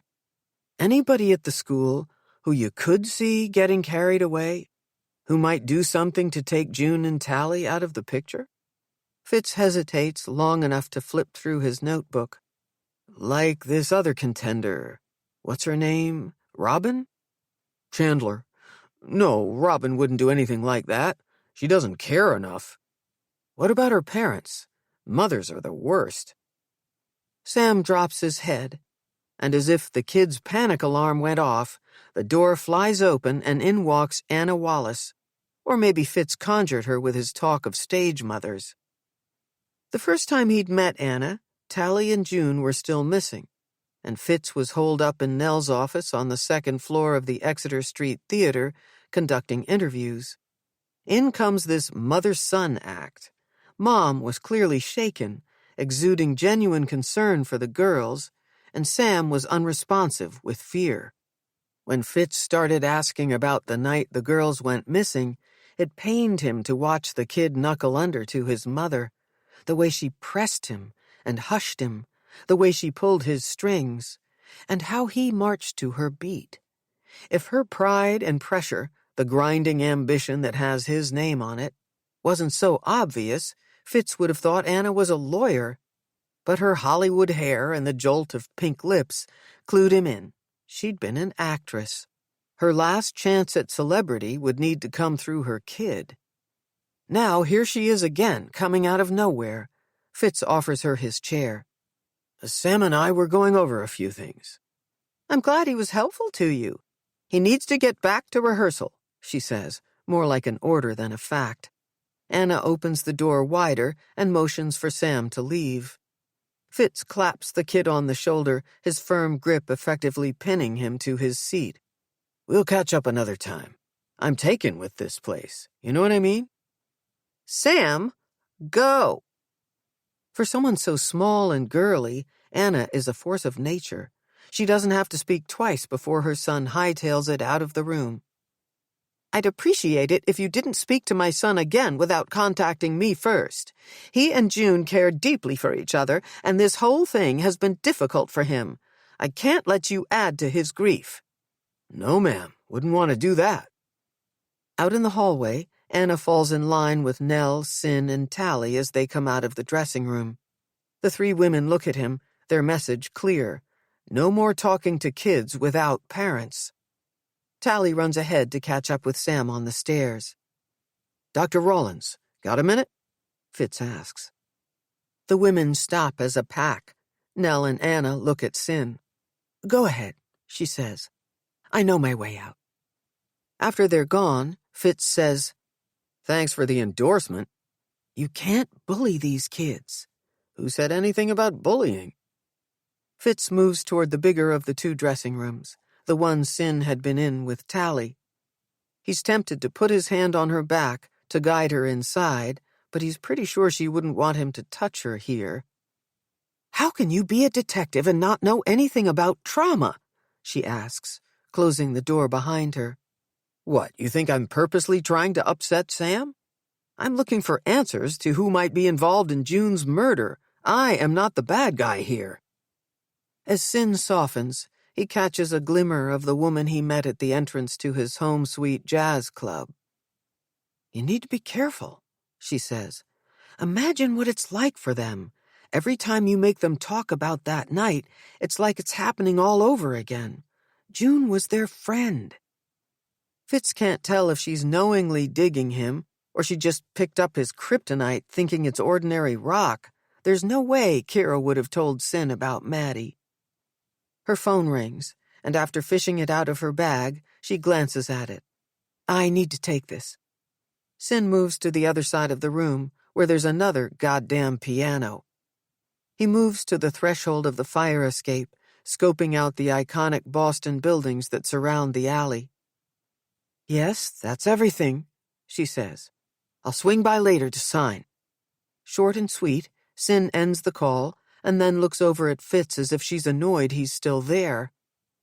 "I wanted to ask if you could spare some time to meet with me," he says. She drops her phone into her bag. "I thought maybe I could pick your brain. I've got a few general questions about teenagers and parents, and I'm worried about Sam in particular." "You can't trick me into talking about my patient." Fitz lowers his voice. "Asking you out for coffee shouldn't be this difficult." Cyn props her bag on the top of the piano, then runs her hand along the key slip. "It's Monday," she says. "Are you playing tonight?" Jesus, Kira. Before Fitz can stop himself, he says, "I am. We could talk between sets. Or if you're a night owl, we could meet for last call." "I don't think that's a good idea." "Which one? Between sets or last call?" "Neither. I have patients first thing in the morning." The doctor is lying. Fitz doesn't need Cyn to tell him how spectacularly her ex took down her practice. Kira talks to him, too. "If you change your mind," he says, "you know where to find me." Chapter 16. Mirror, Mirror.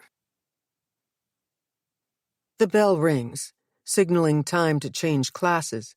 If Nell moves quickly enough from behind her desk to in front of the file cabinet, she can catch a glimpse of Tali before her daughter ducks into pre-calc. Mornings at the high school are dedicated to traditional academics, and with all the classrooms located in the area near Nell's office, it's pretty easy to keep tabs on Tali's whereabouts.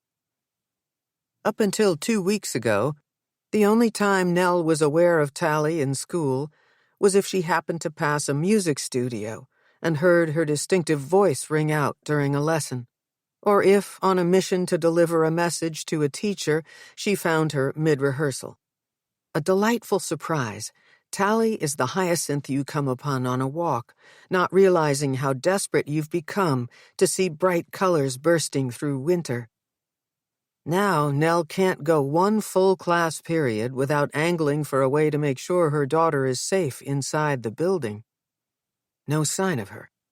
Nell pockets her phone and grabs a random file to take with her on what should look to others like a purposeful walk around the school. She doesn't make it to the center of the atrium when Anna breaks through the hallway traffic, charging straight for her. "There's the woman I came to see."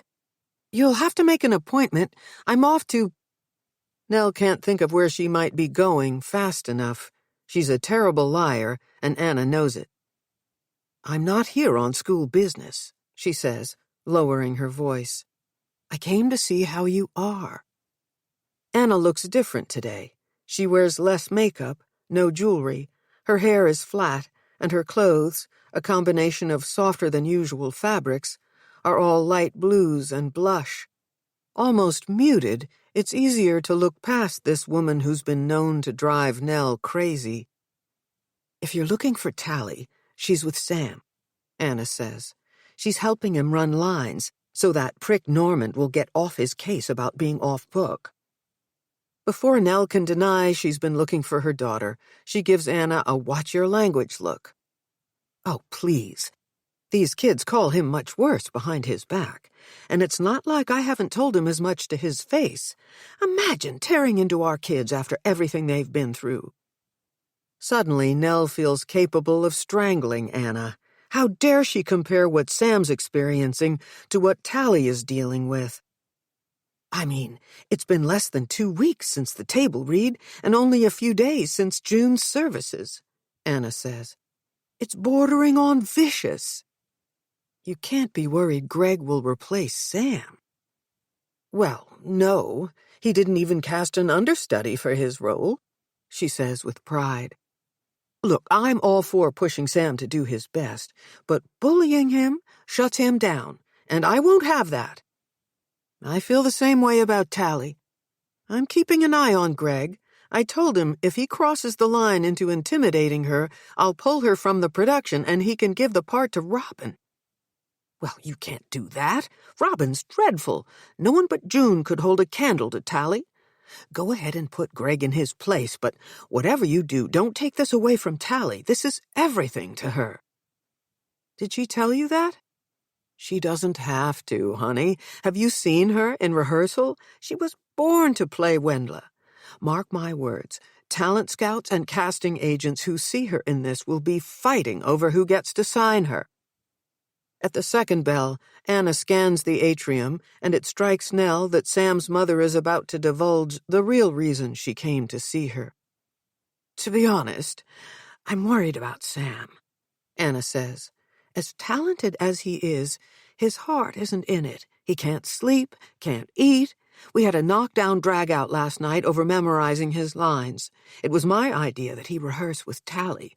She's handling things so well. Nell wants to refute Anna, to say her daughter is still terribly affected and taking this hard. But the truth is, with Clonopin at night and play rehearsal during the day, Tali is doing better. She's waking up for school on her own, eating a little breakfast, and talking about her ordeal less and less. She's got a wonderful therapist.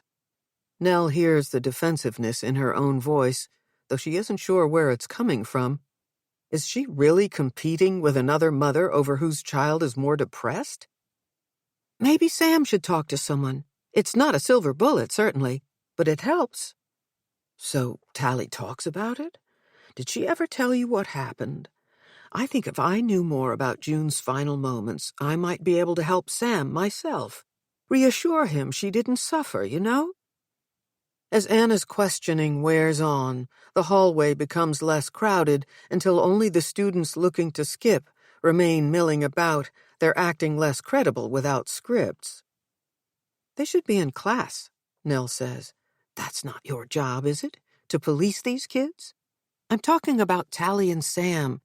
Missing a math lesson at their level is a setup for failing the course, Nell says. Where did you say they are? Carnegie Mellon and Juilliard don't care about grades and test scores.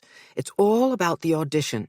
My money's on Sam and Tali getting whisked off to New York or L.A. before we even have to go that route.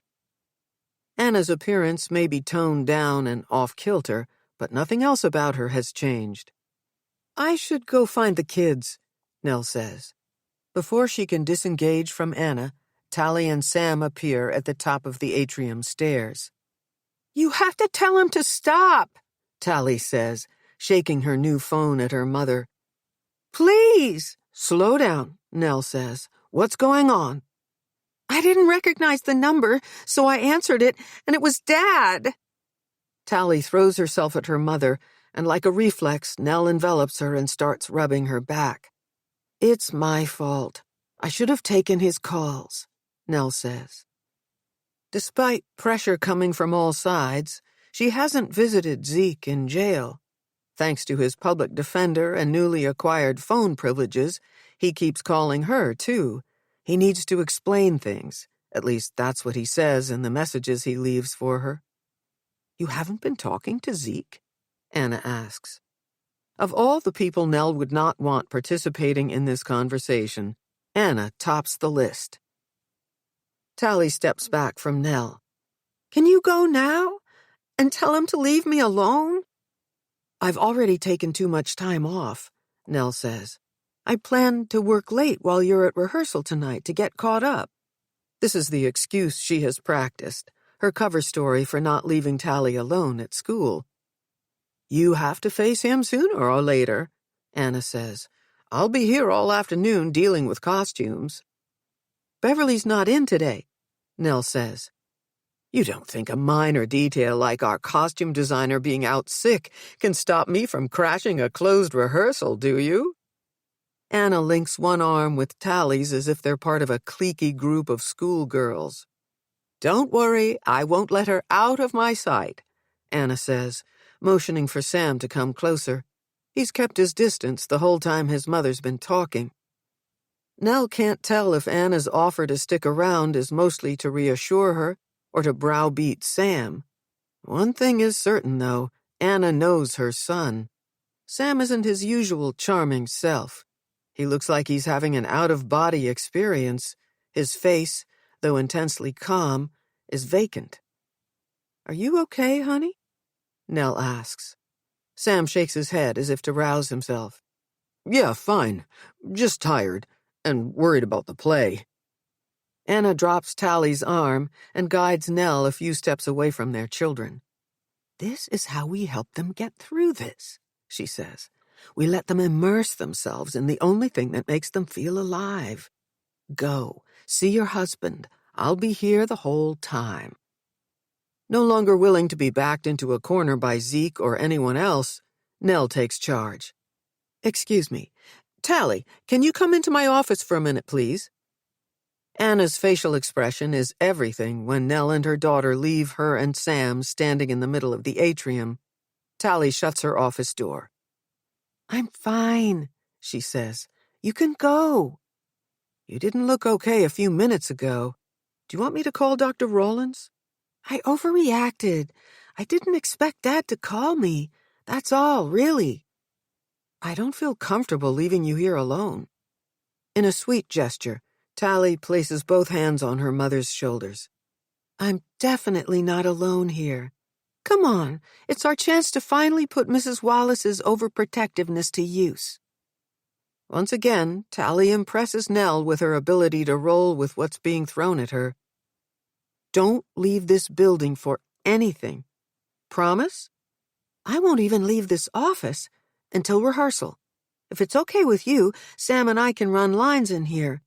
He can't bump into Mr. Norman until he's off book for at least 2 more scenes. Can you give us a pass to Miss Math and Russian Lit?" Nell is about to protest, to push back on Tali skipping academics and falling further behind. Except it's nice to see her daughter relaxed. Instead of cracking down, Nell relishes the normalcy of their mother-daughter moment and gets permission to leave work early. It takes 20 minutes to get from the high school to Nashua Street, which only accentuates the guilt Nell feels for having delayed the visit. In this part of the city, known for its eclectic hospital buildings and the Museum of Science, the correctional facility is just another building on the edge of the Charles River with the Zachem Bridge connecting the west end of Boston to East Cambridge. Looking up, taking in the tower of windows, Nell foolishly hopes Zeke was lucky enough to get a cell with a view. She's never been inside a jail. None of the television shows and movies she's suffered through watching because Zeke likes a good crime drama have prepared her for this. The visitor's waiting room has a split personality. As much as she tries to calm herself by focusing on the ordinary chairs and white walls, it's jarring when police officers appear out of nowhere, their guns and handcuffs and nightsticks strapped to their waists at her eye level. Of the dozen or so women in the room, most are checked out, glued to phones or feigning sleep. But more than a few give Nell the once-over without pretense. She doesn't want them figuring out how they might know her. But unlike a doctor's waiting room, there aren't any magazines or newspapers, and people watching here feels dangerous. Across from Nell, a woman in her 30s leans forward, tattooed elbows on her knees. "You the mother of that kid that got found?" The smell of hard liquor on the woman's breath chokes Nell, making it hard for her to find words. All she can do is nod and wonder when she might be able to have a drink of her own. The whole room wakes up. Suddenly, everyone is staring at her. "You think your man kidnapped him?" The woman enunciates each word like she's singing a country song, packing a punch on the words, "your man." "I wouldn't be here if I did," Nell says. Several of the women crack smiles, 3 of them laugh outright. "Yeah, none of our guys did what they're in here for either. Right, ladies?" Nell looks toward the glass partition, willing the officer to call her name. "She all right, you lucky girl?" the woman asks. "I think so," Nell says. "She's a strong person." The words, "I am not," pound out a rhythm in Nell's head. She wants to shout it out to the circle of women. Instead, she mutters, "I have to go. Nell is halfway to the door when her name is called. Now the police officers raise their heads and stare. The visitation room is closer than the door to the street. Nell chooses Zeke. After she is wanded and her bag confiscated, a female officer runs gloved hands up her legs and under her breasts, and she is led into a small room with no windows. It's hard to breathe when she sees him. Zeke sits in a chair on one side of a steel table bolted to the floor. He's wearing a jumpsuit the color of cement, his hands and feet tethered by shackles. Nell has the urge to reach out and smooth down his wild hair. An emotionless guard stands sharp-eyed in one corner of the room. "No touching," he says. Nell takes her seat. "You're growing a beard," she says. "I thought it went well with the suit." Appalled that these are the first words they've exchanged in a week, she whispers, "I should have come sooner." Until now, she's always believed that if she could only be more patient and generous, less sensitive to his slights, Zeke would finally be able to give her what she wanted, love without deception. As many times as she's chosen forgiveness, each betrayal left a stain. Sitting across from him, fully and totally soiled by all his bad choices, Nell realizes the only person she cares about now is Tali. "How is she?" Zeke asks. "Up and down, like Dr. Rawlins said she would be." Nell doesn't say that most of the downs have to do with him. The trouble with Zeke happened over time and began with imperceptible things. Like water cuts a path over ground, the divide between them went from a stream to a river until it forced each of them to opposite banks. She never wanted Tali to have to pick a side, but now that she has, it's Nell's job to help her live with it. "Tali doesn't want to talk to you. You need to stop calling her." "I know. She hung up on me the minute she heard my voice." "Can you blame her? This whole thing with you being here, it's surreal." Nell uses a harsh tone. She wants to come out with things she's learned to keep to herself.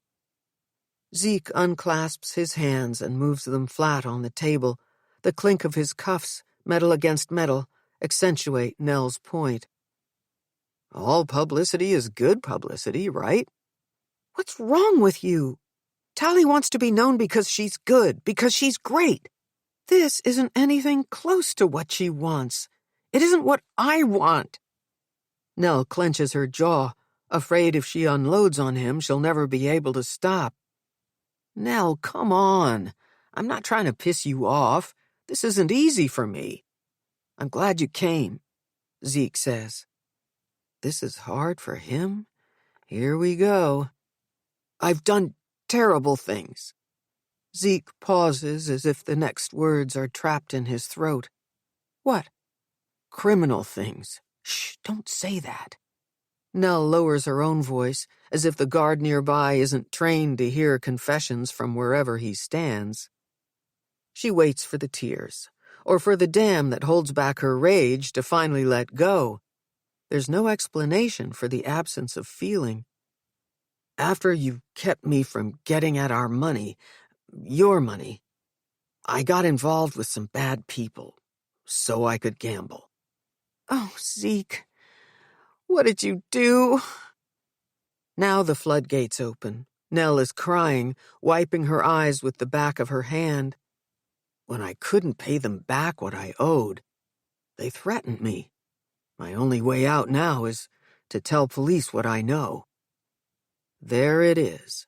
Confirmation she should have severed things with him a long time ago. "I need you to tell me you weren't at the beach with the girls." "Of course not. No. But these guys know where we live. They know where Tali goes to school." "You brought them into our house? Near our child?" "Never when she was home, I swear." "What about the jacket?" Nell asks. Zeke drops his head. Nell bangs her fists on the table. "What about the jacket? How did it get into our closet looking like that?" "I was as surprised as you were to see it. I haven't laid eyes on that thing in forever. The person Tali described to police, the guy she says threw them in the car, I think I know who that is. My best guess is that he took it from the house at some point and then put it back to implicate me, or to give me a warning. I was never at the beach, Nell. I didn't hurt Tali or June. But there's no question about it. This is all my fault. You're a horrible liar. You're making this up. This is an outrageous story, even coming from you. I am horrible, and I am a liar. Except it's the truth. We'll all be better off with me in here, or wherever else I land. I'm being interviewed this afternoon. If you implicate these men, you won't be safe even here. Have you talked to your lawyer? No, have you? Don't you dare put this on me. This is not my mess. It's never my mess. I know, but I need help. It's why I'm coming clean, to police, and to you. Zeke straightens his fingers out toward her, and she can feel the heat from his hands across the table. He's trying to hold her without touch. I love you, he says. I have always loved you. I screwed up big this time, but I never meant to hurt you or Tali. I didn't set out to do any of this damage to our family. We can get through this. I know we can. I'm going to ask to be somewhere near you and Tali as part of my plea deal. This is not happening. It's a relief for Nell to suddenly realize that just because she can stand by him doesn't mean she should. I could say I'm cutting you off for Tali's sake, because that's true. I am. She's been through enough because of you. But I won't pretend I'm not also doing it for me. I won't say I'm all right or that I forgive you. You're on your own. The guard steps forward and says, Time's up. Say goodbye to the wife. Nell doesn't wait to hear another word from Zeke. She uses the last sturdy thing about her to get up and walk out. Chapter 17. An Impossible Cure. Moments after Cyn ends the phone call with Fitz, agreeing to meet him for coffee, his sister materializes in her new Boston College office. Kira Jameson holds a colorful ceramic bowl filled with an elegant orchid. I'd say welcome to Campion Hall, Kira says, but your guilty face is throwing me. Please tell me you weren't talking to Noah. Kira's concern is touching, and her kindness the only constant in Cyn's life right now. Don't worry, I want nothing to do with him. Cyn steps around a stack of boxes to accept the gift.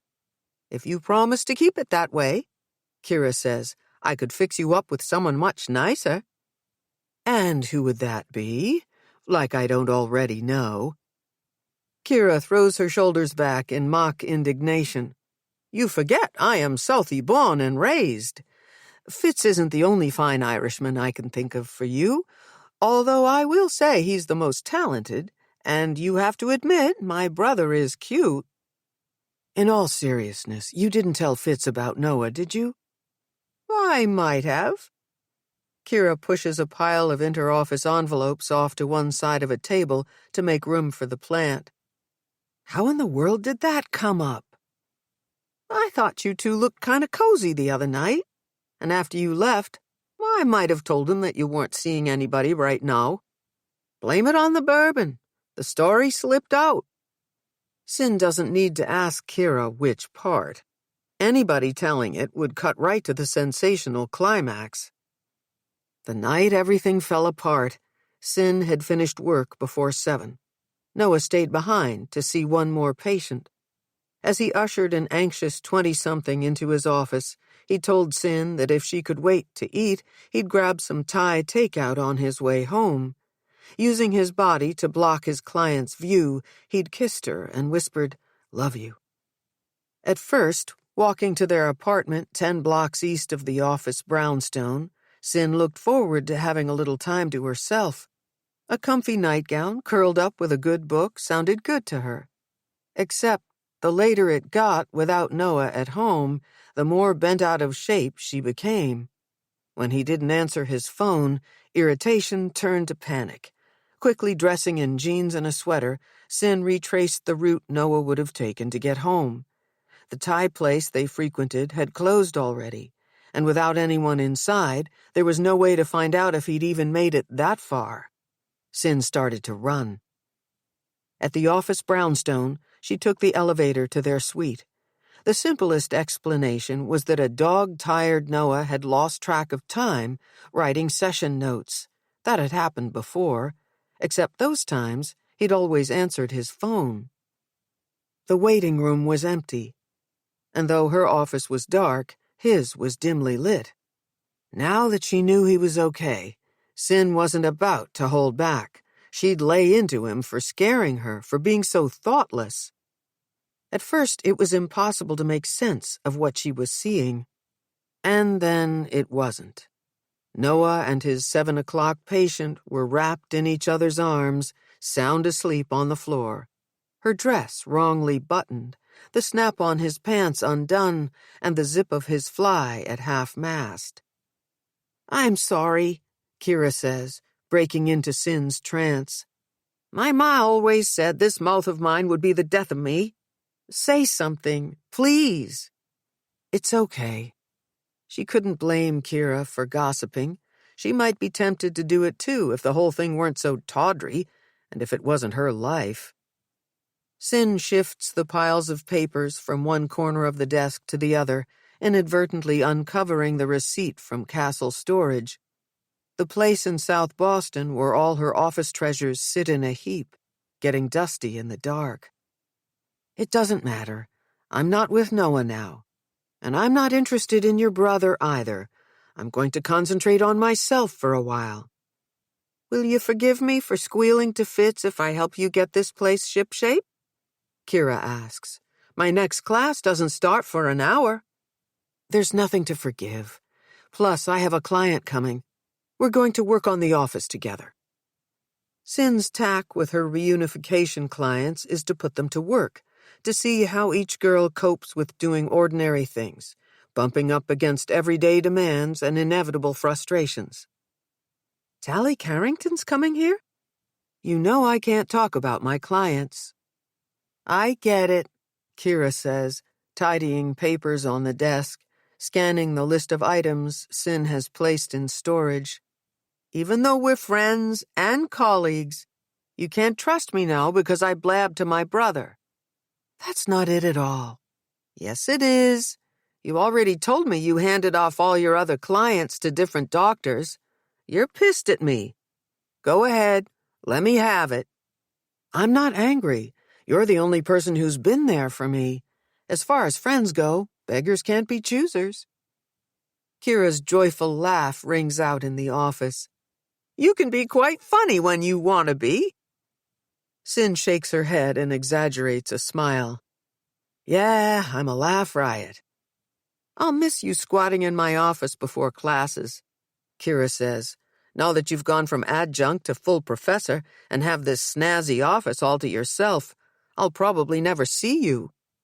"Yes, very snazzy." Cyn's been trying not to obsess over the reality of her space. The room with its cinder block walls and low ceiling is nothing more than an oversized shoebox. "You have my permission to come in here to annoy me any time you like." "Are you sure you don't want any of your things from the Beacon Street office? Your bookcase would look great over there." Kira points to a narrow space next to the window. "Or maybe replace that shabby table with one of your own." In the years they've been friends, Kira's always been easy for Cyn to talk to. That doesn't mean she tells her everything, like how much she misses their things. Noah's leather chair, her Tiffany lamp. How foolish would she sound if she admitted to aching for their couch? Cyn takes the storage unit receipt from the top of the pile Kira made and places it inside a desk drawer. "I'll make this work for now." "Can I say one more thing and then I'll shut up?" The Kira she knows isn't asking for permission as much as preparing Cyn to hear something out of bounds. "Should I sit for this?" "In all seriousness, I know you're starting a new chapter here. But what you've done for so many girls over the years is remarkable." The catch in Kira's voice, the change in her otherwise cheery demeanor, moves Cyn. "What's the matter?" "Nothing. I just wish I had someone like you to talk to when I was in high school, that's all," Kira says. "Did something bad happen?" "We lost a family friend when I was 18. She was the same age as June Danforth." "I'm sorry. That's awful." "Back then, no one thought kids like me needed someone to lean on. I had to figure things out on my own. I want you to know, I think Tali's lucky to have you." Kira's friendship is exuberant and honest and exactly what Cyn needs. "I'm here to listen whenever you want. It's the least I can do." "It's a story for another day. Get me drunk and I'll probably spill the whole scandalous thing." "Well, anyway, welcome to Campion Hall," Kira says, trying to be cheerful. At the sound of a knock, both women turn to find Tali and Nell standing in the doorway, acting awkward, as if they've overheard some part of the conversation. Despite her penchant for inserting herself in Cyn's social life, Kira is a consummate professional. Without introducing herself, potentially generating questions about a last name that matches a certain detective's, she says something innocuous and polite, and she's off, making room for Nell and Tali in the crowded space. "You weren't kidding. You really do need help." Nell takes in the disarray of the office. Tali lifts the lid on a box and sighs like she's wondering what she's gotten herself into. "When the movers came, I wasn't here to orchestrate where to put things," Cyn says. "I appreciate Tali helping me begin to sort it out. As long as I'm back at school by 3:30. The girl's rosy cheeks and bright eyes have her looking healthier and more relaxed than she did during Monday's session. A good sign, given, as far as Cyn knows, taking the T to the Chestnut Hill campus is the first time Tali's been anywhere but home and school, and that one trip to the beach, since they met. "You have my word," Cyn says. Nell clears her throat and turns to her daughter. "Want me to wait? I could walk around a little, then grab us coffees. We could go back downtown together." "Dr. Rawlins doesn't want you to." Tali drops her backpack on top of a box. "I mean, this is part of what I'm supposed to do, on my own, right?" "Tali will be fine," Cyn says. "I'll be sure she makes her rehearsal. Isn't that what you have to get back for?" "I always have rehearsal." There's a lift in Tali's voice, a high note of pride she takes in stating this as fact. Nell waves goodbye like she's leaving her child at a play date, willing Tali to have a good time. With little direction, Tali is efficient shelving books and arranging chairs. Cyn is quiet, giving her space, waiting for her to bring up what's on her mind. "Why don't you have any personal things to put around your office?" Tali asks. "I have a few. They're here somewhere." Cyn opens and closes one box after another until she finds the one that holds the gifts she's been given by former patients. "Here we go. Want to see?" Tali walks toward her and peers inside. Cyn encourages her to dig around, to take things out if she wants. She removes a framed piece of artwork. In the foreground, painted on a piece of old newsprint, is an open black umbrella. Colorful raindrops in the form of the words responsible, enraged, and hopeful take up the rest of the page. "I like this. It's sad, and it's not." The artist who gave it to me said she was inspired by a word association we did once. "She was your patient? What happened to her?" "I can't go into it. You wouldn't want me to talk to other people about your ordeal, right?" "I don't think I'd care." Tali props the painting between some books in a prominent place on the bookshelf. "Is she doing okay now?" "She is. You seem better, too, since the last time I saw you." "I'm all right. Are you going to do that word thing with me?" "If you're interested, sure. It's simple. You come up with 3 words to describe yourself, and together we figure out why you chose them." Does self-sufficient count as 1 or 2? Tali steps into the light from the window, making it hard for Cyn to read her face to know if she's teasing or serious. Let's call it 1, Cyn says. Tell me what that means to you. I'm independent. I don't mind being on my own. Good thing. Why's that? Have you met my parents? Even when my dad's not gambling, I can't count on him. I act more like an adult than he does. It's the most pointed thing Tali has said about her father so far. If she's ready to talk about the innumerable ways he's let her down, she'll steer the conversation back to him. What about your mother? Cyn asks. Is she there for you? Mom and I don't fight, but it's not like we're best friends. She thinks she's protecting me when she won't tell me things about my dad, but I'm not a little kid. And I hate the way she checks out after she's had a couple glasses of wine. It's not like she gets drunk or anything. It's more like she stops listening. When we met that first time at your house, you said you and your mom talk. Tali drops into Cyn's desk chair and spins one full rotation. I wasn't sure I wanted to meet with you. I'm glad you decided to give me a chance. It sounds like your parents can be unpredictable. That's a good way to put it.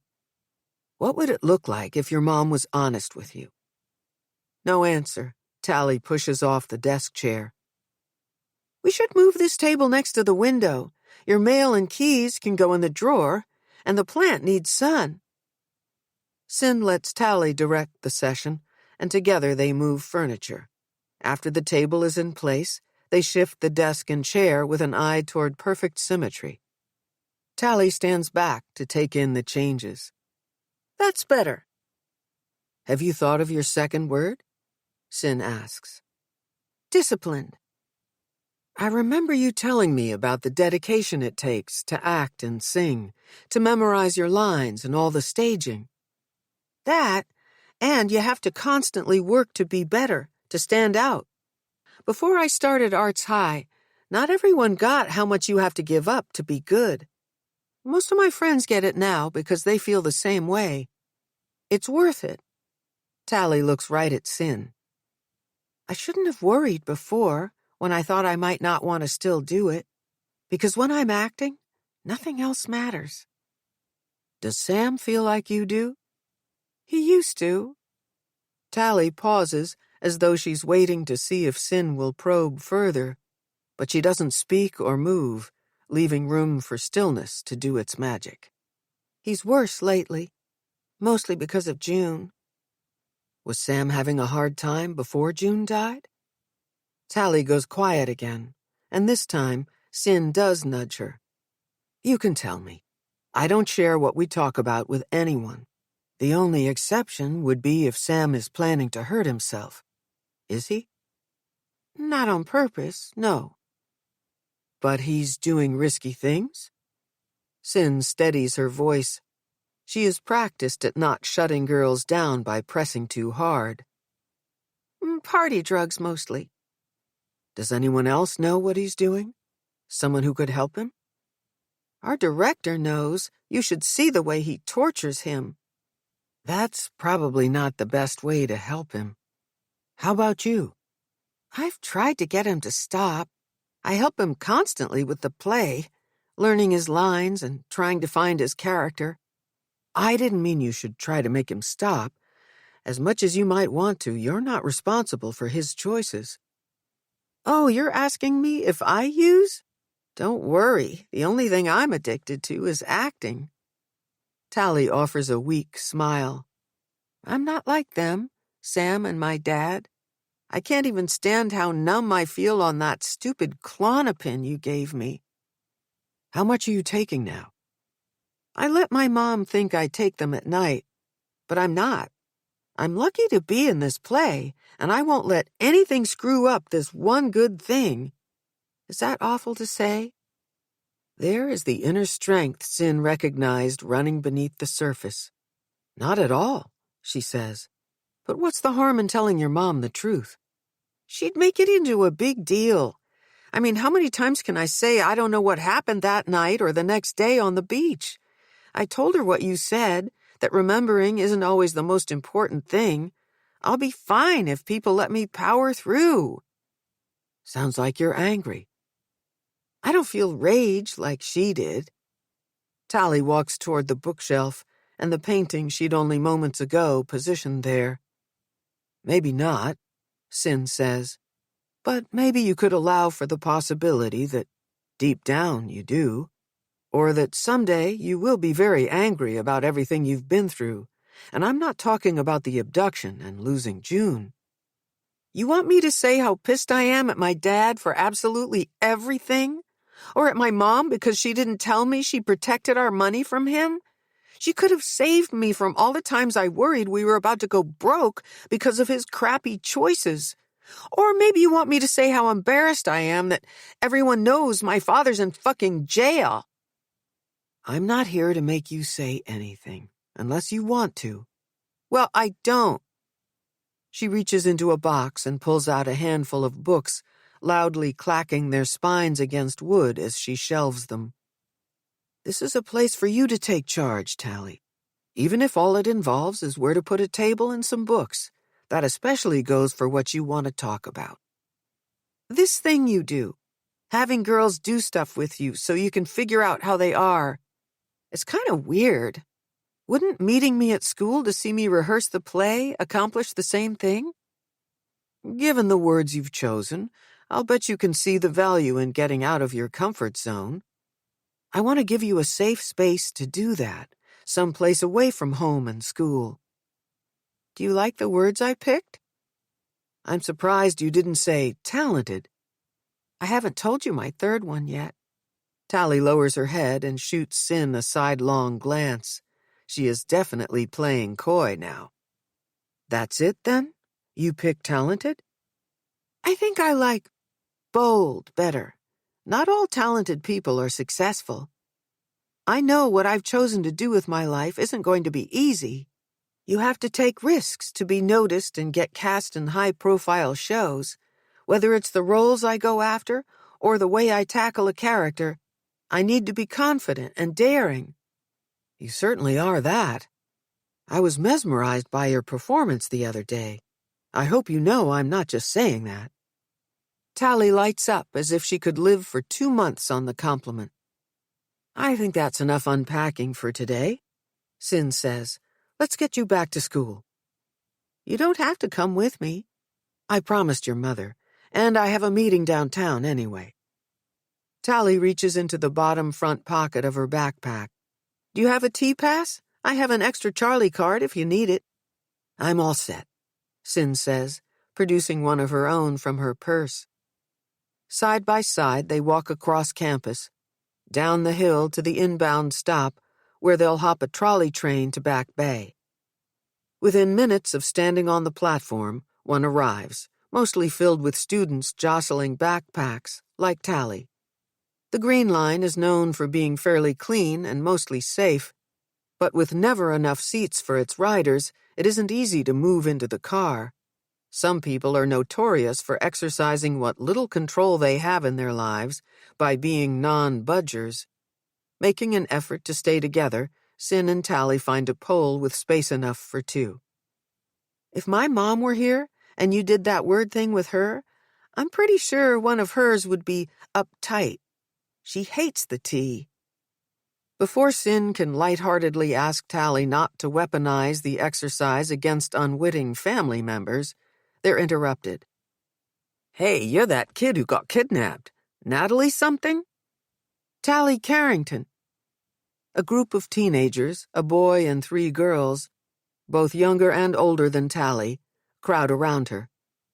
Protectively, Cyn steps closer too, worried Tali will be overwhelmed by the attention.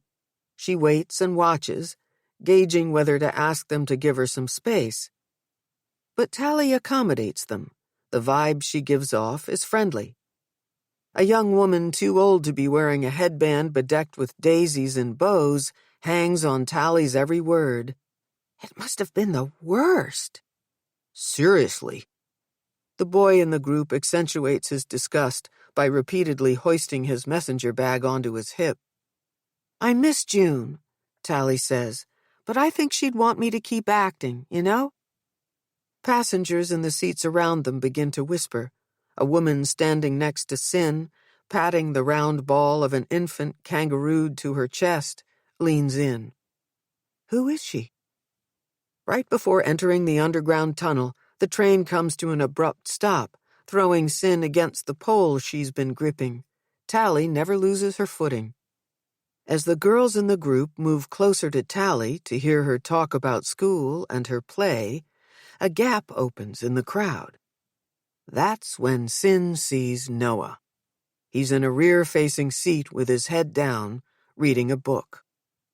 Between the bumpy ride and the act of whipping her head, to the left to make sure Tali's okay, and to the right to get a closer look at Noah, Cyn is dizzy. Noah is less commanding somehow, sitting there. His shoulders less broad, his posture less confident, his hair too long, with tiny black curls covering his ears. When Noah was with her, he preferred a clean cut and close shave. Cyn wills him to turn around so she can see how he is, but when he does, she steps in front of Tali to avoid being seen. The longer Cyn debates what she wants, the more her uneasiness progresses from cold sweat to tight chest. Meanwhile, Tali, in a gesture neither showy nor shy, digs into her backpack, pulling from it a handful of colorful flyers announcing Spring Awakening. She hands one out to each of the kids gathered around.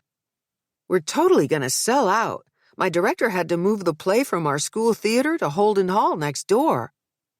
The girl with the headband pulls out a pen. Can you sign mine? Mine too, says the boy with the recalcitrant bag. Cyn has an urgent need to get off the train right as it pulls into their stop, Copley Station. In slow motion, she watches Noah stand and turn and move toward the door closest to her. It isn't him. Stepping from the train, Cyn is unsteady and sorrowful. Her mind is a trickster. All that talk about Noah with Kira must have evoked him. She's more out of sorts than the patient she's treating. Crisp fall air hits her face when she reaches the top of the escalator, and she's grateful for it. Out of the tunnel, up above ground, she can finally take a deep breath. How did I do? Tali asks. Sorry? At your office and taking the tea. Did I pass the test? Tali steps in front of Cyn and keeps talking, walking backward. The gesture is lively and warm, and something about it reminds Cyn that what she mostly feels these days is lonely. Not everything is a test, Cyn says, although, as in stones and in water, you are ceaselessly being changed. Hey! Tali smiles wide, immediately getting the reference. You read The Seagull. You inspired me. I have to say, I like it even more now than I did when I read it in college.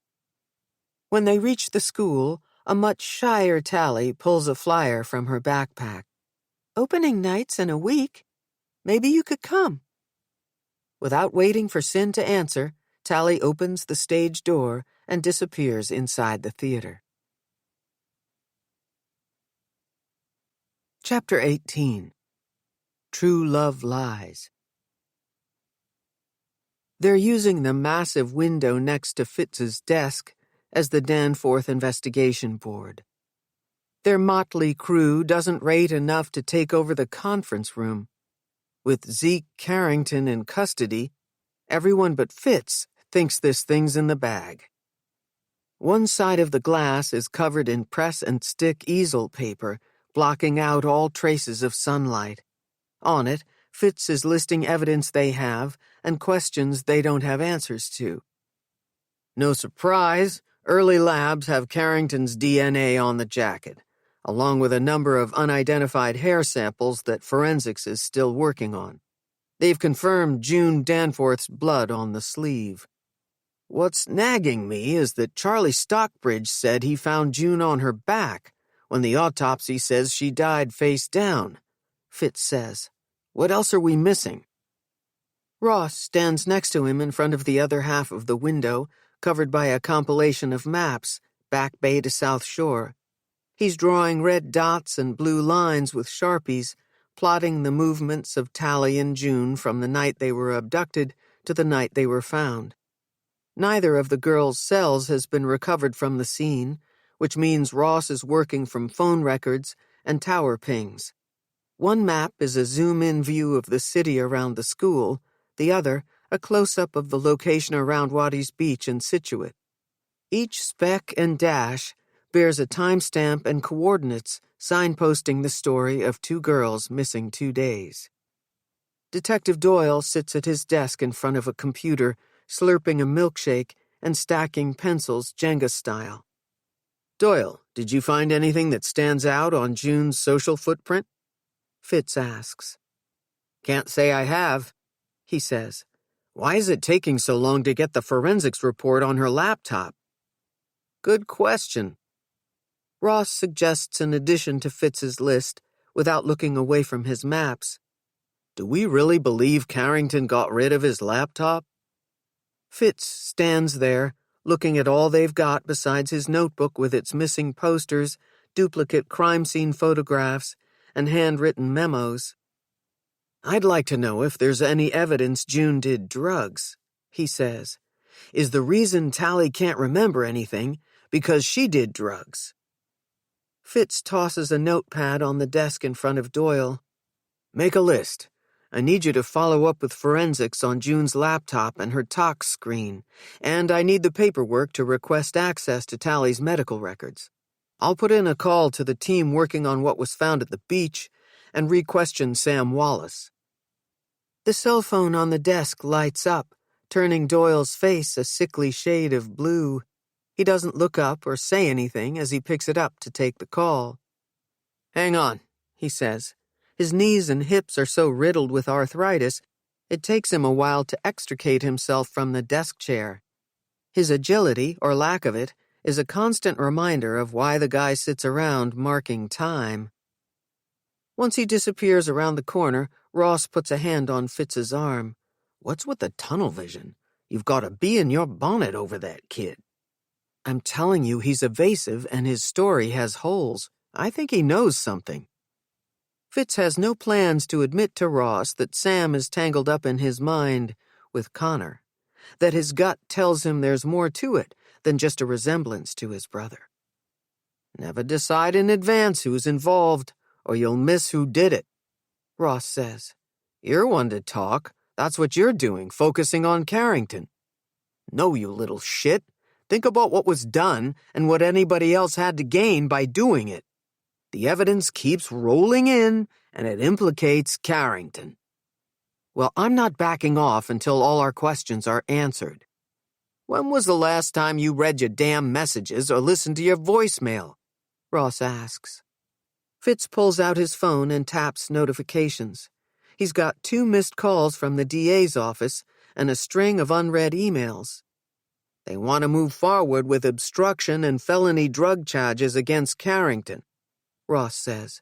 "He's admitted to selling for 2 guys he owes money to. One of them claims Carrington's full of it, though. Says he's the one who's been taking their money but never coming through with the pills. The dealer matches the description of the kidnapper, and surprise, surprise, that guy can't furnish an alibi." "They're waiting on us before indicting him?" "Exactly. DA wants us to button this up and pass everything off to prosecutors tomorrow, Monday at the latest." Fitz checks the time, remembering his meeting with Sin. "I hate to do this, but I've got to go. You better not be leaving me and Doyle to do the dirty work so you can feed your obsession with that kid." "I'm not. I'll be in first thing tomorrow to help pack it up." On the stairs, out of view from Ross, Fitz skims his unread email, stopping on one with the Danforth name and case number in the subject line. He opens it and reads, "Prelims on the pill bottle confirm it contains a mixture of drugs. Specifics of the toxicology are pending, but we put a rush on pulling prints. We'll try to call you by 5. Fitz clicks on the attached JPEG to find a close-up of the bottle found at the beach. Oxycodone, 80 milligrams, 100 tablets, no refills. The pharmacy that filled it and the patient name don't ring any bells.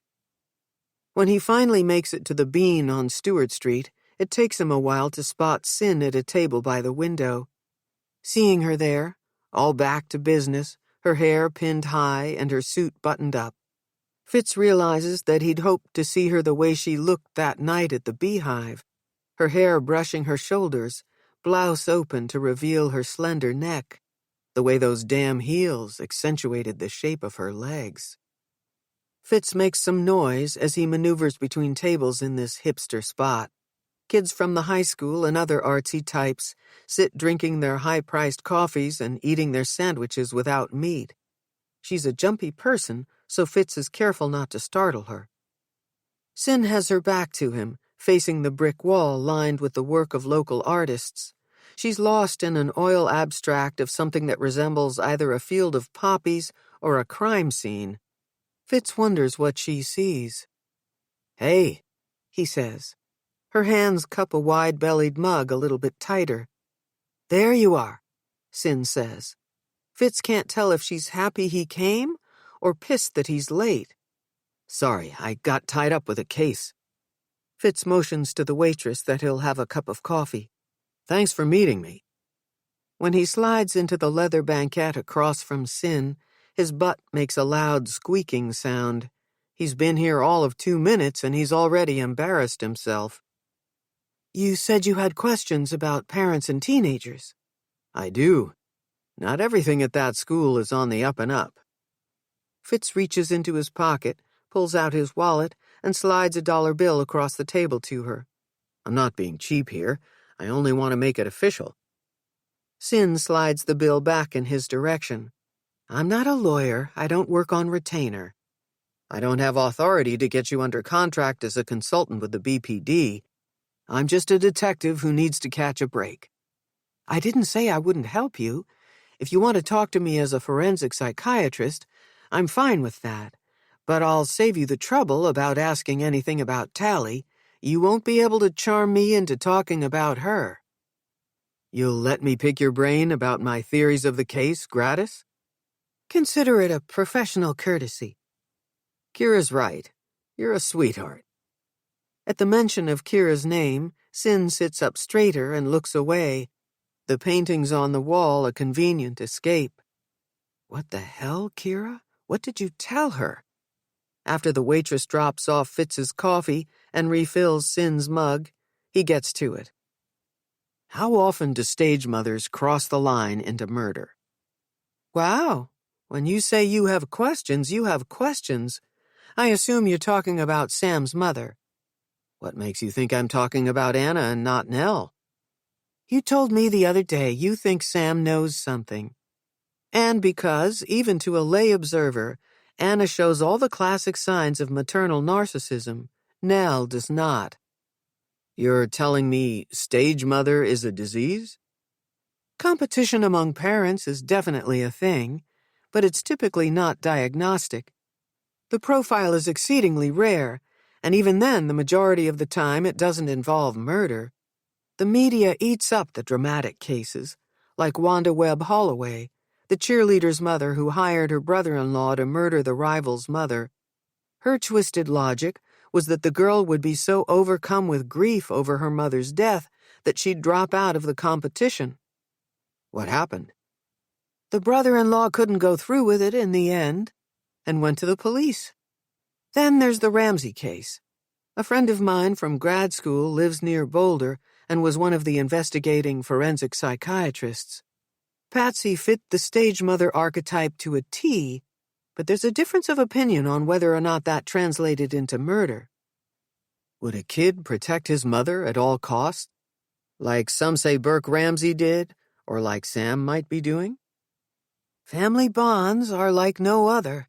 People will hold on to all kinds of horrible secrets for the people they love.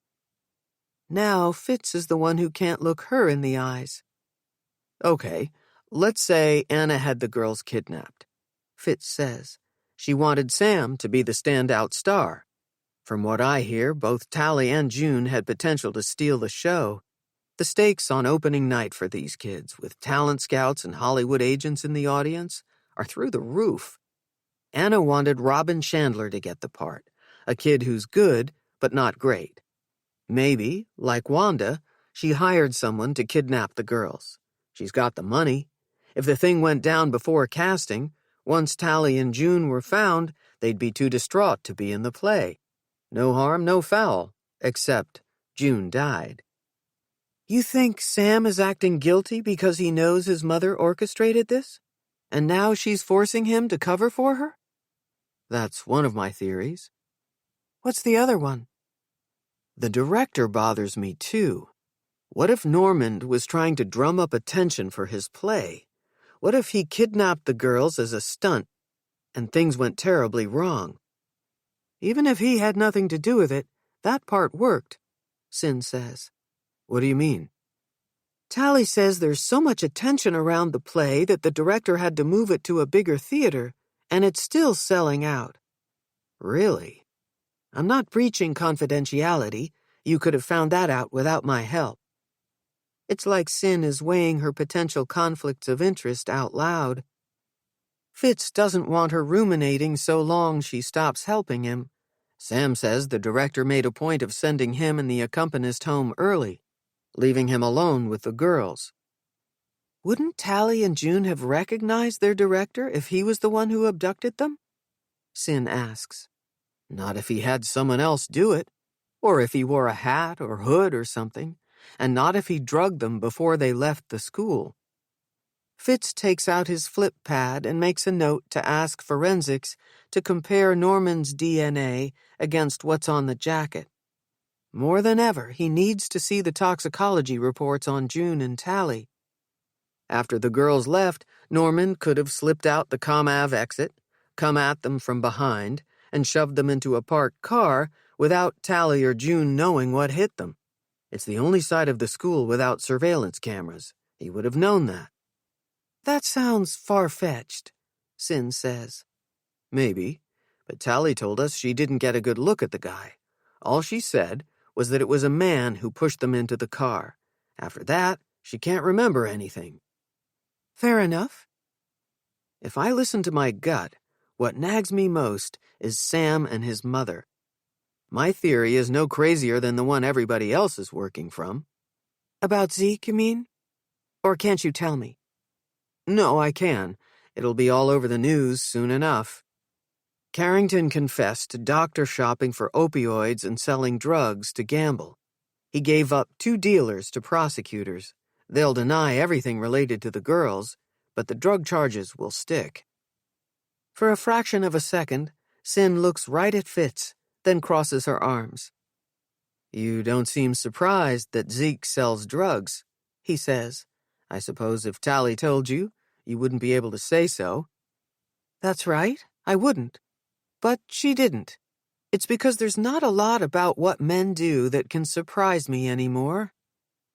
I know you can't divulge what she's told you, but you've been doing this work for a while. Am I wrong to be looking at Sam and what he might be able to tell me about his mother? I wouldn't dare weigh in on your job, but, in my professional opinion, there is reason to worry about Sam. All I will say is that sometimes appearances can be deceiving. Think about the last time you saw him. How did he seem to you? Irritable and agitated, distracted. He was sweating like crazy. Wait, Sam does drugs? You didn't hear it from me. But maybe those symptoms aren't signs of guilt. Fitz feels like an idiot. Did he concoct a story around a kid who's a pillhead? All of this because the cocky son of a bitch reminds him of his brother. When his phone vibrates, he pulls it out of his pocket to see who's calling. State Lab, he says to Sin. I've been waiting for this. A CSI tech Fitz has never met makes a good first impression. One set of prints on the pill bottle belongs to Zeke Carrington. The other sets remain unidentified, the guy says. The chemical residue inside contains a mix of opioids, ecstasy, and ketamine. You'll send all that to me in a report? Great. Fitz thanks the tech and ends the call. You don't look happy. Is it bad news? Sin leans toward him, her face inches from his. God, she is mesmerizing. Look, There are things I'd love to share with you, too. I get it, you can't, she says, trying to hide her disappointment. Fitz reaches out to take her hand. I'd like to see you again, though. Take you someplace nice. Cyn draws back, adjusting the sleeves of her blouse. What, you don't like the place I picked? I'm talking about a real date. No work talk. I don't think so. If you're worried about that night at the Beehive, when I indulged in a little too much whiskey, well, given everything, I want you to know I don't usually drink like that. What do you mean, given everything? Kira probably told you. Our father was a mean drunk. Oh, yes, she did. Cyn pulls her sweater tight around her. I'm not like him. I take whatever's bothering me out on pianos, not people. You seem like a nice guy, Fitz, but sorry, no. Why not? It's not a good time. I'm dealing with a lot right now. Cyn unhooks her purse from the back of her chair and stands. I've got to go. Good luck with the case. Wait, that's it? I have more questions. Cyn keeps walking. Next thing he knows, she's out of there, and he's sitting with his back against a wall. Chapter 19. Brief Encounter. Walking down Marlborough Street, toward Peter's house, Nell makes a mental note to do something nice for Anna. Offer some token of gratitude for, yet again, looking out for her girl during rehearsal. Nell can't say when she stopped thinking of Anna as a schemer. It's hard to pinpoint exactly when she started to see the woman's actions as a type of odd generosity, albeit self-serving. When, days after June's death, Anna ushered Nell out of Peter's house, as nice as the offer to drive her home was, it had a whiff of calculation about it. During the short trip, Anna asked in as many ways as a nosy person can if Tali remembered anything about the kidnapping. On the night of June's wake, Nell was too preoccupied by the scene Zeke was making to fully appreciate Anna corralling the kids out of the funeral home so Peter could grieve in peace. It's possible she came to trust her motives only days ago, when Anna picked up on Nell's reluctance to let her daughter out of sight while she went to visit Zeke in jail. Anna's promise to keep an eye on Tali, and her uncanny ability later that day to recite a detailed account of Greg's notes to the cast, proof she'd kept her word, forced Nell to admit she'd misjudged her. It's not that Anna isn't obnoxious at times, driving parents and kids crazy with her endless demands for special treatment of Sam. But who is Nell to talk? She's desperate for others to take exceptional care of her child, too. It's twilight, and though the street is busy with traffic, it's no longer crowded with news vans. There's no police presence. Despite being lost in a sea of tall, narrow brownstones, the flagstone path leading to his door is familiar, lined with yellow and rust dahlias. Nell can almost put herself back 3 weeks, to a time when there was a world of possibility between them. Dependable, compassionate Peter. A man she can trust. Nell knocks on the door. It's been a few days since she last saw him, but Peter looks even more unlike himself. Hair tousled, days of stubble, and his shirt untucked and wrinkled. Only his voice, deep and steady, confirms it's him. Thanks for coming, he says, opening the door wide. Of course, I want to help. The entryway teems with overflowing black plastic bags. Every table within view is covered with dirty plates, half-filled glasses of water, cups of untouched coffee. Nell's never seen the place like this. She gestures to the heap of what must be June's things and bends down. Mind? With a nod from Peter, she peeks inside the bags. Mostly they are filled with the detritus of life with a daughter. Pairs of sneakers in shades of pink and lime, lone gloves, sparkly headbands, outstretched scarves. The same board games that could be found in her own spare room at home, Clue, Risk, Life, pull at her heartstrings. I can't do her room by myself, Peter says. Maybe I can't do it at all. I'm glad you called me. We don't have to throw a single thing away if you don't want to. We can store it all for now. Then, if you change your mind, it'll all be right there. How does that sound? Good. That sounds good. Peter's hand is on her shoulder. The warmth and pressure of it sends a small shudder through her body. I think I have a bottle of that Shiraz you like, he says. Want a glass? Sure. Using one of May's pretty lacquer trays, Nell collects the plates and cups and glasses, and in 2 trips manages to get everything to the kitchen and into the dishwasher. Peter goes for the wine. The bottle he said he had is already open. He pours what's left of the red wine into 2 glasses and then stands motionless, seemingly unable to figure out where to put them in the face of a kitchen table overflowing with unopened bills and piles of condolence cards. June's laptop, covered in Flower Power stickers and indie band decals, sits squarely in the middle of the mess. I'll get that. Nell moves it aside, thinking she should come over more often. Peter needs her, and it feels good to be attentive to someone who deserves it.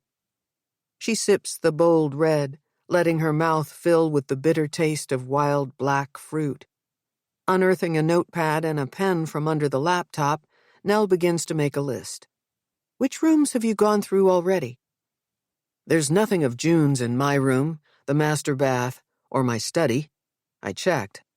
All I could bring myself to do was empty the back hall closet. That's a start. I can go through the other rooms, the den, the living room, her bathroom, on another day if you want. Peter traces the outline of a bright pink daisy stuck to the lid of June's computer. Her Facebook cover photo is that one of her with me and May in Jurong. Want to see it? Without waiting for an answer, he opens the laptop. How did you figure out her passwords? Nell asks. An image of Zeke's desk with its hidden drawer flashes through her mind. Tali told me. I texted her to see if she had any idea what June's might be. Turns out they used each other's laptops all the time. Nell didn't know they'd been texting. She isn't sure how to feel about Tali not mentioning it. He clicks the photo of him with his family. June must have been around 8 back then. It's one of the last pictures he has of May. Nell wonders how many times a day Peter does this, scroll down June's page. He points out the newest posts. Nearly all of them contain the letters R.I.P. Do you want to show me her room? What do you think you might want to do in there? Nell feels terrible that she can't keep looking at pictures of his daughter and his wife. How in the world is she going to help him clean that room? Peter pats her hand. You're good to me, Nell. I should have asked you by now. How's Tali? She doesn't move or say anything, willing him not to pull his hand away. But he does. It'll hurt me more if you tell me everything's perfect, Peter says. I know it's not. I know it won't ever be. For either of us. Nell takes another sip of wine and closes her eyes. Peter is the only person in her life she can be completely honest with, except this conversation is a minefield. The truth about Tali collides with Zeke, and the subject of her husband is without question undiscussable. Tali's different, less upbeat. She's not doing much schoolwork, that I know. She skips classes, and everything she does centers around that damn play. When I'm not with her, I'm anxious all the time, worried about where she is, even if she's down the hall in the theater. I can only handle being here now because Anna is being Anna, and for once her obsession with Arts High benefits me. Nell tries to smile. The topic of Anna used to serve as a wellspring of levity for them. Oddly enough, the woman acted as both point and counterpoint to the oppressiveness of their daughter's school. Maybe it won't always be so bad, Peter says as a kind of a wish. In some ways, we're closer. As Nell says this out loud, she realizes this is only partially true.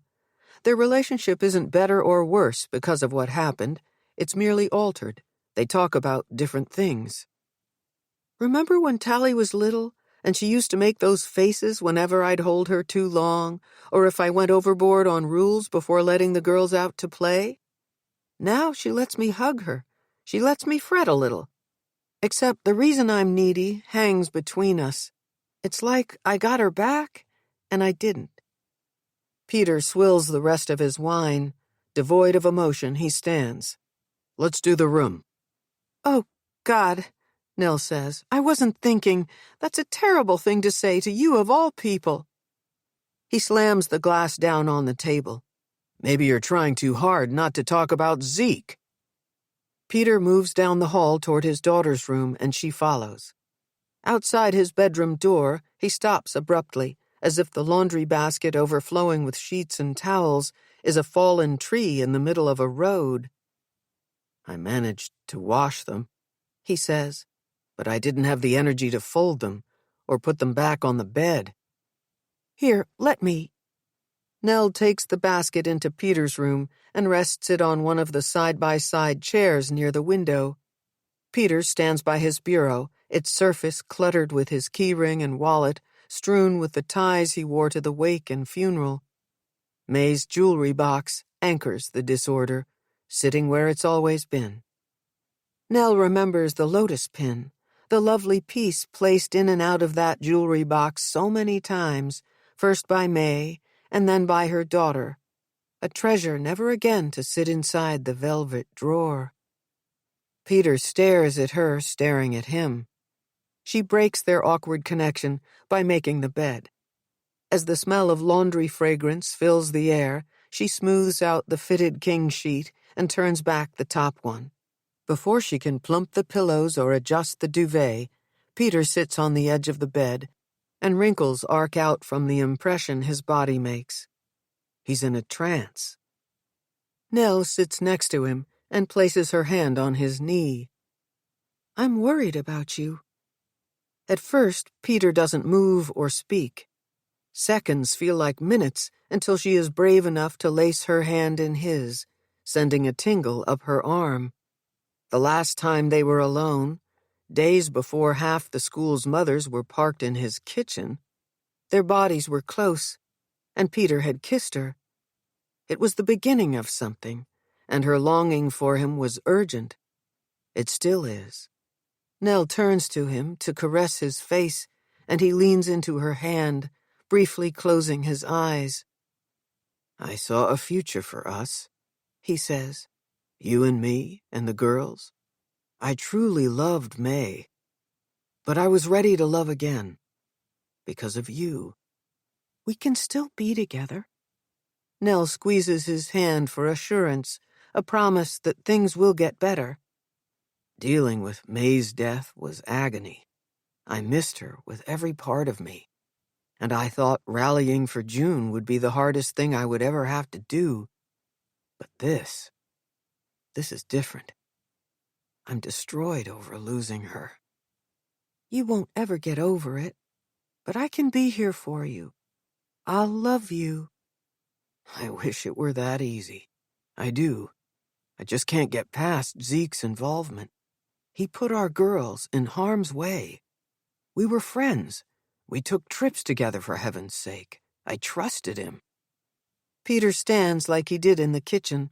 His ability to harness what's left of his energy seems only to come when he's disgusted. No one knows better than Nell the perils of placing faith in Zeke. The last trip the two families took together to Paradise Island had been perfection. Despite trays of tropical drinks everywhere they went and resort casinos around every bend, Zeke drank temperately, and he completely resisted his compulsion to gamble. Nell was flying high. Even Peter and May agreed she should be hopeful that his troubles were in the past. 2 weeks later, in the dead of a Boston winter, he relapsed. Zeke lost more than the balance of their savings in a single night, leaving her no choice but to sell Parker's cottage. All Nell wants now is to be fully free of Zeke, though no part of her wants him to be guilty. No matter how we feel about him, Nell says, we need each other now. I can't. Peter is pacing. I don't know. I'll give you all the time you need. But no one can help you through this like I can. I know grief too. We have history. Nell moves toward Peter, though she resists the urge to touch him. You should know. I cut him off. For good this time. Don't be naive. Peter's voice is louder than it's ever been. This is completely different. It's not about Zeke behaving irrationally or cheating you out of your own money. It all points to him. Don't you see? His recklessness and complete disregard for anyone but himself got my child killed. This conversation is unlike any other time the two have sounded off about her husband. So why is it that in this terrible, horrible moment, Nell recognizes hope? She's already ended it with Zeke, for herself and for Tali. She will go back to his hiding place and scour his computer. When she finds something that proves, once and for all, that he did not do what he's been accused of, Peter will come around. As if to mark the clarity of her purpose, to emphasize that she is on to something, a bell rings. It's the back door. Afraid to let him out of her sight, Nell all but drags Peter toward the kitchen. Once there, he drops into the chair she pulls out for him. Within seconds, he's lost once again in June's Facebook page, hitting refresh over and over to see any new posts. At the door, Detective Jameson looks puzzled to see Nell standing there. I came by to give Mr. Danforth an update. I'm right here, Peter says from behind her. Fitz reaches out to shake his hand. Mind if Mrs. Carrington stays? I have some questions for her, too. Chapter 20. The Innocent One. It's the first thing Fitz sees when he enters the Danforth kitchen. June's father is tuned out, lifelessly staring at her computer. All this time, he believed the girly-looking laptop was already in evidence. While Fitz is making small talk, his mind is trying to work out how to ask the father of a dead girl for procedural details. Did Doyle ever confirm it was collected, or did some dipshit in forensics give it back to Danforth before the case even went to prosecutors? Just what he needs, another hitch in the chain. During the momentary silence, he nervously rejects thing after thing he could say because all of it makes him look like a town clown. No way around it. There's no acceptable excuse for it to be here. You've finally come for it, have you? Peter grips the sides of the laptop as if he expects Fitz to pry it from his hands. I'm afraid it's time. Things are falling into place with suspects, but we need to cover all our bases. At the subtext reference to Zeke, Peter and Nell lock eyes, and a telepathic shorthand passes between them. Fitz might have expected an expression of apology or kindness from her to him, maybe anger from him to her, but both are devoid of emotion. It won't be easy to part with it, Peter says. Despite the house being bigger on the inside than it looks from the street, the kitchen is tight, with barely any clearance between the table and the imposing chairs that surround it. Fitz unhooks the backpack from his shoulder and reaches inside for an evidence bag, then walks behind Nell and drops to one knee beside Peter. I know it can be a comfort to look through past pictures and posts. I promise you'll get it back. Unless there are surprises. Nell's voice trails off as she staggers back a few steps. She is stopped by the hip-high edge of the counter. Sorry, I missed what you said. Nothing. June wouldn't have done anything to shock us, she says. Fitz rethinks bagging the laptop, tucking the plastic pouch under his arm. Peter will be calmer in the presence of photos of his daughter. In the seconds it takes him to straighten up, Fitz looks back and forth between the pair. I wonder if I can speak freely to the two of you. Together. Without pause, Nell says, "Sure." Peter says, "It depends." Fitz plows ahead. "I'm worried about Sam." "How so?" Nell pulls out a chair and sits, gesturing for Fitz to do the same. "Look, I'm no psychiatrist, but I've seen my share of grief-stricken people.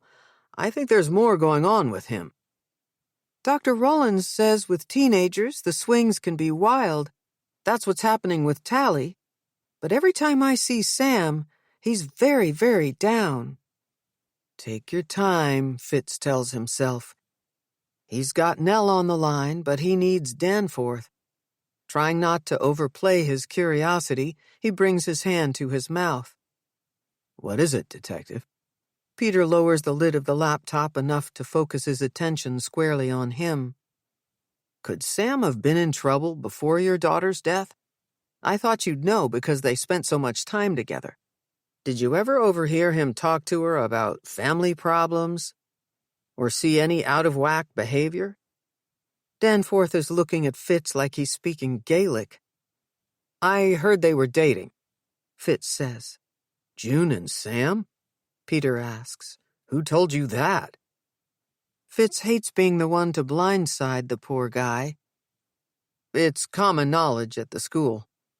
Fitz looks toward Nell. "Did Tali tell you about June and Sam?"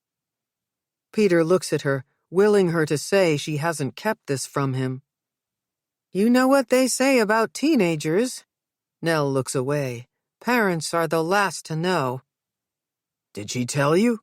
Peter presses her. "I overheard kids talking only after June died.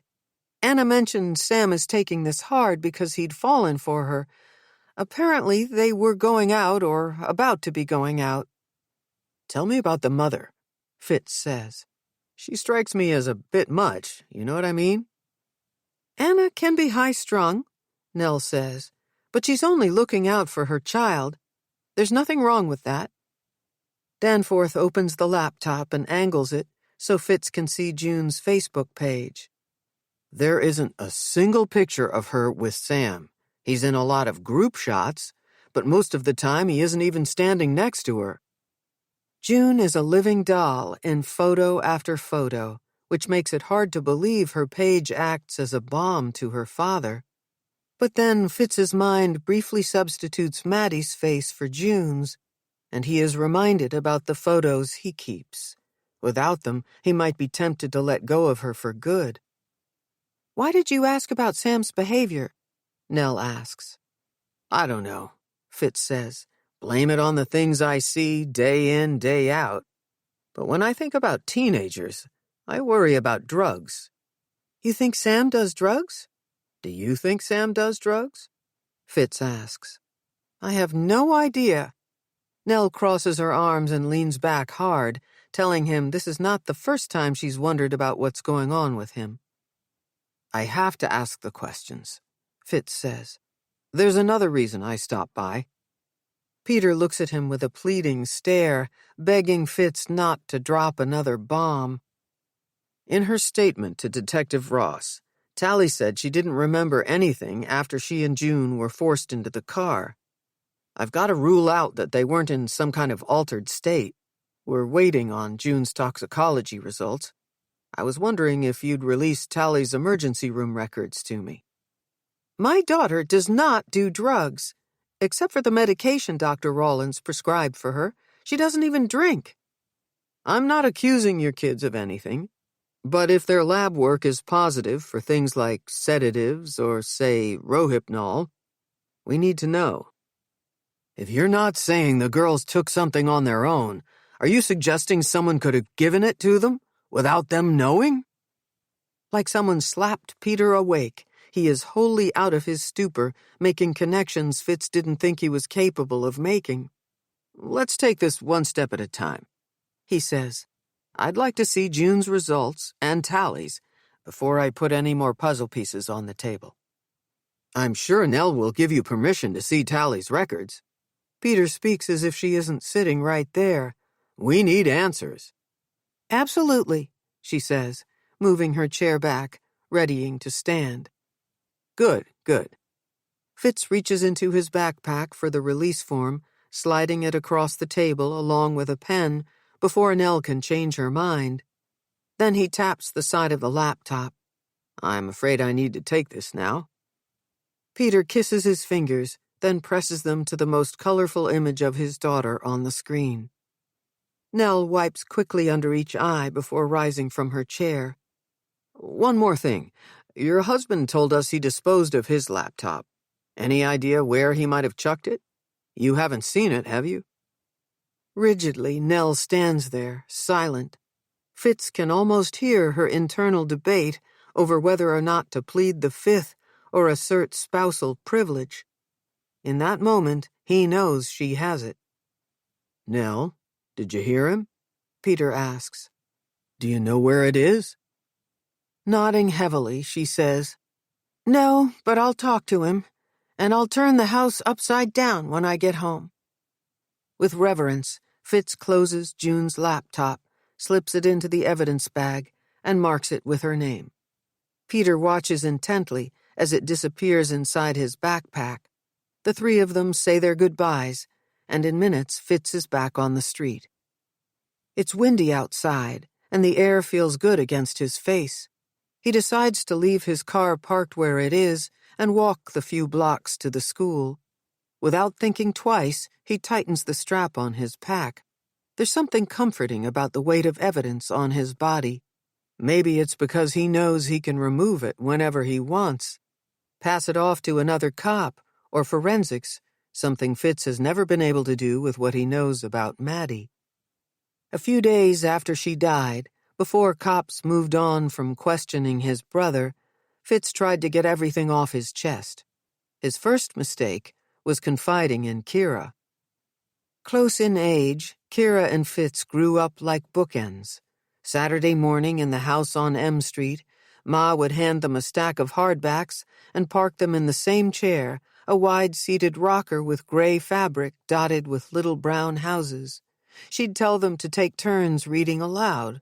Without really needing to, she'd order them to behave. When Ma circled back to her ironing or went upstairs to change the baby's diaper, they'd sneak cups of juice into the den, resting the tumblers on the wooden arms of the chair. Pretending to drink the way Da did, they never got in trouble for watching forbidden cartoons or for deepening the pale white rings on the furniture. Kira and Fitz so enjoyed the warmth of their sides touching that for years before meals they would push two kitchen chairs together to form a bench, claiming they were making space for baby Connor's high chair and later his big boy booster seat. Back then, Fitz's wild Irish twin was everything you'd want a sister to be, and right from the start, Con was odd man out. It didn't help when Fitz and Kira abandoned him for school, even landing in the same first-grade class. Kira was fierce and fiery in the way she stood up to the kids who made fun of Fitz for his music, but she knew when to leave him alone, too, when to let him fight some of his battles without her. Except for when Fitz played piano, he was his most confident when Kira was around. He hated that the older Connor got, and the more outrageous he acted, especially once he hit high school, the more protective Kira was of him. Increasingly, Fitz was on his own. Less than 2 weeks after Maddie's funeral, Fitz put together a plan. He'd skip school and show up at the Townsend's house to spill his guts about what his brother had done and confess his own role in lying about it to Maddie's parents. Fitz figured no one would notice him hanging back from the pack of Southie kids who took Telegraph Hill to the high school like they did every morning. But the wider the distance got between them, the more often Kira looked over her shoulder. Fitz knew something was up when she grabbed Connor by the arm and whispered something to him. His brother shot him a menacing look, then took off toward the front of the high school. Kira stopped right where she was and waited for him. "You okay, Fitzy?" she asked when he caught up. "You don't look good." He hadn't expected Kira's kindness to hit him hard. Blame it on the lack of sleep, his Catholic guilt, or missing Maddie, but in that moment, Fitz was so messed up he didn't know whether to shove his sister away or pull her into a hug. Kira moved to his side and put her hand on his back. He said he had nothing to do with it. If you don't think Connor did anything terrible, why did you ask him? Kira shook her head. After he met with police, you two were acting awful to each other. I figured something else was going on. Did he tell you he was there, and that he kept that little detail from police? Look, Fitz, whatever happened on Castle Island had to be an accident. You don't believe that. You and I both know Connor is not a good person. He can be awful to us and his friends, but he'd never do anything to hurt someone. Not like that. Easy for you to say. I saw him right after. Now I'm stuck with his horrible secret. She was my friend, Kira. I can't do this. Fitz walked away from her, heading in the direction of Emerson Street. Where are you going? Mr. and Mrs. Townsend deserve to know what happened to their kid. Fitz, stop. Please, listen to me first. If you want to go there after you hear me out, I'll go with you. The street was too crowded to keep going at it out in the open. Without saying anything, Fitz and Kira picked up the pace, turned onto East Broadway, and made their way to a favored bench inside Medal of Honor Park. Here's what happens if you tell, Kira said. Connor gets locked up, unless Doc kills him first. Ma spirals into her black place, again. We both know that I'll have to take care of her. I can kiss Holy Cross goodbye. And the Townsends? They're gonna grieve either way. But starting now, they get to do it in peace.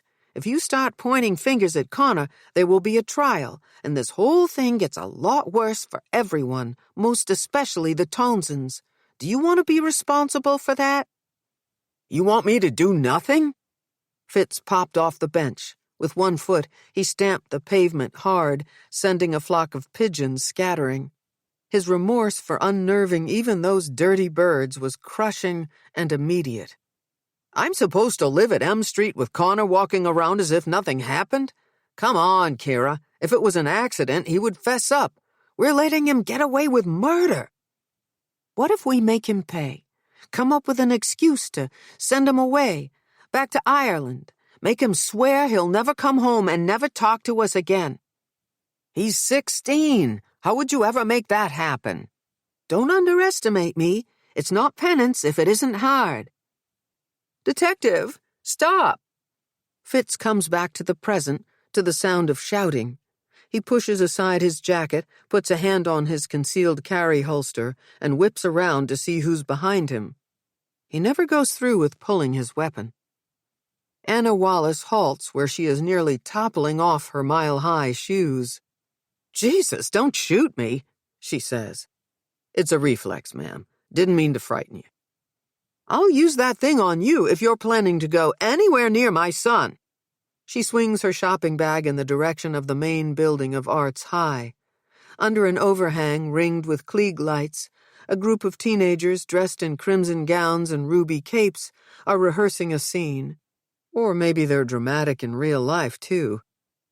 In a different circumstance, Fitz would tell Anna that threatening an officer is a bad idea, in some cases a crime, but he doesn't want to tick her off.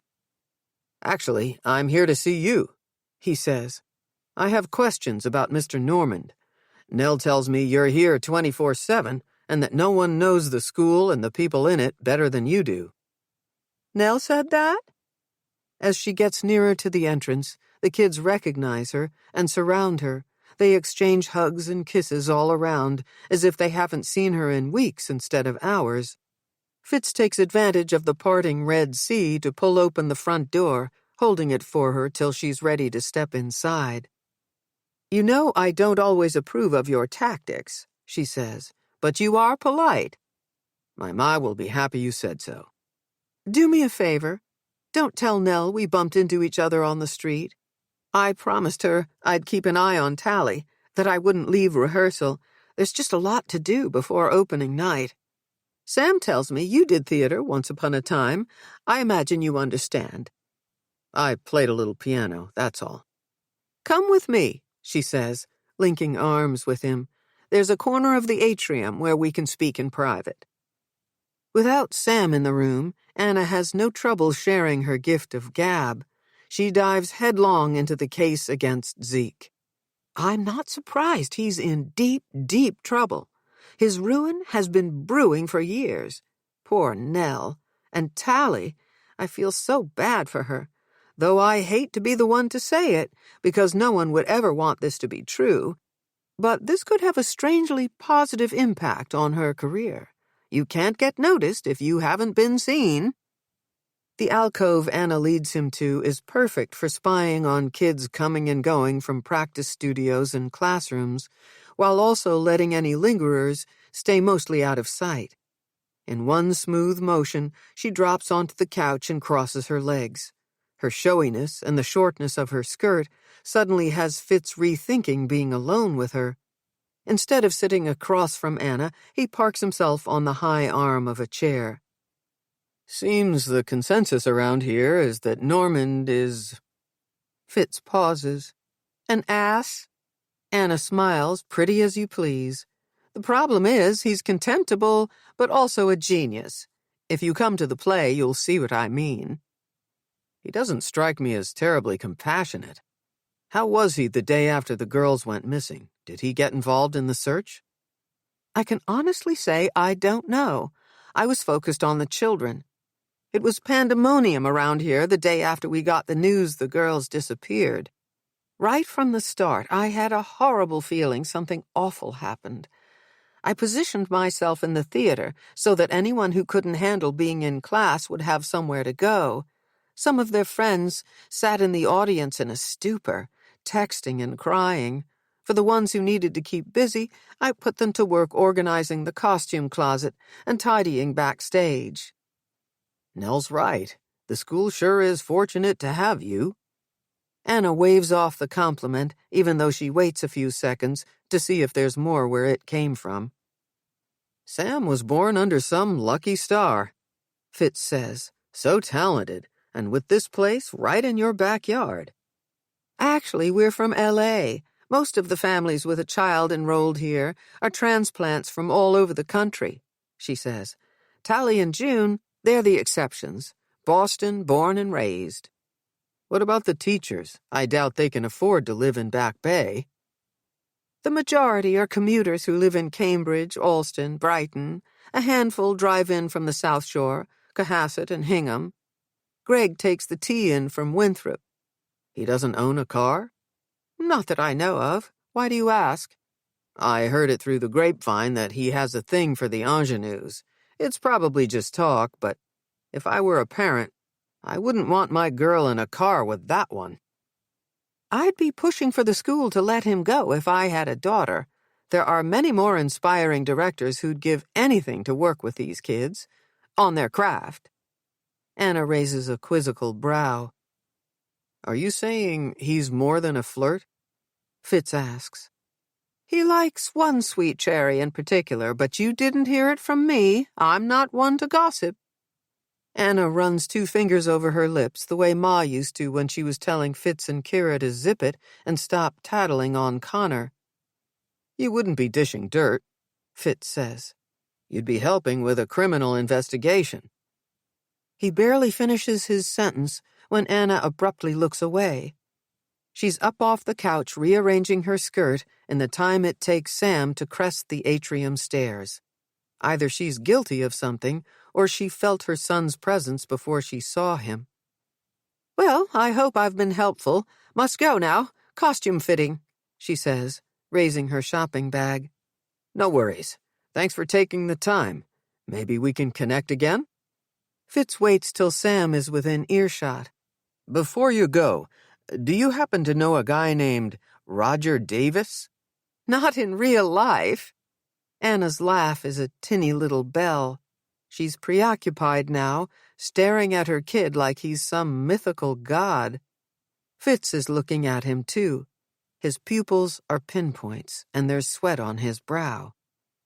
Sam played the part of Roger in Rent. Brilliantly, didn't you, honey? If Anna is wrapped up in this, she's a much better actor than her kid.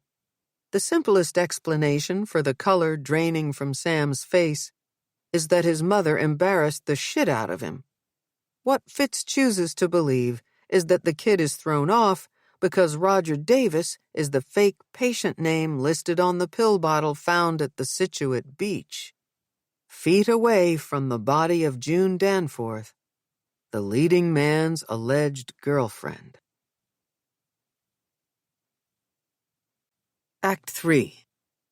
That the powerful play goes on, and you will contribute a verse. Walt Whitman, O Me, O Life, Leaves of Grass. Chapter 21. Little Fears. Unaccustomed to the knocks and whispers Campion Hall makes late at night, Cyn is on edge. Her classes have been prepped, course texts ordered, the orchid watered. There's nothing left to do but wait for him. All her energy goes to listening for Detective Mick Doyle's footsteps on the stairs. But it's the shrill whine of the elevator that startles her. She's over the threshold of her office before he makes it down the hall. "Thanks for meeting me." Cyn watches him amble toward her, and it's easy to imagine his bones crumbling to dust with each step. His arthritis. Of course he skipped the stairs. "No problem. Like I told you, I was going to be in the neighborhood. Took my granddaughter to Legal Seafoods for a well-deserved study break." "Is she liking BC? The nursing program here is pretty tough." Cyn rarely enjoys making pleasantries, but Mick deserves every ounce of her patience. 10 years ago, on her first reunification case, this man set the bar for how compassionate cops should deal with traumatized kids. Mick Doyle is a pleasant reminder that there are some detectives far and away better than that horrible Dave Ross, who was on duty the night Tali came into the emergency room. "Sorry I couldn't talk when you called," Mick says. "The less said at work these days, the better. Retirement can't come soon enough." "Make sure I get an invitation to your party, okay?" "You bet. And bring a guest, or whatever it is you call it nowadays." "No +1 for me, Mick. Noah ruined me for a while." Mick collapses into one of her guest chairs, a sleek modern thing perfect for students, not built for a big guy like him. Long and narrow, she wonders how in the world he'll get out of it when the time comes. She sits beside him. "I have a favor to ask," Cyn says. "I'm coming to you because it's something I know you can find out, and you won't judge me. I need to know where he is." "Aw, little lady." Mick reaches out to pat her arm. "After all the cases we've worked together, I consider us friends. You know that. So, I'm gonna come right out and ask, why are you doing this to yourself? You gotta move on. Find one of the good guys." "The other day, I thought I saw Noah on the tee. I lost it, and I was with a client. I'm tired of waiting to be blindsided." There was a time not long ago when Cyn put confidence in her instincts. She built a life around her ability to tune into the emotional subtleties others miss. Then Noah cheated and lied, crashed her practice, and flatlined her bank account, all while she was supposedly awake. Once, she had been a woman of unwavering resilience, but Noah took that from her too. The cord he left tied around her heart is tangled. Unknowingly, and even from a distance, he can yank it at any time. "I kind of figured when you called that you'd want to know where he landed," Mick says. "I put a PI friend of mine on it, and she found him in Connecticut. Said he's living with his sister, not working, awaiting trial. And if you're looking for a bit of sweet revenge, my friend says McDreamy looks like shit." "It's not that I want him to be ruined," Cyn says. "If I'm honest, I don't know what I want where Noah's concerned." Mick looks down at his swollen hands, splaying them, then forming fists, trying to work out the aches with movement. "Why does it feel like there's more?" Cyn asks. "Not about Noah," he says. "Look, I'm only saying this so you can call to mind what you already know." As Sin suspected, Mick had purposely cut their phone call short, using the proximity of his granddaughter at BC as an excuse to meet her in person. You're not the only one who's misjudged a person. No matter how hard you try, you can't get inside someone else's head, even if you're the psychiatrist. All you've got to go on is your instinct. Think of all the girls you've helped, and how they came to you because they got it wrong with someone, maybe more than once. You would never tell one of them not to trust anyone again. Are you sure you want to retire? Sin asks. I see a future for you in counseling. No. You're the expert. I'm just an old man who wants you to know we've all done it. Guessed wrong. Trick is to take people as they are, even if you get punched in the gut a time or two, 'cause it beats the alternative. I'd hate to see you choose bitterness. Mick grips the arms of the chair. He's wedged in good, and it takes time to work his body out. Before taking a single step, he arches his back and stretches his legs. In the dim light of the office, the pain on his face is thrown into sharp relief. Do you still see her? Mick points to the raindrop art piece displayed on Sin's bookcase, the one Tali thoughtfully placed there. I get a Christmas card every year, but I'm not Allie's therapist anymore. Is she making do? It strikes Sin then, the way Mick asks about the girl, now a woman, who brought them together all those years ago. Making do. Maybe that's all anyone ever does. We try to make do. She's a social worker in an after-school program for homeless children. She has a beautiful 2-year-old son. Glad to hear it. No doubt she got through that horror show because of you. Speaking of survivors, how's the Carrington kid doing? Tali's only at the beginning of treatment, and it'll surely be complicated by whatever's going on with her father. I'm afraid it's about to get worse. Carrington failed his first polygraph spectacularly. On a second sweep of the crime scene, we found an oxy pill bottle with his fingerprints all over it. Poor Tali. And Nell. I don't know how completely he's wrapped up in this, but it sounds bad. Worse than bad. To put pressure on him, the DA is damn near probable cause on conspiracy to commit kidnapping. Maybe even negligent homicide. That's terrible. Can you give me a heads up when he's about to be charged? Tali and Nell will be devastated. Will do, if you promise to take some advice from a friend. Put Noah Clark in your rear view. You hear? For the first time since Sin's known him, Mick gives her a peck on the cheek. His grandfatherly kiss calls up tears she holds back until he's in the hall, waving, heading back the way he came. It's late, and she has class in the morning, but the idea of taking the tea home to her barren apartment fills her with emptiness. If ever she deserved a stiff drink, it's tonight. Sin springs for a cab. The Beehive on a Monday is as she expected to find it. A handful of singles line the bar. A lone bartender stands behind it. Fitz is at the piano, his back to the door. Sin orders her liquid courage in the form of Scotch neat and takes a table behind him. There's something indecent about scrutinizing him when he hasn't noticed she is here. The first time she heard him play, over a week ago, there was no denying his talent.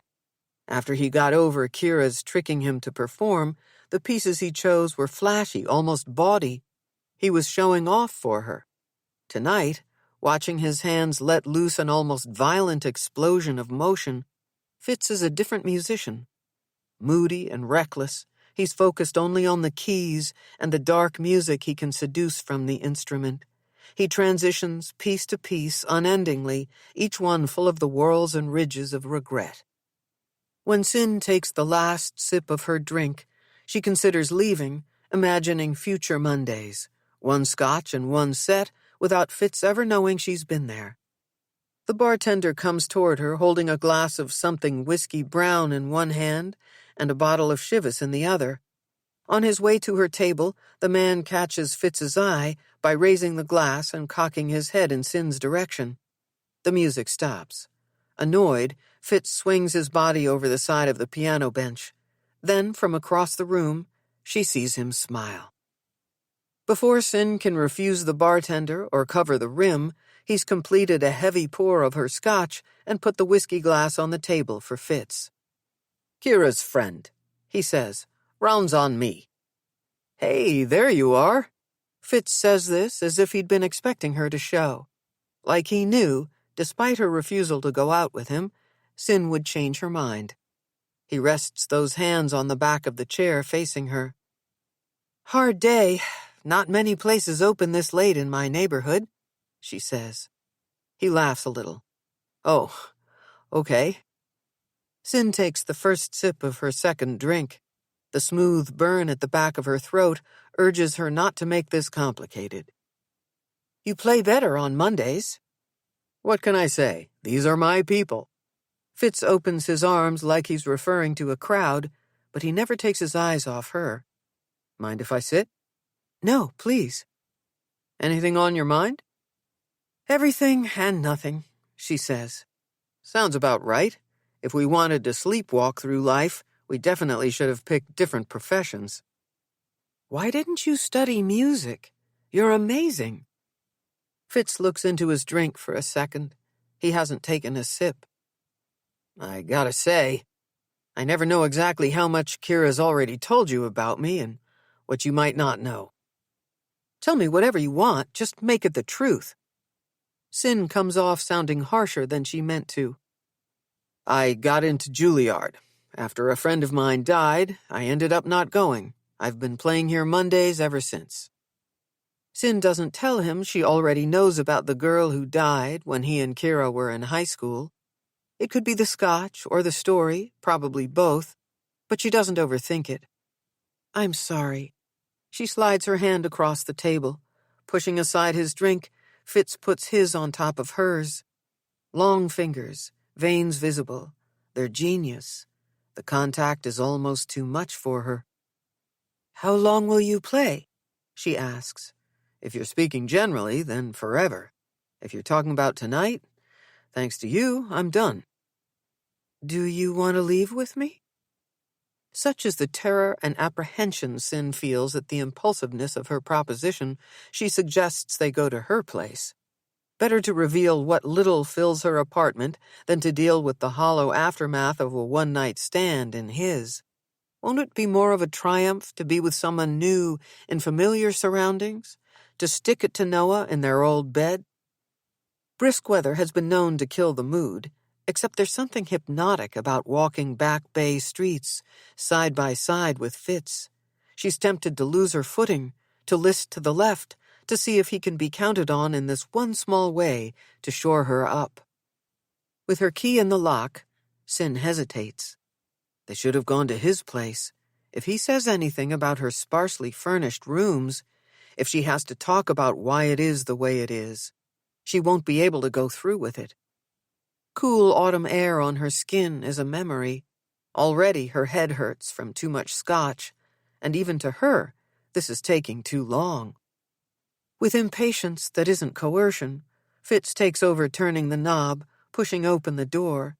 They aren't inside before he touches her face, lets loose her hair, unties the bow on her blouse. The first thing she notices is that Fitz is easy to kiss. His lips are soft, not rough. There's no straining her neck to reach him. Bass notes of his aftershave, more woody than leather, are unfamiliar, though pleasant. They move as one body down the hall to her bedroom. She likes the idea of his talented hands playing her back, gliding across her hips. What a fool she'd been to think he'd care what Noah took. Fitz wants her. This is about sex. Then, as if to contradict her, to prove she was right to worry all along, he steps back and surveys the room. "Help me," he says, pulling one end of the bed toward the window. "What are you doing?" "It'll be better over here," he says. It's hard to see his face in the darkened room, but there's something light in his voice. She grips the frame and lets him lead the way. When the bed is positioned under the window, Fitz twists the wand on the blinds a little, and moonlight spills across her peony sheets. "I want to see you," he says. She needs to see him, too, to stop comparing him to Noah. Cyn is tired of thinking about how he left her and what he left her. Sick to death of what's left of her, she steps out of her skirt. After, when her body feels lighter than it has in months, freer than it's felt for years, Cyn registers that being unloved is a different kind of choking vine. A heart deprived of touch doesn't stand a chance against intrusive thoughts and dark feelings. Fitz traces her lips with one finger. "You look happy." "Tonight turned out better than I thought it would." "What changed your mind about going out with me?" "We didn't go out. I went out for a drink, and there you were. And here we are." "That's as good a story as any." "What do you mean? That's what happened." "You can spin it any way you want, but after that Saturday night at the Beehive, I knew you'd be back. Then seeing you again at the Bean, I figured it was only a matter of time." "Look, I've got a talent for overthinking things," she says. "Can this be this for right now?" "What, you don't want me calling up Kira to give her the details?" "Please, no. I love your sister, but she'll have us walking down the aisle before the weekend." "Sorry, I've got plans. There's this hyped-up show I'm planning to see." "Did you go see Sam?" As Cyn rises up on one elbow, she lets the sheet slide down a little. He plucks at it, teasingly, coaxing it lower. "How about Anna?" she asks. Fitz doesn't say anything. Her powers of seduction are rusty, his definitely aren't. His mouth is busy kissing her neck. "No work talk, okay? Not here." "Did you really move the bed because you like the light?" she asks. "The better to see you," he says, running his fingers through her hair. "You're not a wolf, are you, Fitz Jameson?" Cyn leans into his hand. "Because of a certain someone, I imagine you know a lot about my past, too." "Sometimes a person doesn't need to be told certain things. I figured I could make this easier for you, that's all." If only starting over was as simple as rearranging or replacing some furniture. "Tonight you moved your bed. Who knows, tomorrow you could buy yourself a couch." It's hard to reconcile that the brooding man who plays piano the way Fitz does can also be a master of the light mood. Suddenly she has no interest in pressing him about whether or not he can be trusted. For now, Cyn relaxes against the pillow, noticing how, from this angle, her bedroom is pretty, wide open and full of moonlight. "I've looked around," she says. "I can't find anything I love as much as the one I've got in storage." "Hey, you brought me here when you were ready. There's hope for your couch." Chapter 22. A Steady Rain. The heaviness of his backpack reminds Fitz that he hasn't scoured June's laptop even a little, and he's already late to the precinct. He's supposed to be helping Ross get the case file ready to present to prosecutors. None of this stops him from leaving Cyn's place, swinging by his apartment to shower and change so he can head back to Arts High. Whatever this is, an unhealthy fixation or finely tuned instincts, the place has its hooks in him. The receptionist barely looks up when he flashes his badge. She taps the visitor's log and he signs in. First stop, Nell's office. Twice in the last few days, he stopped by the house to press her about Zeke's computer, but no one was home.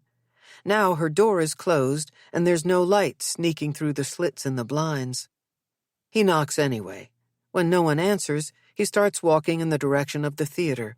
Time to pin down Normand. Once and for all, Fitz has to rule him in or consider him out. He needs to find out who Anna was referring to when she said the director had his eyes on one girl in particular. Whoever it is, if she's a minor, Fitz might arrest Normand, just because he can.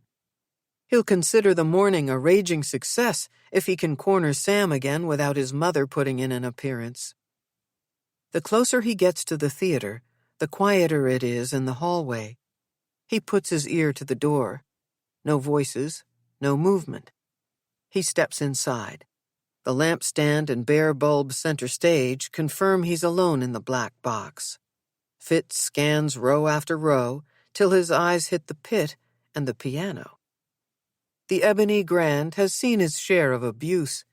Even in shadow, he can see the dings and divots that mar its body and legs.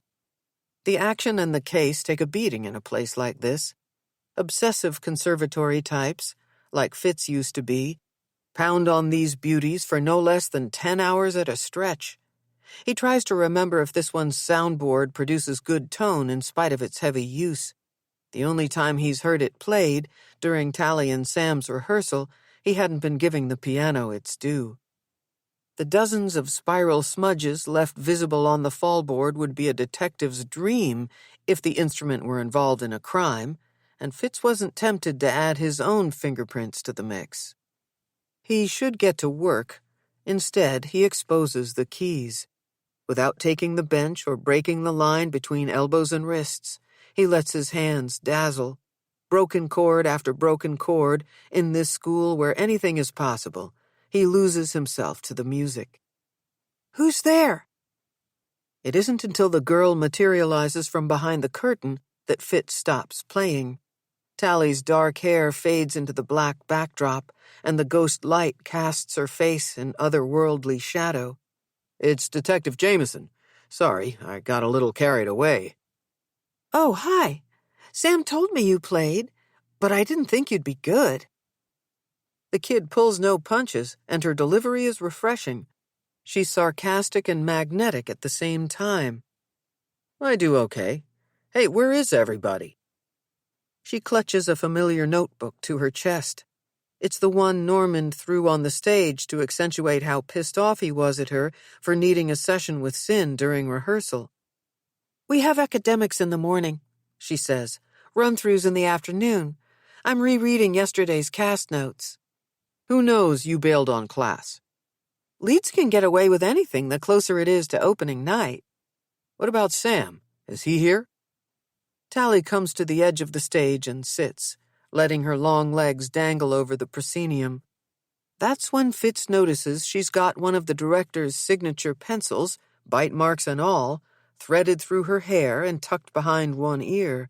Another reminder he needs to follow up on Norman's DNA. "His mom is running lines with him." Tali gestures backstage, toward the warren of hidden rooms where Fitz interviewed Sam a couple of weeks ago. "Those two are weirdly inseparable. That must have driven June crazy." "She and Sam took it as a challenge. Sneaking around, stealing time together without his mom knowing. It wasn't easy because she's always lurking. It was pretty funny, until she found out, I guess." "What did she do?" "I heard she went ballistic. Right here on stage. Screamed at Sam for lying to her in front of everybody." Tali pauses, placing the notebook beside her. "I wasn't in school that day." Fitz moves away from the piano and toward her. "I've never had the chance to say. I'm sorry about June. I know she was your friend. It has to be hard.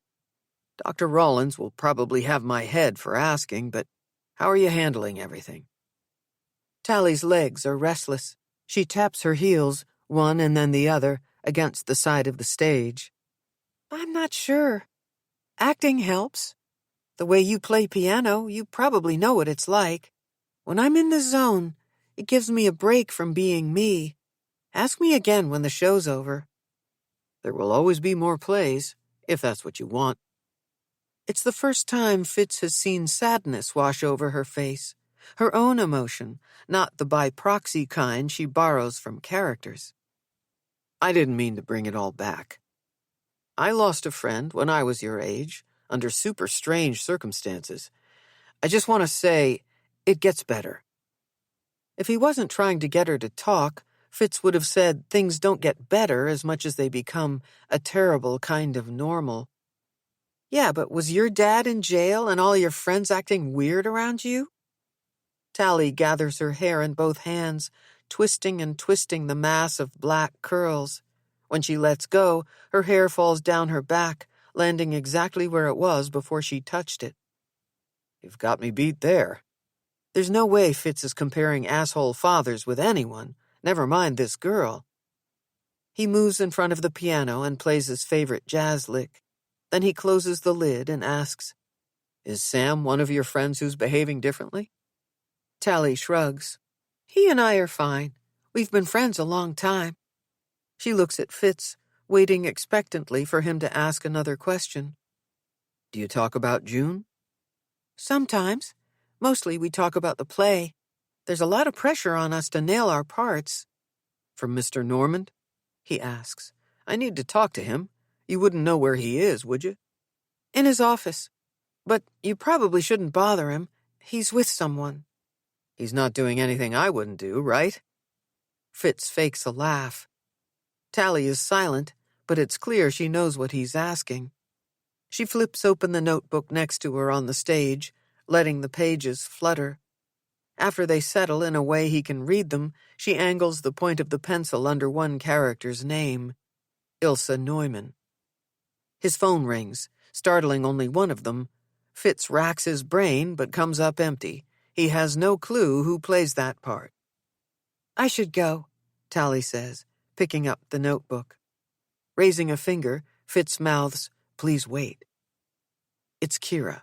In the time it takes him to tell his sister to hang on, Tali disappears through the wings. Drop everything, Kira says. It's Ma. Getting to M Street from Exeter is a clusterfuck.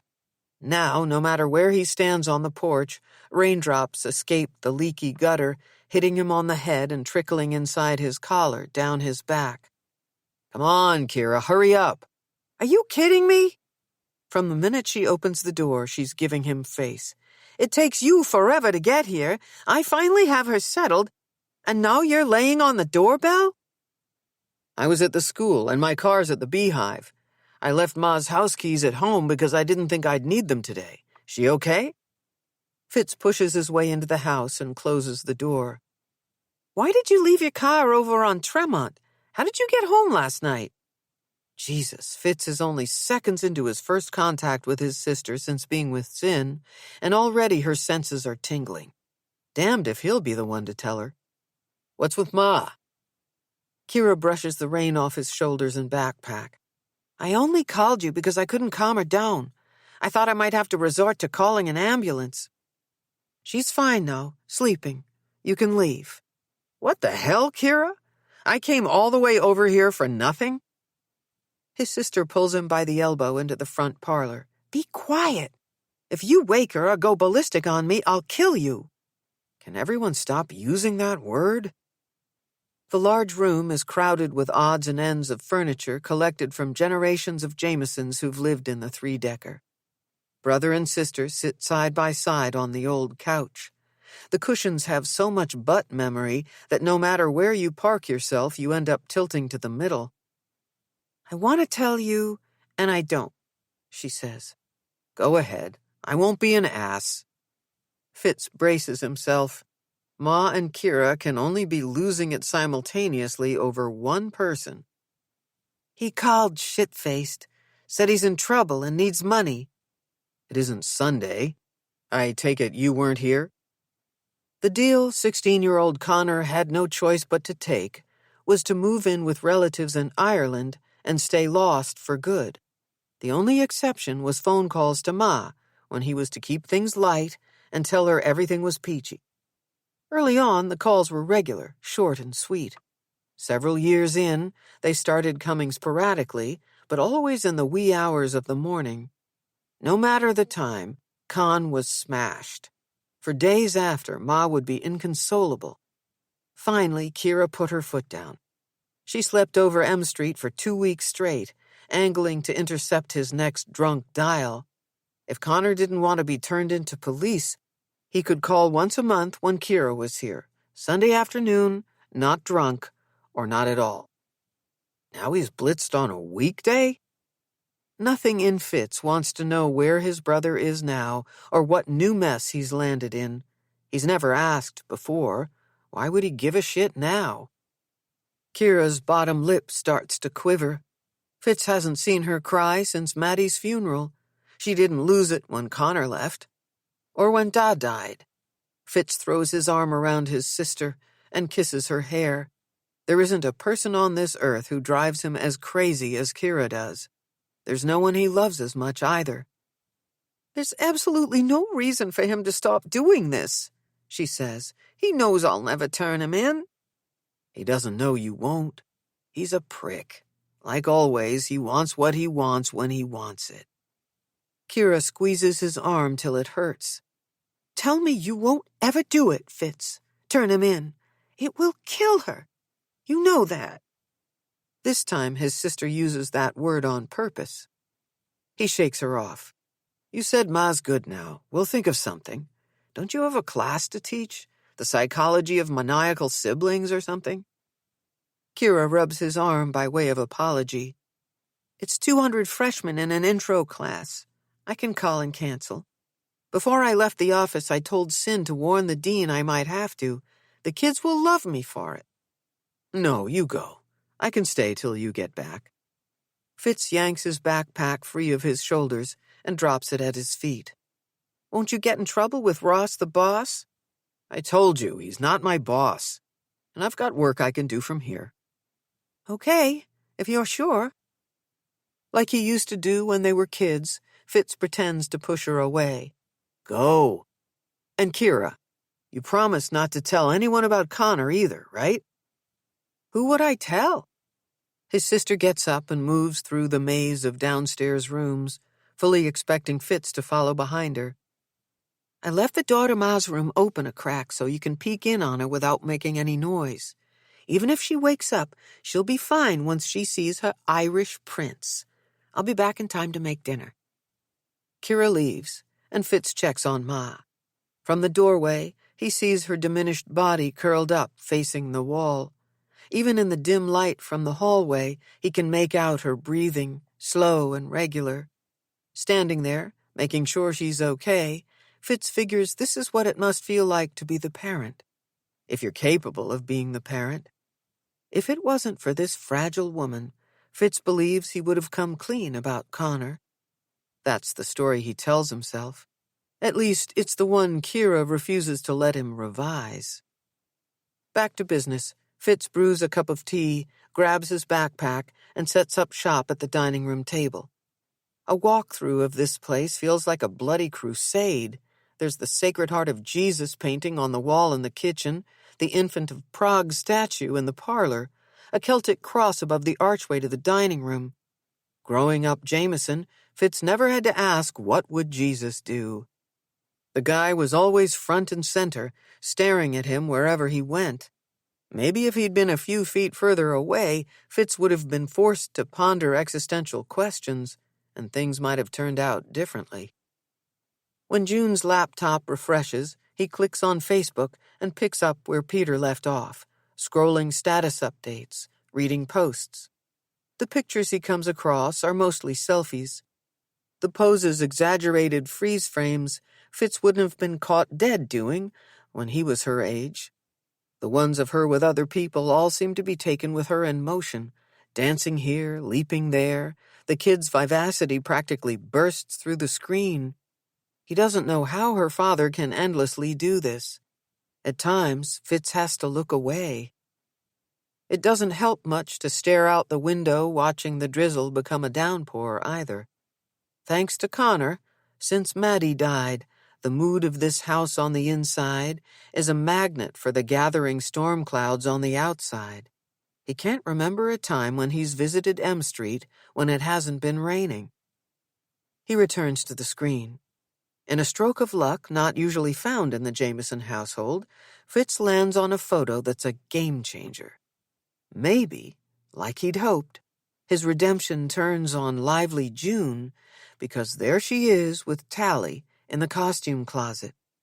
It could be their smiles or the presence of pretty outfits and stage makeup, but these girls with their faces cheek to cheek already look like stars. That isn't what's slamming him, though. Normand is there, too, in the background, holding court with a group of teenagers.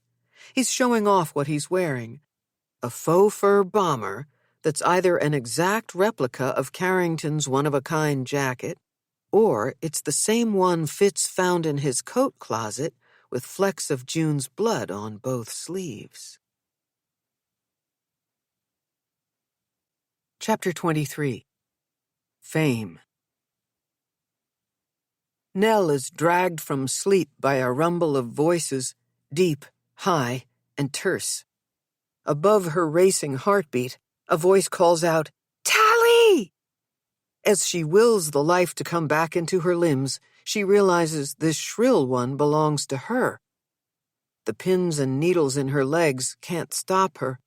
Nell runs toward Tali's room, using the wall as a prop. When she finds it empty, her heart is a Roman candle. The night of Tali's disappearance is replaying itself, except this time Nell is home, not Zeke. She's the one responsible for losing their daughter. "Wake up," she chides herself. "Let this be a nightmare." The voices get louder and more real the closer Nell gets to the stairs. Then she remembers. Sam is here. Nell agreed to let him sleep over last night. Tali and Sam camped out in the living room. As pleased as she was with the normalcy of it, it frustrated her too, because it made it impossible for her to get at Zeke's computer. Though the relief is overwhelming, by the time she gets to the bottom of the stairs, she's confused all over again. Greg and Anna are standing with Sam and Tali. Having been ripped from sleep, Nell's mind isn't clear enough to register if they're acting or arguing. "What's going on?"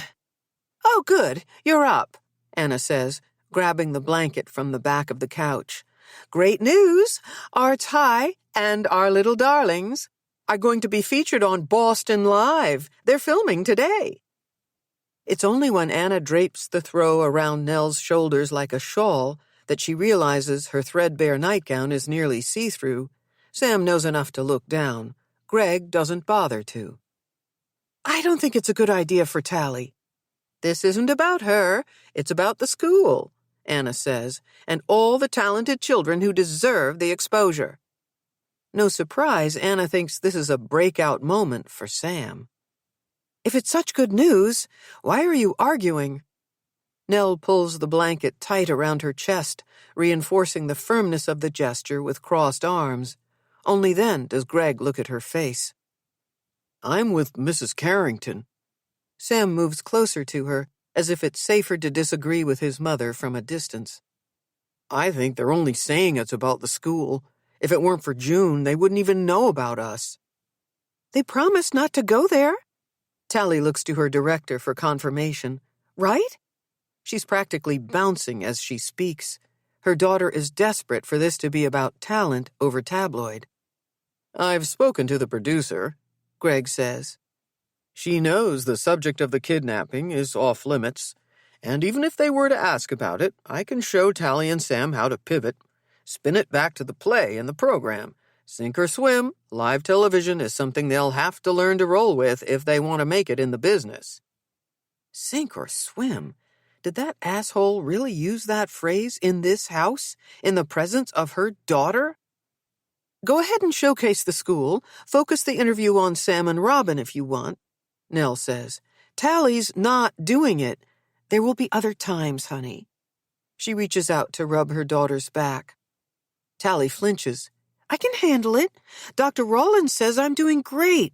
You said from now on you'd listen to what I want, that we talk about how things affect me before you make decisions." "Maybe you'd feel better about this if you did speak with Tali's doctor," Anna says. "And I'm sure Greg could arrange for you to connect with the show's producer if that will give you peace of mind." Nell's outnumbered 3-2. Her daughter will never forgive her if she says no. Anna will hound her until airtime and then throw this in her face for all of eternity. Greg will go forward with or without her daughter. "What about you, Sam? Will this be too hard for you?"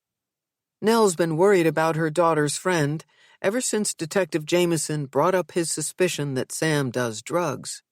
Then last night, like old times, Sam and Tali watched some of their favorite movies, eating pizza and reciting the lines. They were overly silly for the first few hours, as if they'd been storing up their good humor and finally had permission to release it. However fleeting their laughter was, it was a balm to Nell, and it convinced her they'd both be all right. Now she's not sure. "It's to be expected that he's trepidatious," Anna says, making it clear to her son and to the rest of them that Sam's position on the interview is moot. "He'll be fine." Anna is convincing, not because she's letting her child do this, but because she isn't listening to a word Sam is saying. Her domineering ways make Nell want to treat her daughter differently. "You can do it," she says to Tali, "on one condition." "What's that?" "I talk to Dr. Rawlins. Get her thoughts on how to prepare you in case they ask you difficult questions. I'll pick her brain about how to help you if it doesn't go as planned." "I like it," Anna says. "Expect the best, but prepare for the worst." The rest of the quote is, "Capitalize on what comes." Quintessential Anna leaves out the part of the motto that best describes her. Nell ushers all four of them out of her house, and despite the fact that they're going to Arts High together, she makes Tali promise to text her when she gets there. At this point, her girl will agree to anything. Feigning trouble with Zeke, though it's never a lie to say Zeke and trouble go together, Nell calls in sick. Again, worrying about losing her job is something for another day. She looks through her phone contacts to find Dr. Rawlins's listing. Scrolling past the number for the call service, she hits the private one the doctor gave her after that disastrous trip to the beach. Nell doesn't say much before Tali's psychiatrist invites her in for a session to sort through the television appearance. The Boston College office looks miles better than it did the last time Nell saw it. Without the stacks of boxes and cluttered tabletops, the unassuming space is a respite. Maybe Nell should ask if she can see Dr. Rawlins more regularly. "I'm glad you didn't mind coming to Chestnut Hill," she says. "Have a seat." "Thanks for squeezing me in. I think you're right. There's more to this than we could get into on the phone. Media requests are inevitable in situations like yours. Fill me in." "Turning down all the national stuff was easy," Nell says. "Mostly I ignored producers' emails and didn't return phone calls. This is local." Let the story pause so your spirit doesn't have to. This music is for your restoration, and this audiobook is a gift to you.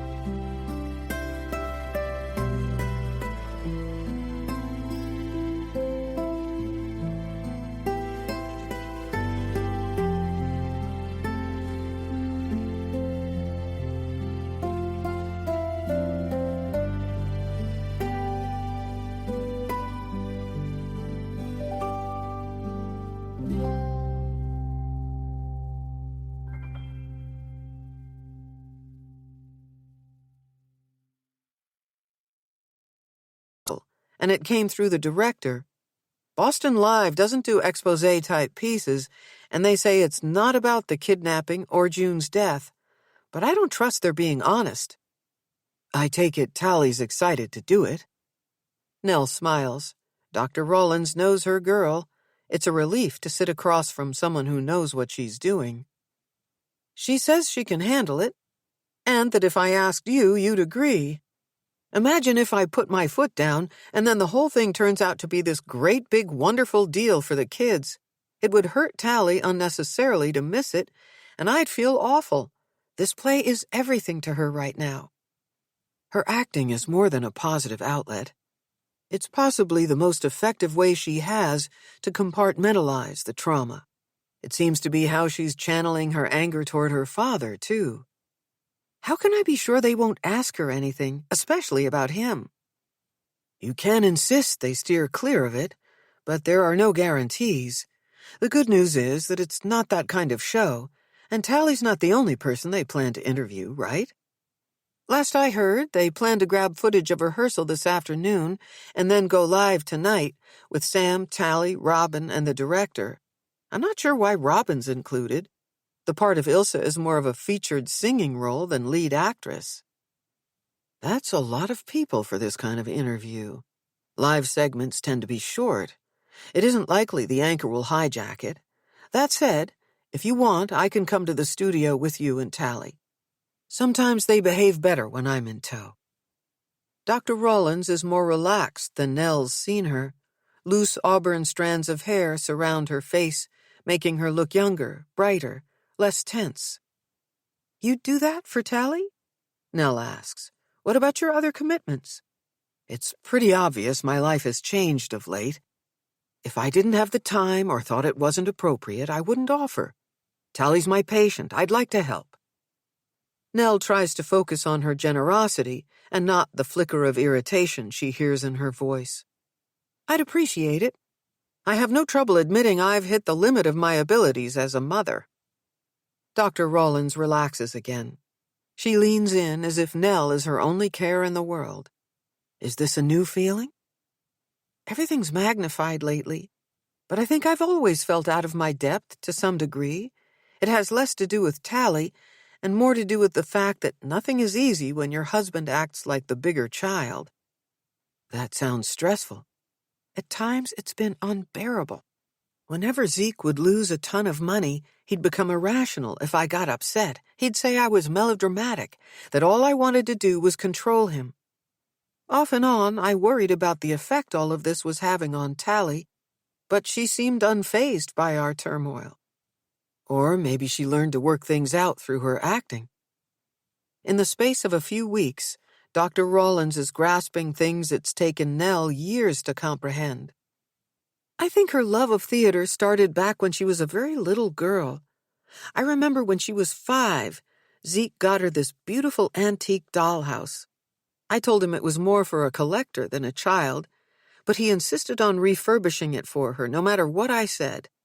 Night after night, I'd find her out of bed, curled up next to him, watching his every move as he glued back the scalloped trim at the edge of the roof line, or replaced missing pieces of wood in molding. I didn't think he'd follow through and finish it, but he did. After it was sanded and painted, she played with it for hours, delicately. I've never seen a child play more carefully with a toy. Dr. Rawlins slides the tissue dispenser across the nearby table before Nell knows she needs it. Tali had this one storyline where she'd pretend to move the family out, furniture and all. I'd overhear her tell the dolls on move-in day, "In this new house, everyone is happy. Lower your voice. Shh. No yelling, no crying." But then the little family would start to argue about something silly or have some ridiculous misunderstanding, and she would act out their fight, only to stage an elaborate apology with lots of hugs and kisses. Tali entertained herself with some version of that play for years. Nell rips a tissue from the box and dabs her eyes. Even to her own ears, her laugh is pitiful. Maybe she still is. Tali's got a lot going on under the surface. I think counseling is a good idea, Now, more than ever, she's slowly opening up to me, and I'd like to see her a few more times. Then I might want to do some psychological testing. What exactly are you worried about? Projective assessment is another way I have to uncover hidden emotions and internal conflicts Tali may have. I've only known her a short time. We're not there yet. I only ask you to think about it before we mention it to her. Should Nell have done this years ago? Find someone like Dr. Rawlins for Tali? Women like Anna are consumed by mothering as a cure for what's missing in their own lives. Nell always had enough to do to manage Zeke. Back when Tali was young, Nell remembers feeling grateful to her for needing so little from her. What a fool she'd been to think Tali had been unaffected by his addiction, her parents' constant arguing, and the childish way Nell could sometimes behave because of Zeke. I've ended things with my husband, she says. I've talked around it with Tali, but I haven't come right out and told her. What's holding you back? She's had so much to deal with lately. It feels like I'd be piling things on. When I tell you I've barely had enough energy to deal with Zeke all these years, I'm not exaggerating.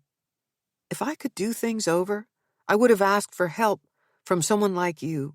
I would have paid more attention to what Tali and I needed. I'm sure you did the best you could. You weren't concerned about her before the kidnapping. I see both of you making progress. I remember you telling me you had trouble leaving her at school, and here you are. The tech week schedule helps, Nell says. The kids are in classes all morning, and then from lunch till 10 at night, they're in rehearsal. Someone's with Tali at all times. It sounds like you're less worried about her these days? I wouldn't quite say that. Right before the wake, Anna told me June and Sam had been dating. I work at the school and I didn't know. June's own father didn't know. Then the other day, Detective Jameson asked Peter and me if the girls ever used drugs. He thinks Sam's into pills. It's all so overwhelming to think I missed things. Do you ever feel that kind of panic? Like there's this big, horrible thing right in front of you and you can't see it? The look on Dr. Rawlins's face is pure recognition. The tautness of her jaw looks almost painful. You would tell me if Tali's doing anything I should know about, right? Nell asks. What has Tali told you about using drugs or about what Sam might be doing? Except for what you prescribed and her telling me she isn't drinking, I haven't asked her straight out. I'm trying to respect her privacy. I don't want to be the way I was with Zeke, with her. And I won't be the kind of mother who sneaks around or goes through her child's things. I'm not Anna. There might be something between hovering and trusting Tali to make good decisions on her own you could consider. Maybe you'd like to meet again, and we can dig a little deeper into that. It's Nell's cue that the session is over. They book another appointment, and she collects her things and looks around the office one more time. Nell is calmed by the ordinariness of the space. How the lack of anything overly decorative leaves room for her to pay attention to herself for once. Everything seems simpler here, clearer. I'll see you tonight at the studio? Be sure to tell Tali I'm coming, she says. I don't want to blindside her. Nell stops at the threshold. Dr. Rawlins, she's okay, right? Tali's going to get through this. If I didn't think she could handle the interview, I'd speak up, she says, and please call me Cyn. At the top of the stairs, Nell considers dashing back to the office to tell Cyn she wasn't talking about tonight. She should have been clearer and pressed her more forcefully about when she thought Tali might fully open up to her. Then, like clockwork, Nell's phone rings. What did she say? Tali asks. Can I do it? She thinks you'll do great. I invited her to come with us. Is that okay? That's fine. And Mom, do you have time to stop at Chestnut Hill Mall? There's this peasant dress at Anthropology. It has a Wendla vibe without overshadowing my costumes.